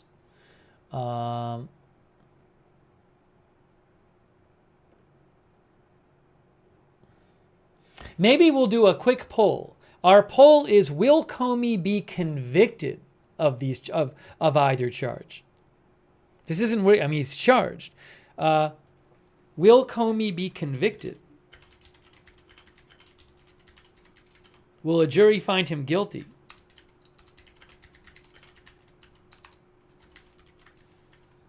Flash poll here. Sorry, Facebook. They haven't fixed their polls yet, so I'm not going to ask it in Facebook because I can never see what you're saying because they haven't fixed it. I'm sorry, Facebook. I wish I could. I said, will Comey be convicted of either charge? That's actually, assuming this goes to trial and there's not some sort of settlement before or something like that. Will Comey be convicted of either charge? In YouTube, 51% say no, 49% say yes. On Twitch,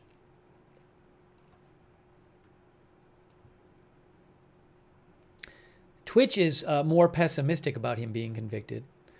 80%, 78% say no, 22% say yes. What I need to do is take 1 minute.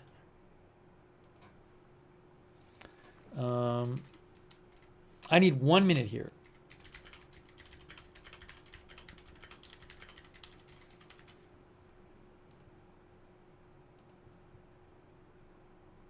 If I can do this here.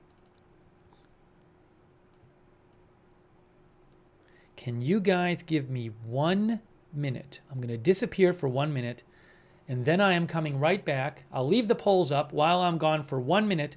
Then I'm coming right back, and we'll continue our live breaking news coverage. Hang on 1 second.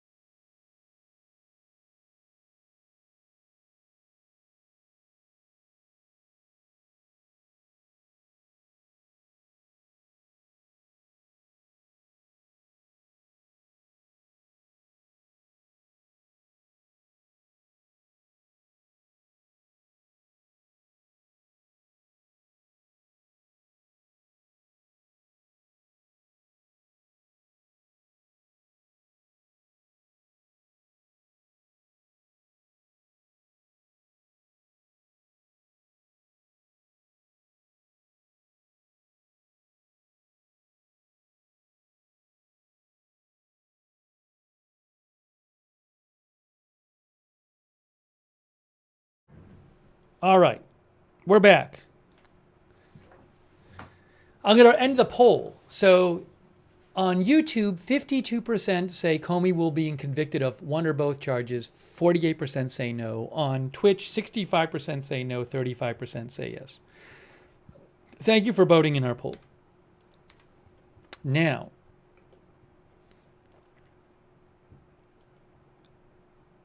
thank you, the Vladinator, before. The Vladinator says, how is a 100% tariff on medication a good thing?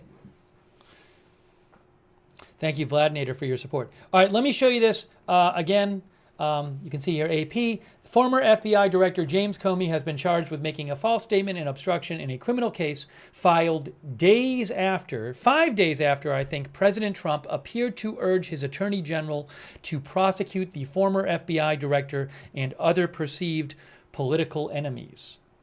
Prosecutors have been evaluating whether Comey lied to lawmakers during his September 30th, 2020 testimony related to the investigation into ties between Russia and Trump's 2016 presidential campaign.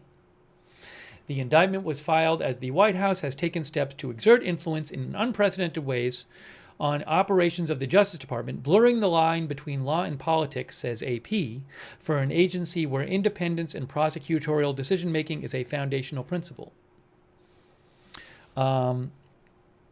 The accusations against Comey are related to his 2020 testimony to Congress.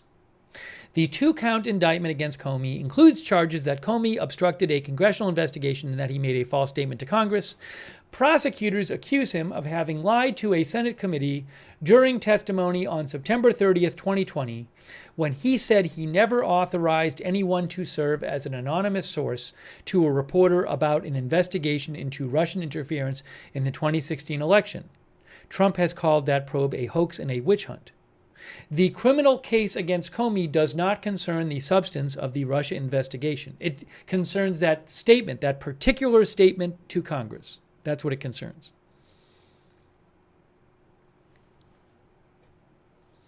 The indictment makes Comey the first senior government official to face prosecution in connection with one of Trump's chief grievances, the long-concluded investigation into Russian interference in the 2016 election. Trump and his supporters have long derided that investigation as a hoax and a witch hunt, despite multiple government reviews showing Moscow interfered on behalf of the Republicans' campaign.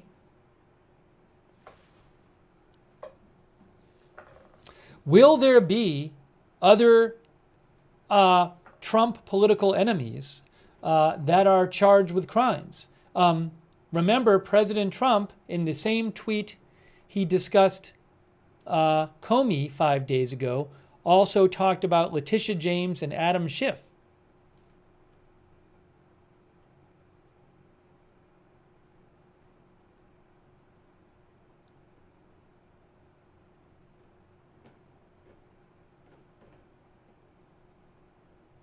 Oh, hold on. I noticed a new tariff announcement. There's another tariff announcement that I missed. President Trump made another tariff announcement tonight. Hang on a second here. I'm going to show you that one. We haven't even talked about it.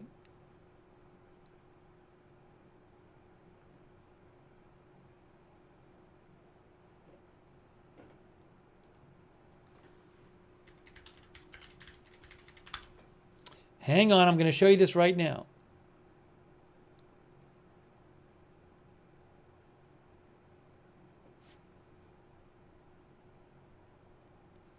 Tariff, kitchen cabinets, bathroom vanities, and associated products.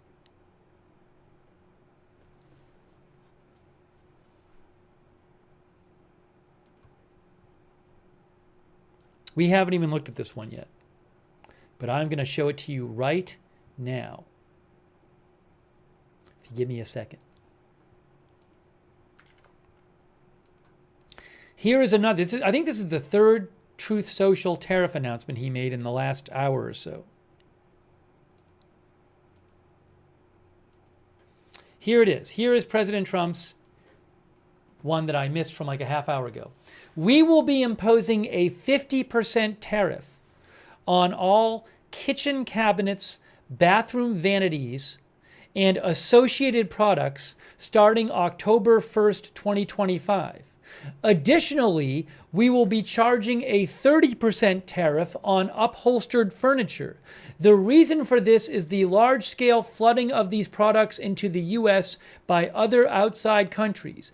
It is a very unfair practice, but we must protect, for national security and other reasons, our manufacturing process. Thank you for your attention to this matter.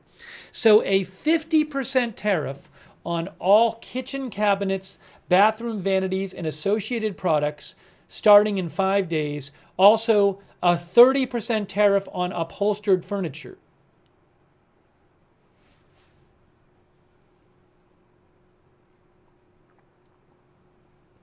Some of our viewers are mentioning IKEA.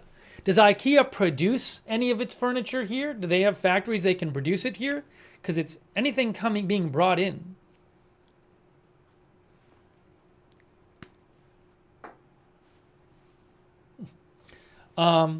Thank you, Alone in the Darkness, for your support. Thank you, I Am Charlie, for your support. I appreciate it.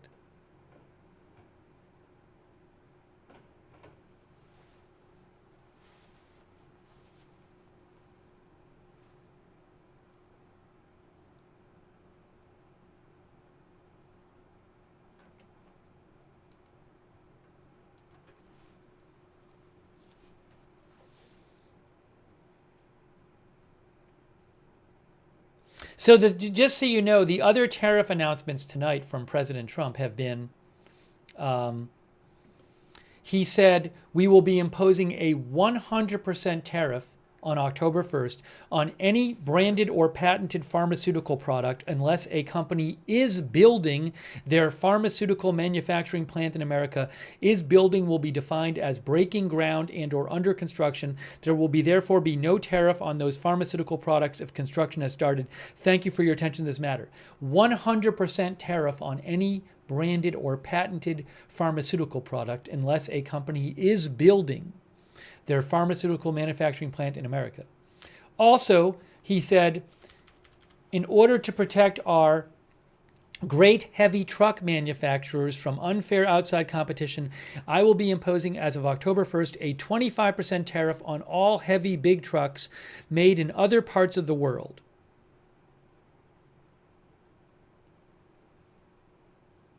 Yes, I assume that generics, well, it says branded or patented. So that mean a generic drug where the patent is expired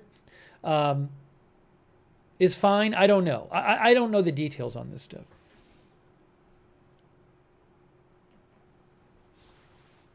This happening at the same time as the Comey stuff.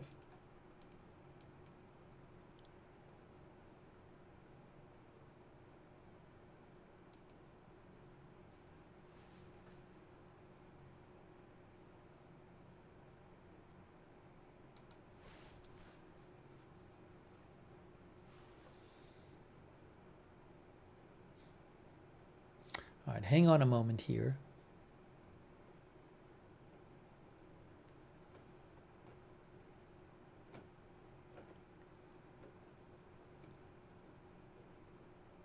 I don't have details on when Comey might have to appear in court. I haven't heard anything about that, or when the initial hearing might be. I do not know.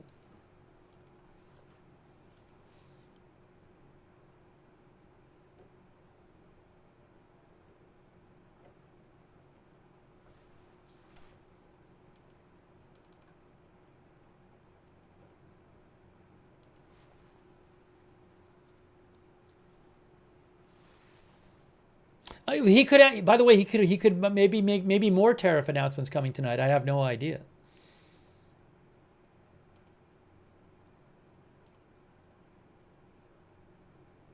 Oh, thanks, Nick. Deputy Director Dan Bongino of the FBI also posted about Comey. Dan Bongino said, when Director Patel and I took our leadership positions in the FBI, we promised the American people accountability. Promises matter. That's from Dan Bongino.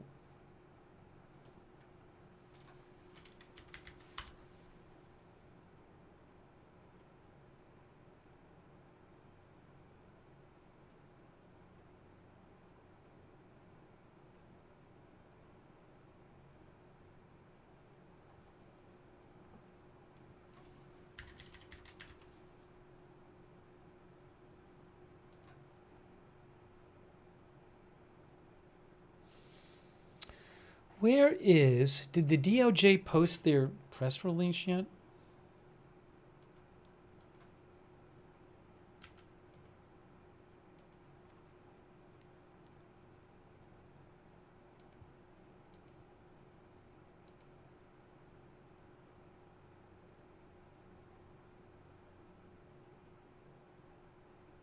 So again, the Washington Post is reporting that, hold on a moment. Give me a moment here.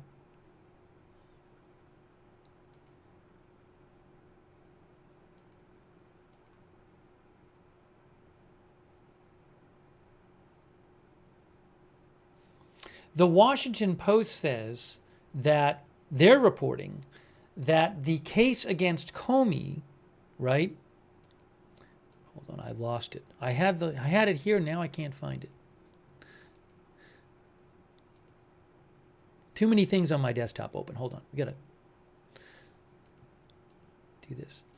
The Post said that the case against Comey had recently been rejected by Eric Siebert, the Trump-appointed interim U.S. attorney overseeing the case, who concluded there was insufficient evidence to suggest Comey had committed a crime and advised against seeking an indictment.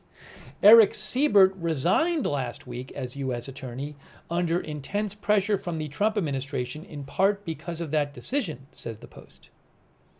Trump, in social media posts the following day, demanded that Attorney General Pam Bondi move quickly to prosecute Comey and other perceived political adversaries, and appointed a replacement for Siebert who he said would, quote, get things moving. Siebert's successor, who Trump appointed, Lindsay Halligan, one of his former personal attorneys and a White House aide, had no prior prosecutorial experience before she was sworn in on Monday as the new U.S. Attorney for the Eastern District of Virginia.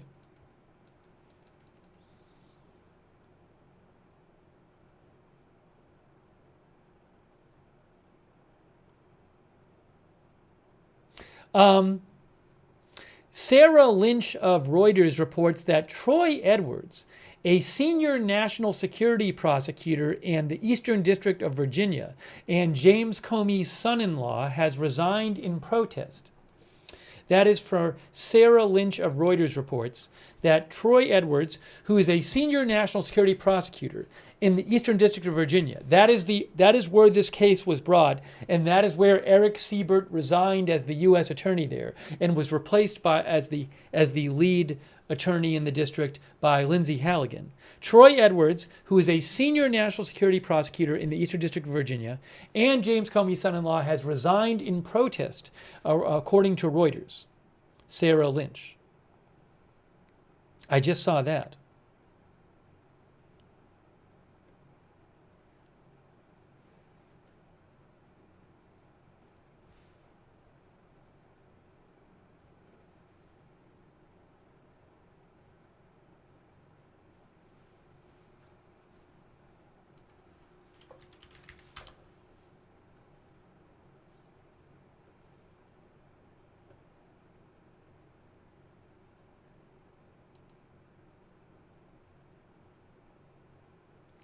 According to Carol Leonig of the Washington Post, she posted there's a statement out from Lindsay Halligan, who is the newly appointed U.S. Attorney for the Eastern District of Virginia. So she is the one who signed the indictment. She says the charges as alleged in this case represent a breach of the public trust at an extraordinary level.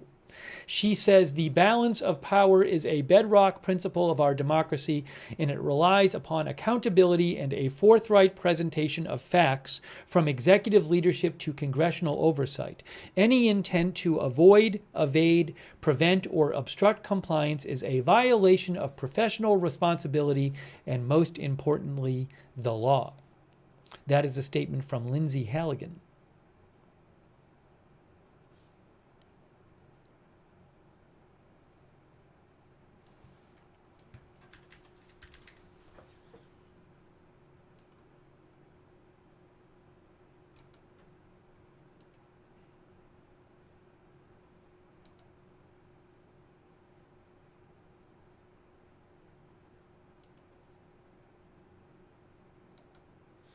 John Bresnahan posted a statement from Mark Warner. Can I find that on his website? He's a Democratic senator.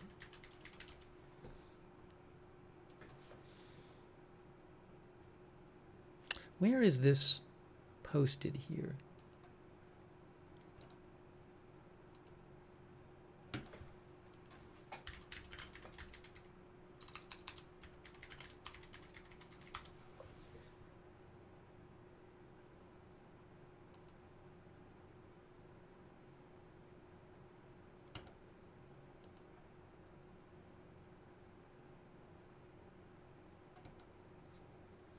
I haven't seen him. John Bresnahan of Politico posted a statement from Mark Warner. I don't see it on his social media yet. So maybe he'll post it and I can show it to you on the screen. I'm sure it's legit because John Bresnahan's a very good reporter.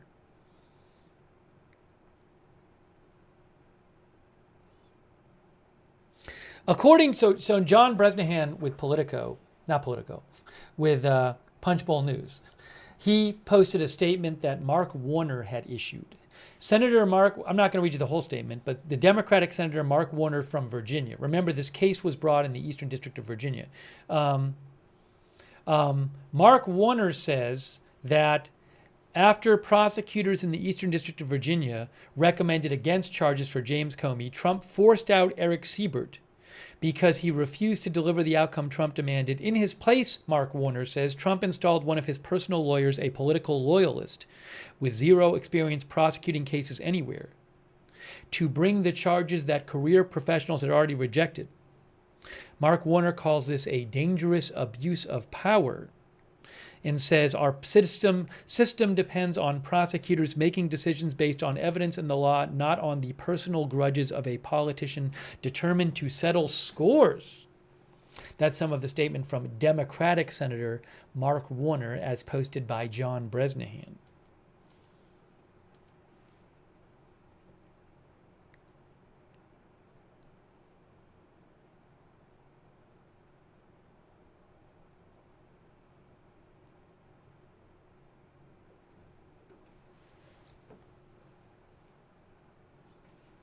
Will there be more charges coming in the coming days for other prominent political adversaries of President Trump? That I do not know. I cannot tell you. Thank you to the Vladinator for your support. The Vladinator says tariffs are taxes on imports. Consumers pay them through higher prices as businesses passed on the cost. That's what the Vladinator says.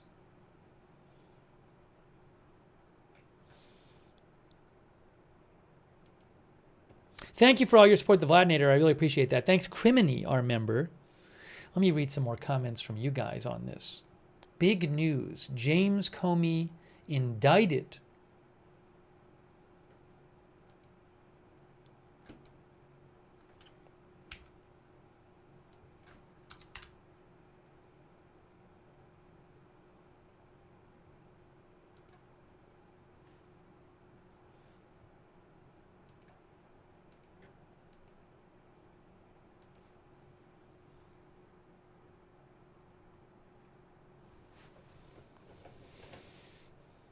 Mike D says lock him up. I don't even know what the potential... these are false statement and obstruction charges. I don't even know what the penalty this carries is. Right there. Count 1, false statements within the jurisdiction of the legislative branch. Count 2, obstruction of criminal proceeding. It's both charges relate to the an alleged false statement James Comey made in 2020 to the Senate Judiciary Committee.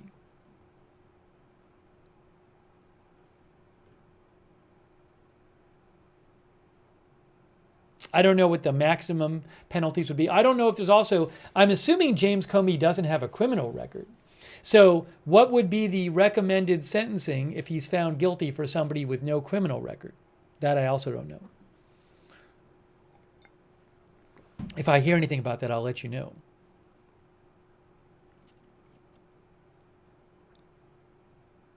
WJ says, how dare he do the same thing that Dems did to him for years? The nerve.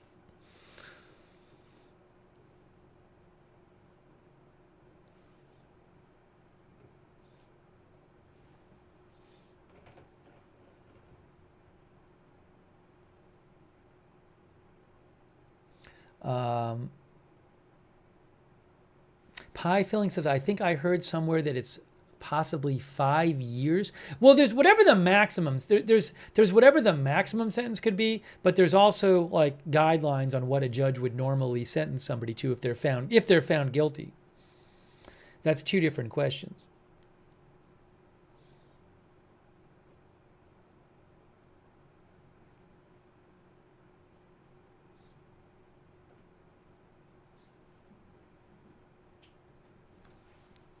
Baboon Error says it's going to be a nasty 2026.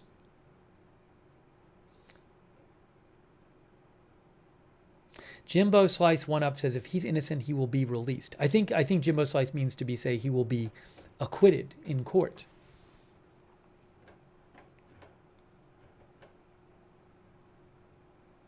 How old is James Comey? James Comey is 64. I'm assuming this will be a very significant expense for him because you'll have to hire a legal team now to defend you.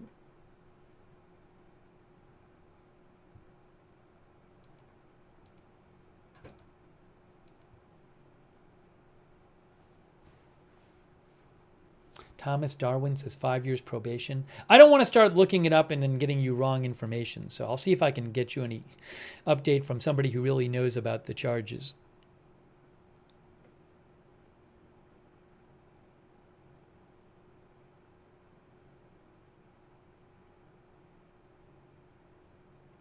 The New York Times' Maggie Haberman also reports that prosecutors in the Eastern District of Virginia, which is where the case was ultimately filed and brought. The New York Times' Maggie Haberman also reports that previously Justice Department officials prosecutors in the office in the U.S. Attorney's Office in the Eastern District of Virginia. That's what it is, Eastern District of Virginia. The New York Times' Maggie Haberman says that a week ago, prosecutors in the office told the Justice Department they did not believe there was a case to be made.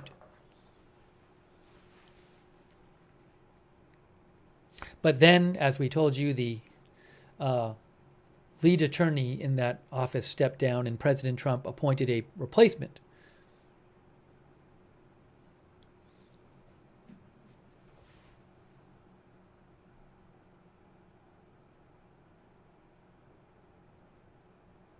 Thank you, I Am Charlie, a.k.a. PZ Papa Zulu, for your support.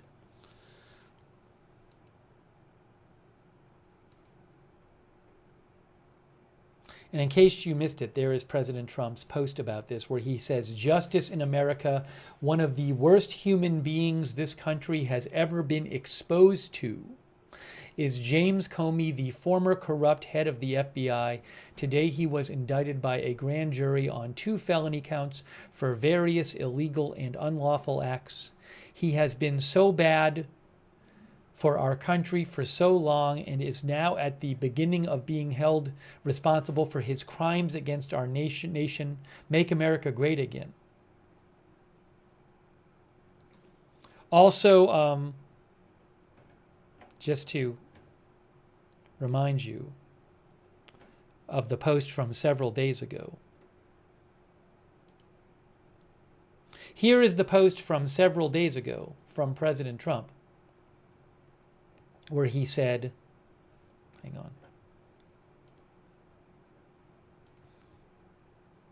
This was 5 days ago.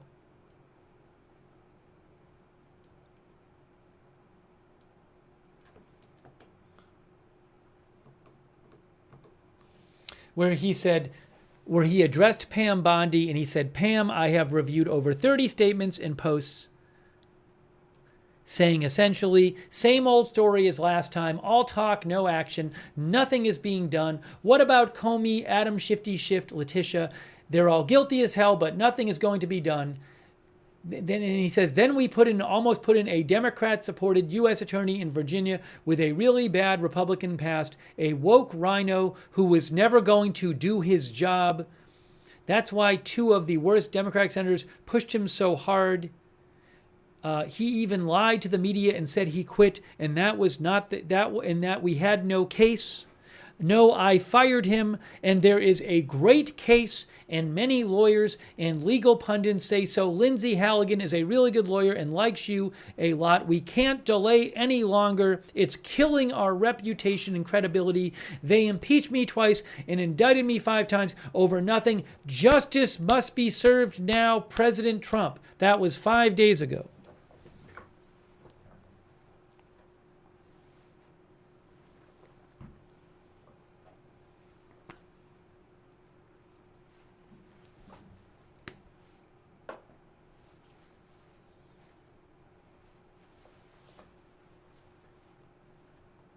Carol Ann Mones says no federal trials are televised. I think you're right about that, Carol Ann.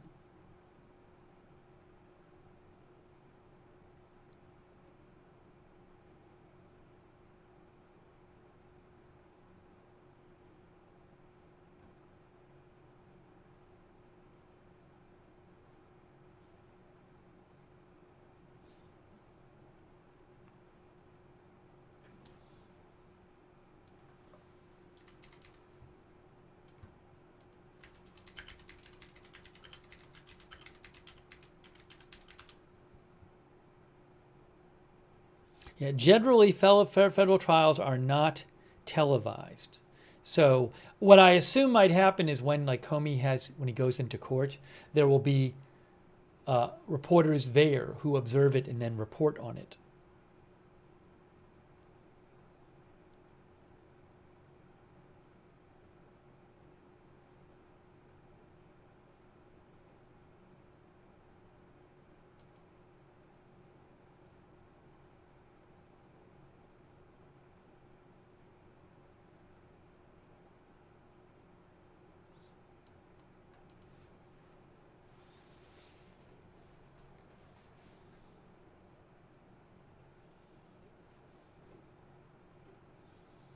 I haven't seen yet any kind of, again, schedule given for when.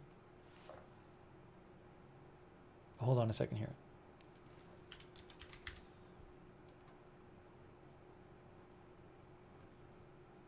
For when Comey will be appearing in court.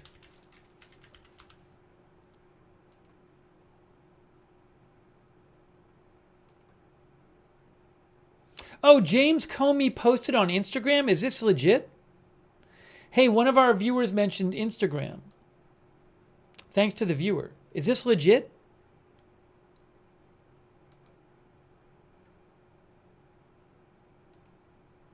Lindsay Ann messaged me about it.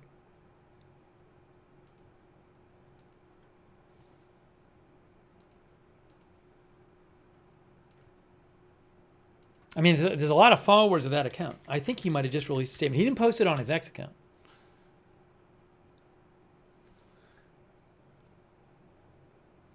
Yes, this is legitimate. I'm going to play you James Comey's response from Instagram. It's there. I assume he'll post it on X at some point, but it's not there right now. Here is the Instagram post. You ready? Thanks to Lindsay Ann.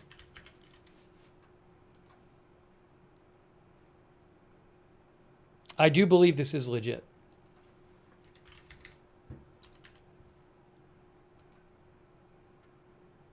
All right, see, it says Comey. Oops. Hang on. Everything's getting messed up. James Comey, 143,000 followers. I believe this is legit, by the way. I saw a reporter from The Hill said it was legit. So let's play this from, I believe this is legit. Hold on. Let's play this. I'm going to play this from James Comey's Instagram.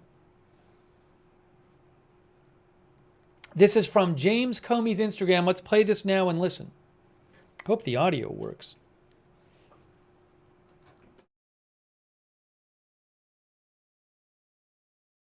I can't hear it. Oh, why can I not hear this? Hang on. What is going on? Why can you not hear anything? Can you guys hear? Oh, it's not. Why are you not hearing this? It is playing.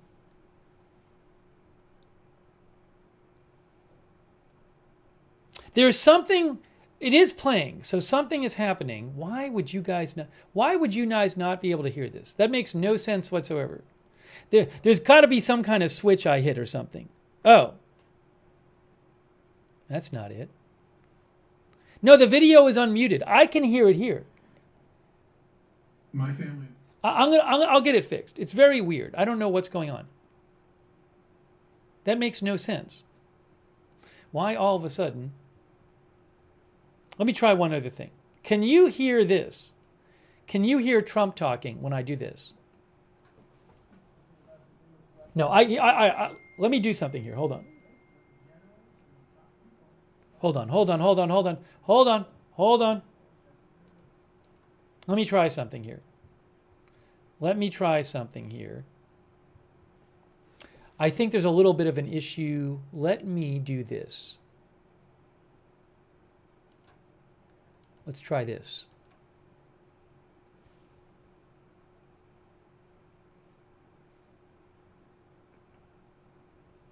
First of all, let's see if you hear anything now.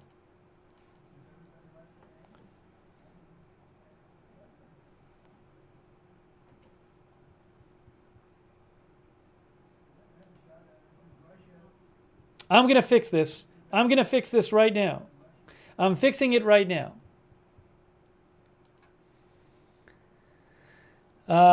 Give me 2 seconds. I think I know what it is.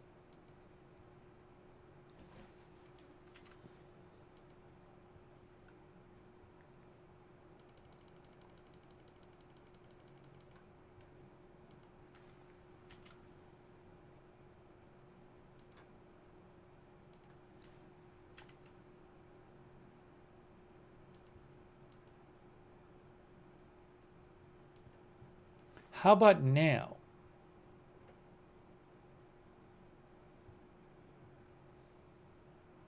That's working. All right, that is working. That's working. Give me a second. Give me a moment. You can't see me, though. We got to fix that.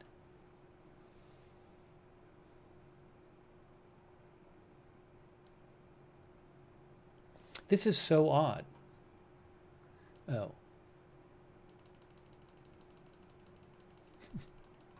Let's try this.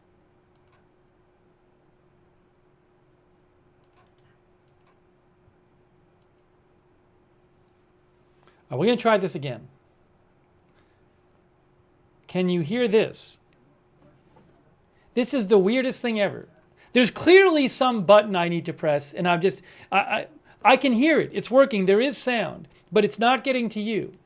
There's another way I can do this. Sorry about this. It's very, very strange. There's got to be some obvious thing I'm not doing. What is it? What did I do? What did I do, guys? Oh, I know what I did. I see it. I think I got it. I think I got it. I think I got it, guys.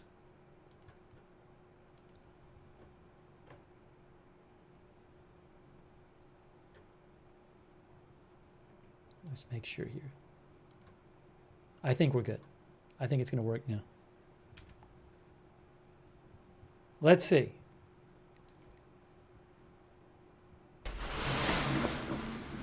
My family and I have known for years that there are... It's working. It's way too loud. Let's turn it down a little bit. Let's turn it down a little bit.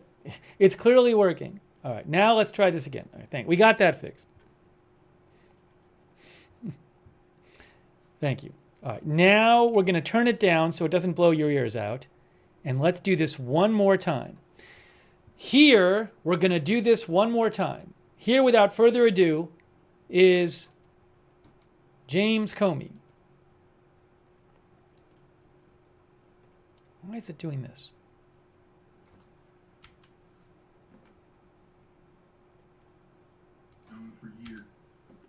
Known for years.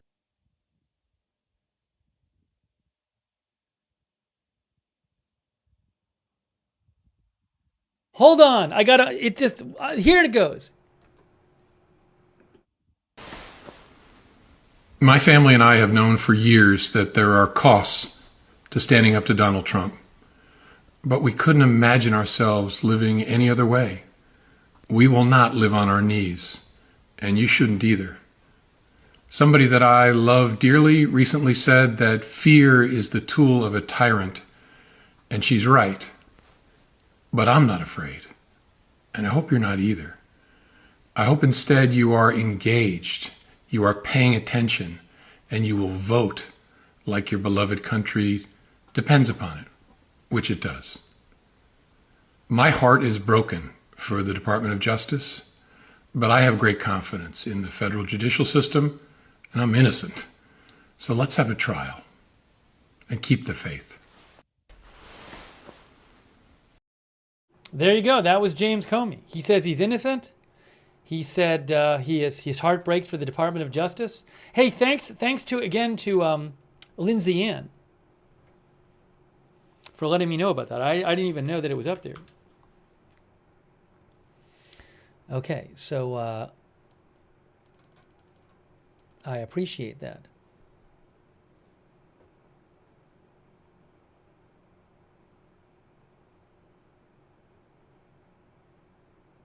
Give me 1 sec here.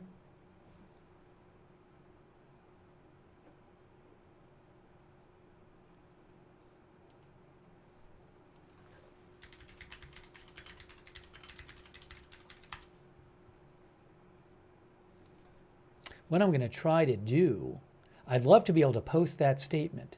If you give me 2 seconds, hang on a moment, just give me a moment.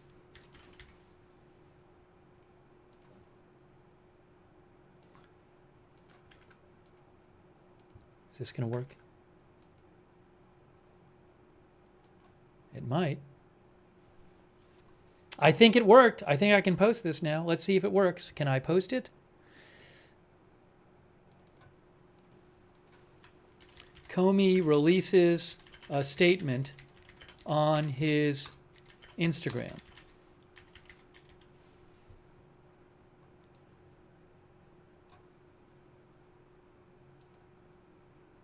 I just tried to post this. Is it working? It did. I got it posted.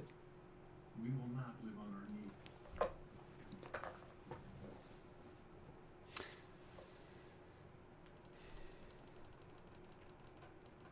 Let me play it one more time because it is James Comey. So, given that he is the person who was indicted, I will let you hear one more time what he had to say.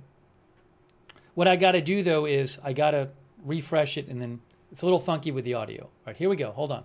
Let's do this. So, I'm going to hit refresh. I'm going to mute myself. I'll hit refresh. Let you hear it one more time.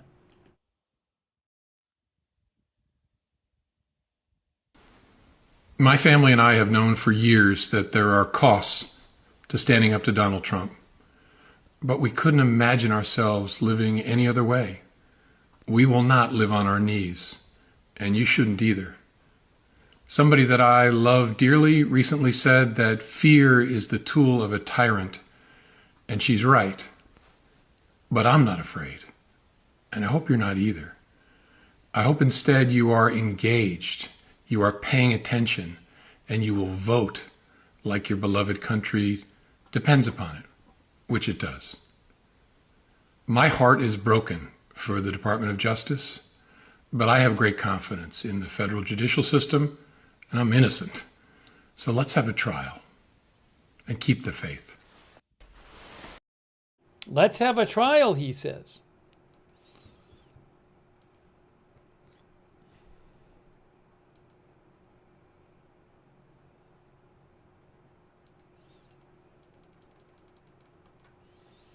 All right, so we got a comment from him.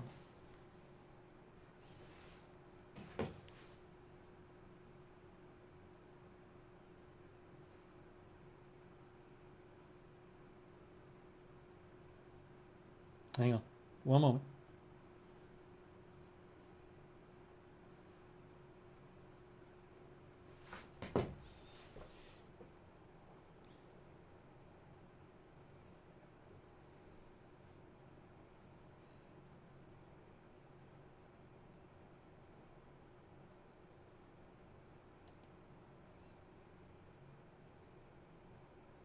Now, Scott McFarlane reports that at least one resignation has already been submitted by an assistant federal prosecutor in the Eastern District of Virginia. Now, Reuters had reported that Troy Edwards, who is a senior national security prosecutor in the Eastern District of Virginia, and James Comey's son-in-law has resigned in protest. I don't know if Scott McFarlane, the one he is talking about, is the same one as Troy Edwards.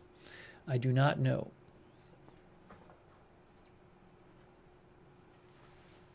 And if there might be other people who resign over this, we'll have to see.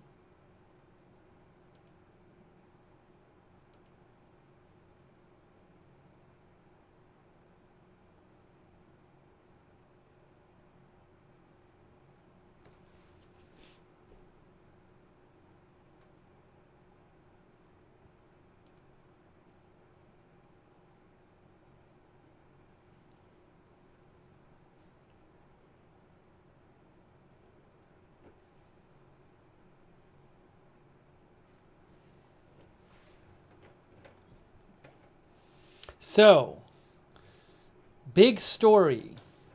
Former FBI Director James Comey indicted on 2 counts, both related to a statement that he made to the Senate Judiciary Committee in 2020 that the government says, that the prosecution says was a false statement. So one charge is that he made a false statement, and the other charge is obstruction. But the obstruction is just that he made the false statement. So both charges relate to the allegation by the prosecution that he made a false statement to the Senate Judiciary Committee in 2020 on September 30th when he said he had not authorized someone else at the FBI to be an anonymous source in news reports regarding an FBI investigation concerning, I guess, Trump, maybe? Anyways, that's what it's about. This statement that he gave to this particular thing he said in a hearing in the Senate Judiciary Committee in 2020. That's what both of the charges are about.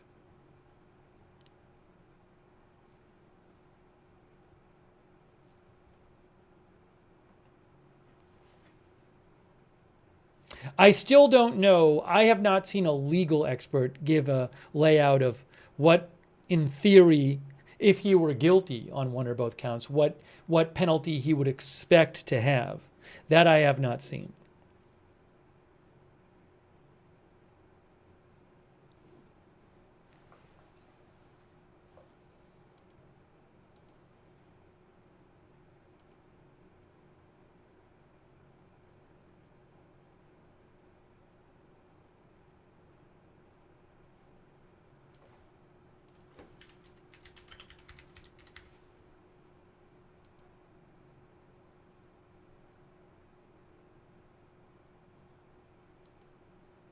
Chris Murphy, who's a senator from Connecticut, Democratic senator, he is not a fan of President Trump. He is no big fan of President Trump, I think that's accurate to say.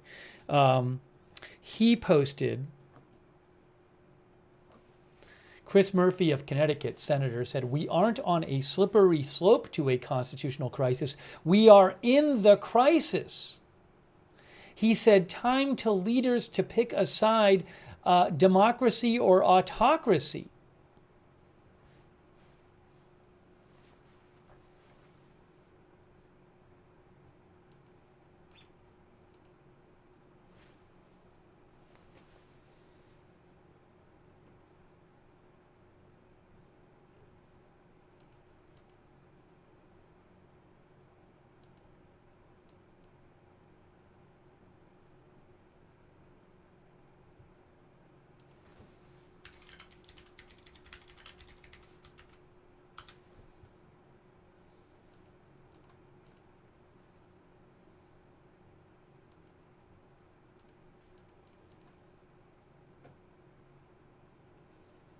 We'll just have to see in the coming days, again, what the reaction is. Are other political adversaries of President Trump charged for other things? Will any more people resign over it? I just don't know. Will there be a mugshot? Cherry Cola says, and a perp walk. I don't know when he will have to report to court for the first time. I have not seen that anywhere.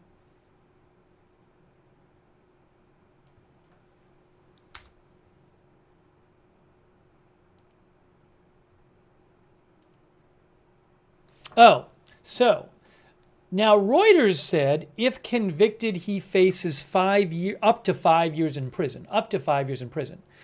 Again, my guess is that he doesn't have a criminal record. So the maximum penalty is one thing, but what you would actually expect he would get if he was found guilty is completely different. There might be federal sentencing guidelines that says in a case like this, with this kind of charge, with somebody with no criminal background, this is what they would be expected to get. I don't know that.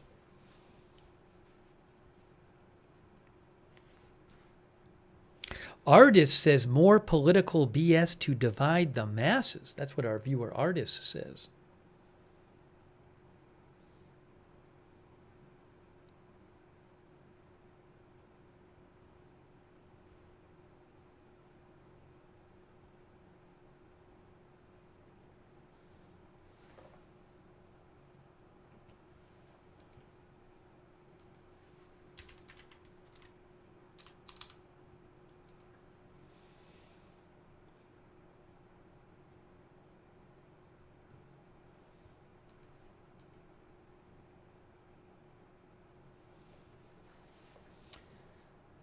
Let's see here. Hey, by the way, quick thanks to Oxytropis for your support. Thank you, Oxytropis.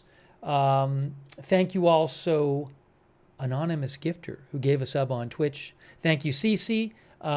Thank you also to Trippy, I Am Charlie, over there on YouTube. Thanks for your support.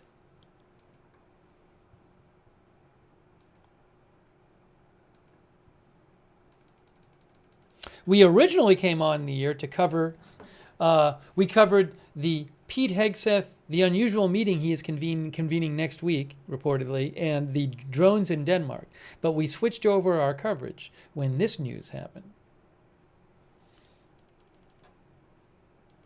Active News Day, says Thomas Darwin. We'll take a few more comments on this. And I don't have... I'm going to have to read, as I mentioned, it was widely reported that if Comey were going to be indicted, it very well might be over this remark that he made in 2020 to the Senate Judiciary Committee. And there's a lot of reporting by people who know a lot about the law on this particular thing, which I read some of it last night, but I'm not a legal expert. I'm not familiar with all the ins and outs of the reporting about this. I'm going to have to go and read some of that. I'm sure there's going to be a lot more of that coming out, analysis of how strong the charges are and what his defense might be and all that. I'm just not fluent in it right now, but there are articles floating around about this because I saw them the last couple days.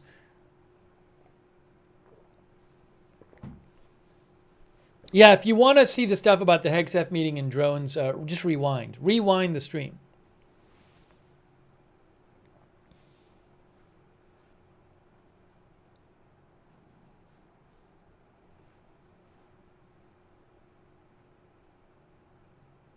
I don't even know when will there be a trial? How long does that take to happen? Is it going to be like months from now?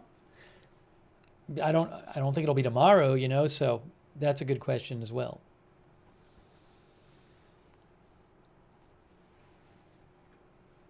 The Eternal Salt thinks charge 2 is 5 to 10. That I don't know. I don't want to start doing amateur research, which gives you wrong information on it myself.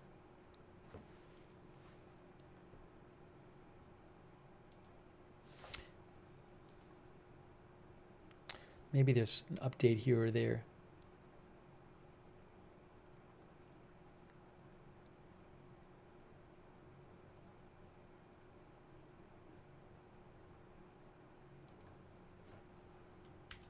Thank you to Andy Crabtree. Andy Crabtree, our viewer, says, surely the people that are celebrating this stuff realize it goes both ways. Don't complain when it's against you all. There are term limits, after all. That's what Andy Crabtree said. Thank you, Andy Crabtree. Thomas Darwin thinks Trump will be very unhappy with the judge selected. Reportedly, it is a Biden-appointed judge who is currently overseeing the case. Reportedly.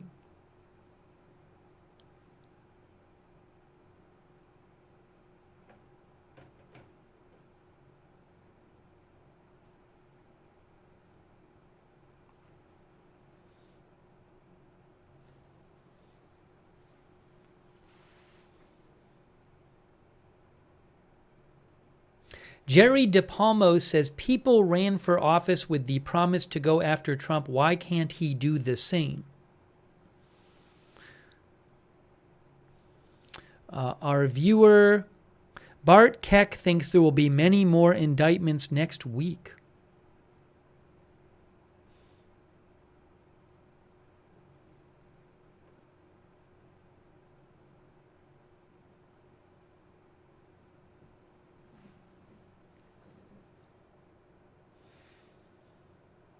Also, let's see here. One of our viewers said, will the charges stick? Havada Stinker says, how is this not lawfare? Trump argued against, now USA knee-deep, sad state of affairs.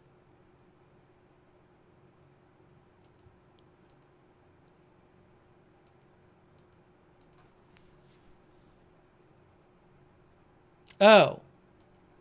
Hang on a moment here.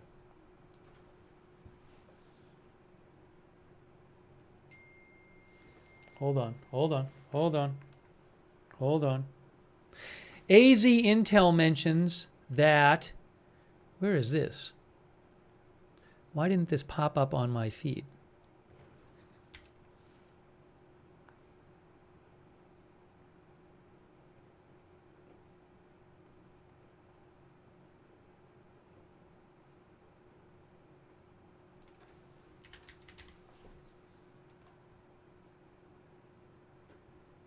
Oh, I missed this. I missed this. Thanks, AZ Intel. I missed it 20 minutes ago. 20 minutes ago, thank you, AZ Intel, for mentioning this to me. 20 minutes ago, Caitlin Collins with CNN said, former FBI Director Comey is expected to surrender tomorrow morning, I'm told. So he would have some sort of legal proceeding. I don't think they're going to keep him in jail until his trial, but he is expected. You remember when Trump got indicted in Georgia and he had to show up there and, for example, and have some proceeding done and then left? So that's going to happen. I assume he'll be fingerprinted and they'll read the charges to him, and maybe, I don't know if he'll plead tomorrow. But Caitlin Collins says he is expected to surrender tomorrow morning.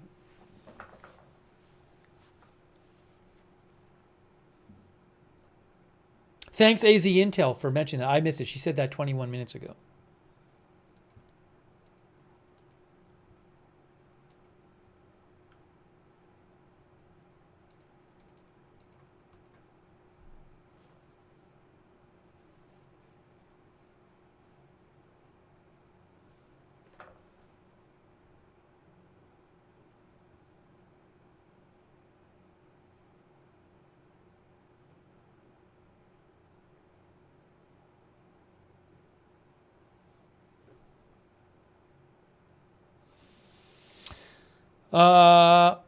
All right, guys, look, I don't have that much to update you on right now at this point. We can do more coverage if there are big updates. I mean, I'm sure eventually, if there's a trial, we would certainly cover the verdict of the trial. We'll have to see how this all plays out. But we've been on the air for a while because I came on the air to cover some other stuff, and then this happened. So I think I'm going to start wrapping up this stream. If there's some huge news later tonight, I'll just do another stream, And also, if there's news in the coming days about this, we can talk about it too. Let's see here. I'll read a few more comments here. Chaz Martin says, It's hilarious how offended some people are getting by this. Same people were celebrating when the other side did this exact thing to Trump.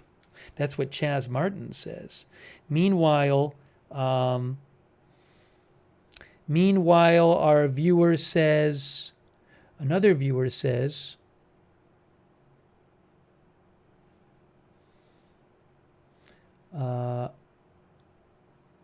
just more government. Mark Mula says, just more government waste that the taxpayer has to endure. Nothing's changed. Stickler for Change says, Trump has just handed Comey a book contract.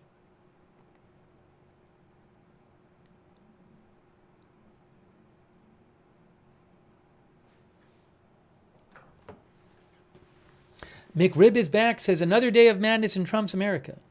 All right, we're going to wrap. Tomorrow's another news day, says Winding Road. Thank you to De Blackest, who says, our lives dangle in the middle while both sides are fighting. Thank you for your support. All right, so I'm going to start wrapping up this stream. But again, if there's huge news, I can come back on the air. And if there's other news, big news, we can come back on the air to cover that as well. But I really appreciate you guys being here for our live coverage. If you missed it, we covered earlier the drones in Denmark.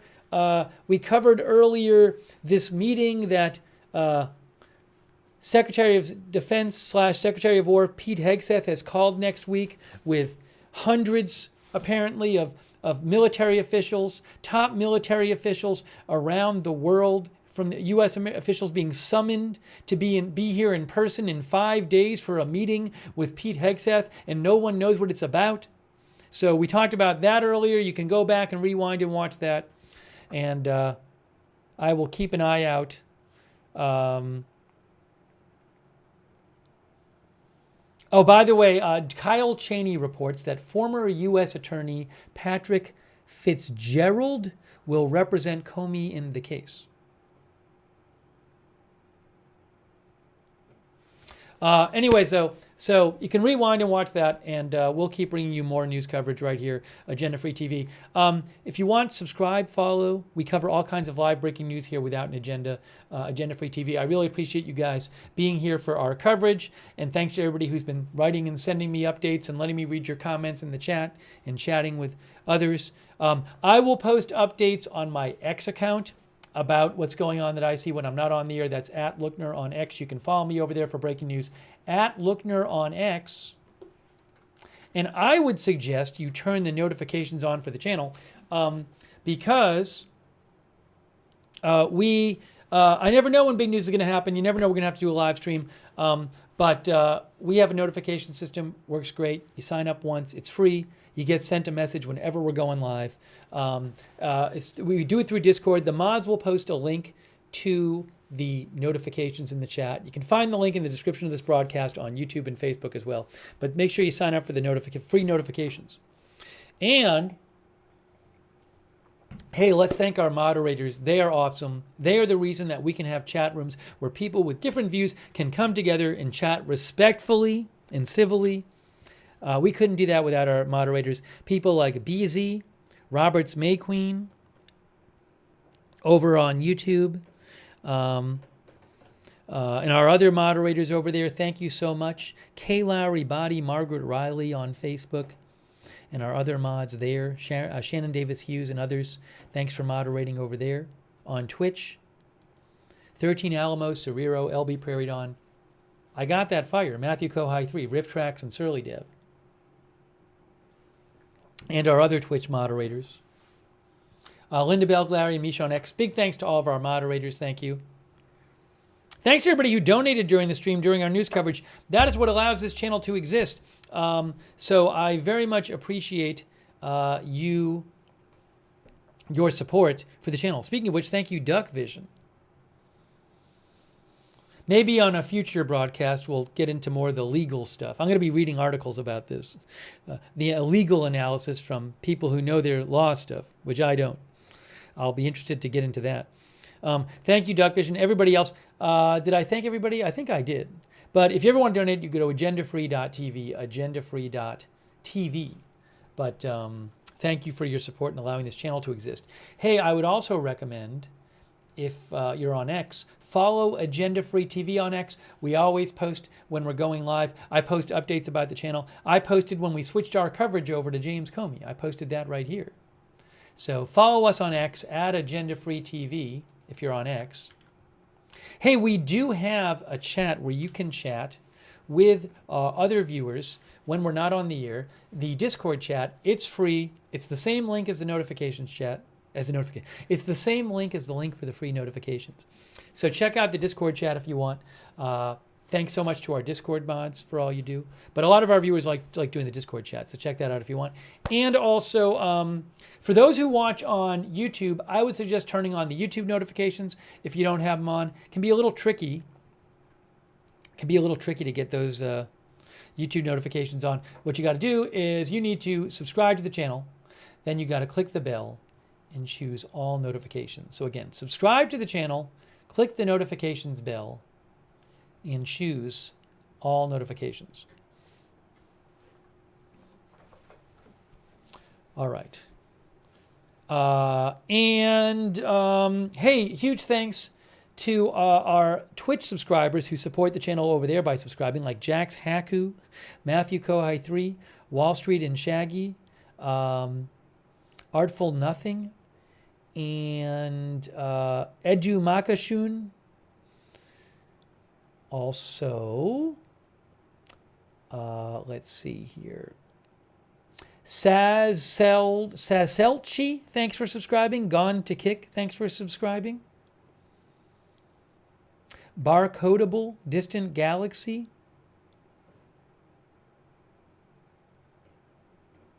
Shrocky, and all of our other Twitch subscribers, thank you. Our Facebook subscribers too, shout out to you. Like Robert Rial II and Chuck Mosca, and Sharon Klassen Goslin and Jennifer Ellers, Kay Lowry Body, Margaret Riley. Paul Anderson was modding too. Hey, thanks so much, Paul, for modding. Lou Knight, all of our other subscribers over on Facebook, thanks for subscribing there. And our YouTube members, such as Some Italian Guy, Wildflower, Eric Johnson, CAC813, Jen Exer, Evelyn in Maine, Melissa Banks, Music Muse, Roger Shoemaker, Jay Sands, CAC813, Asta Bjornsdottir, Red Girl, Anna, Wildflower, Thomas Darwin, Eddie C., Betsy's Tag, McRib is back, Roger Shoemaker, Austin Batman, Voyage, Cherry Cola. These are all members on YouTube. Thank you so much. Holstrand, Jen Exer, Melissa Banks, Bluesy Girl, 2-Bit Drifter, Ben C., Les Paul 85, Owl Hippie, Kojitu Ergo Sum, Waltham. Am I pronouncing that just totally wrong, by the way? I always wonder. Is it Sum? I don't even know how to pronounce it. Is it the Latin word S-U-M, is it soon? Probably pronouncing the whole thing wrong. I'll have to look it up. I keep meaning to look it up and I never do. Soom. Andrew McCamey, thanks for being a member. Storm Laughter, Betsy's Tag, Jay Sands, Ethereal Planet, Roger Shoemaker. Thanks Factory Rejects for watching. Factory Rejects MX. Evelyn VAZ, thanks for being a member. Stacky, Some Italian Guy. John Smith, Sydney. Left-handed. Duck Vision, thanks for being a member. Duck Vision, new member, thank you. Val Cargo. All right, I got to eat something. I got to wrap this up. Let me do one last check and make sure there's nothing else big happening. But again, if there's big news, we can always go do another stream.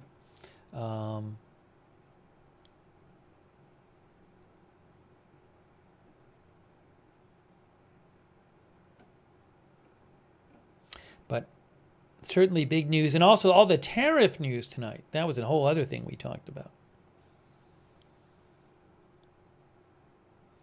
All right, guys. Mostly Dolls and Helicopter, thanks for watching. Greg Pelletieri, Dan S. Yeah, we mentioned that earlier, Dan. Thank you. Juliana Martin, Paula Thompson, thanks for watching. Sarah Smile, Billy Anderson, thanks for watching.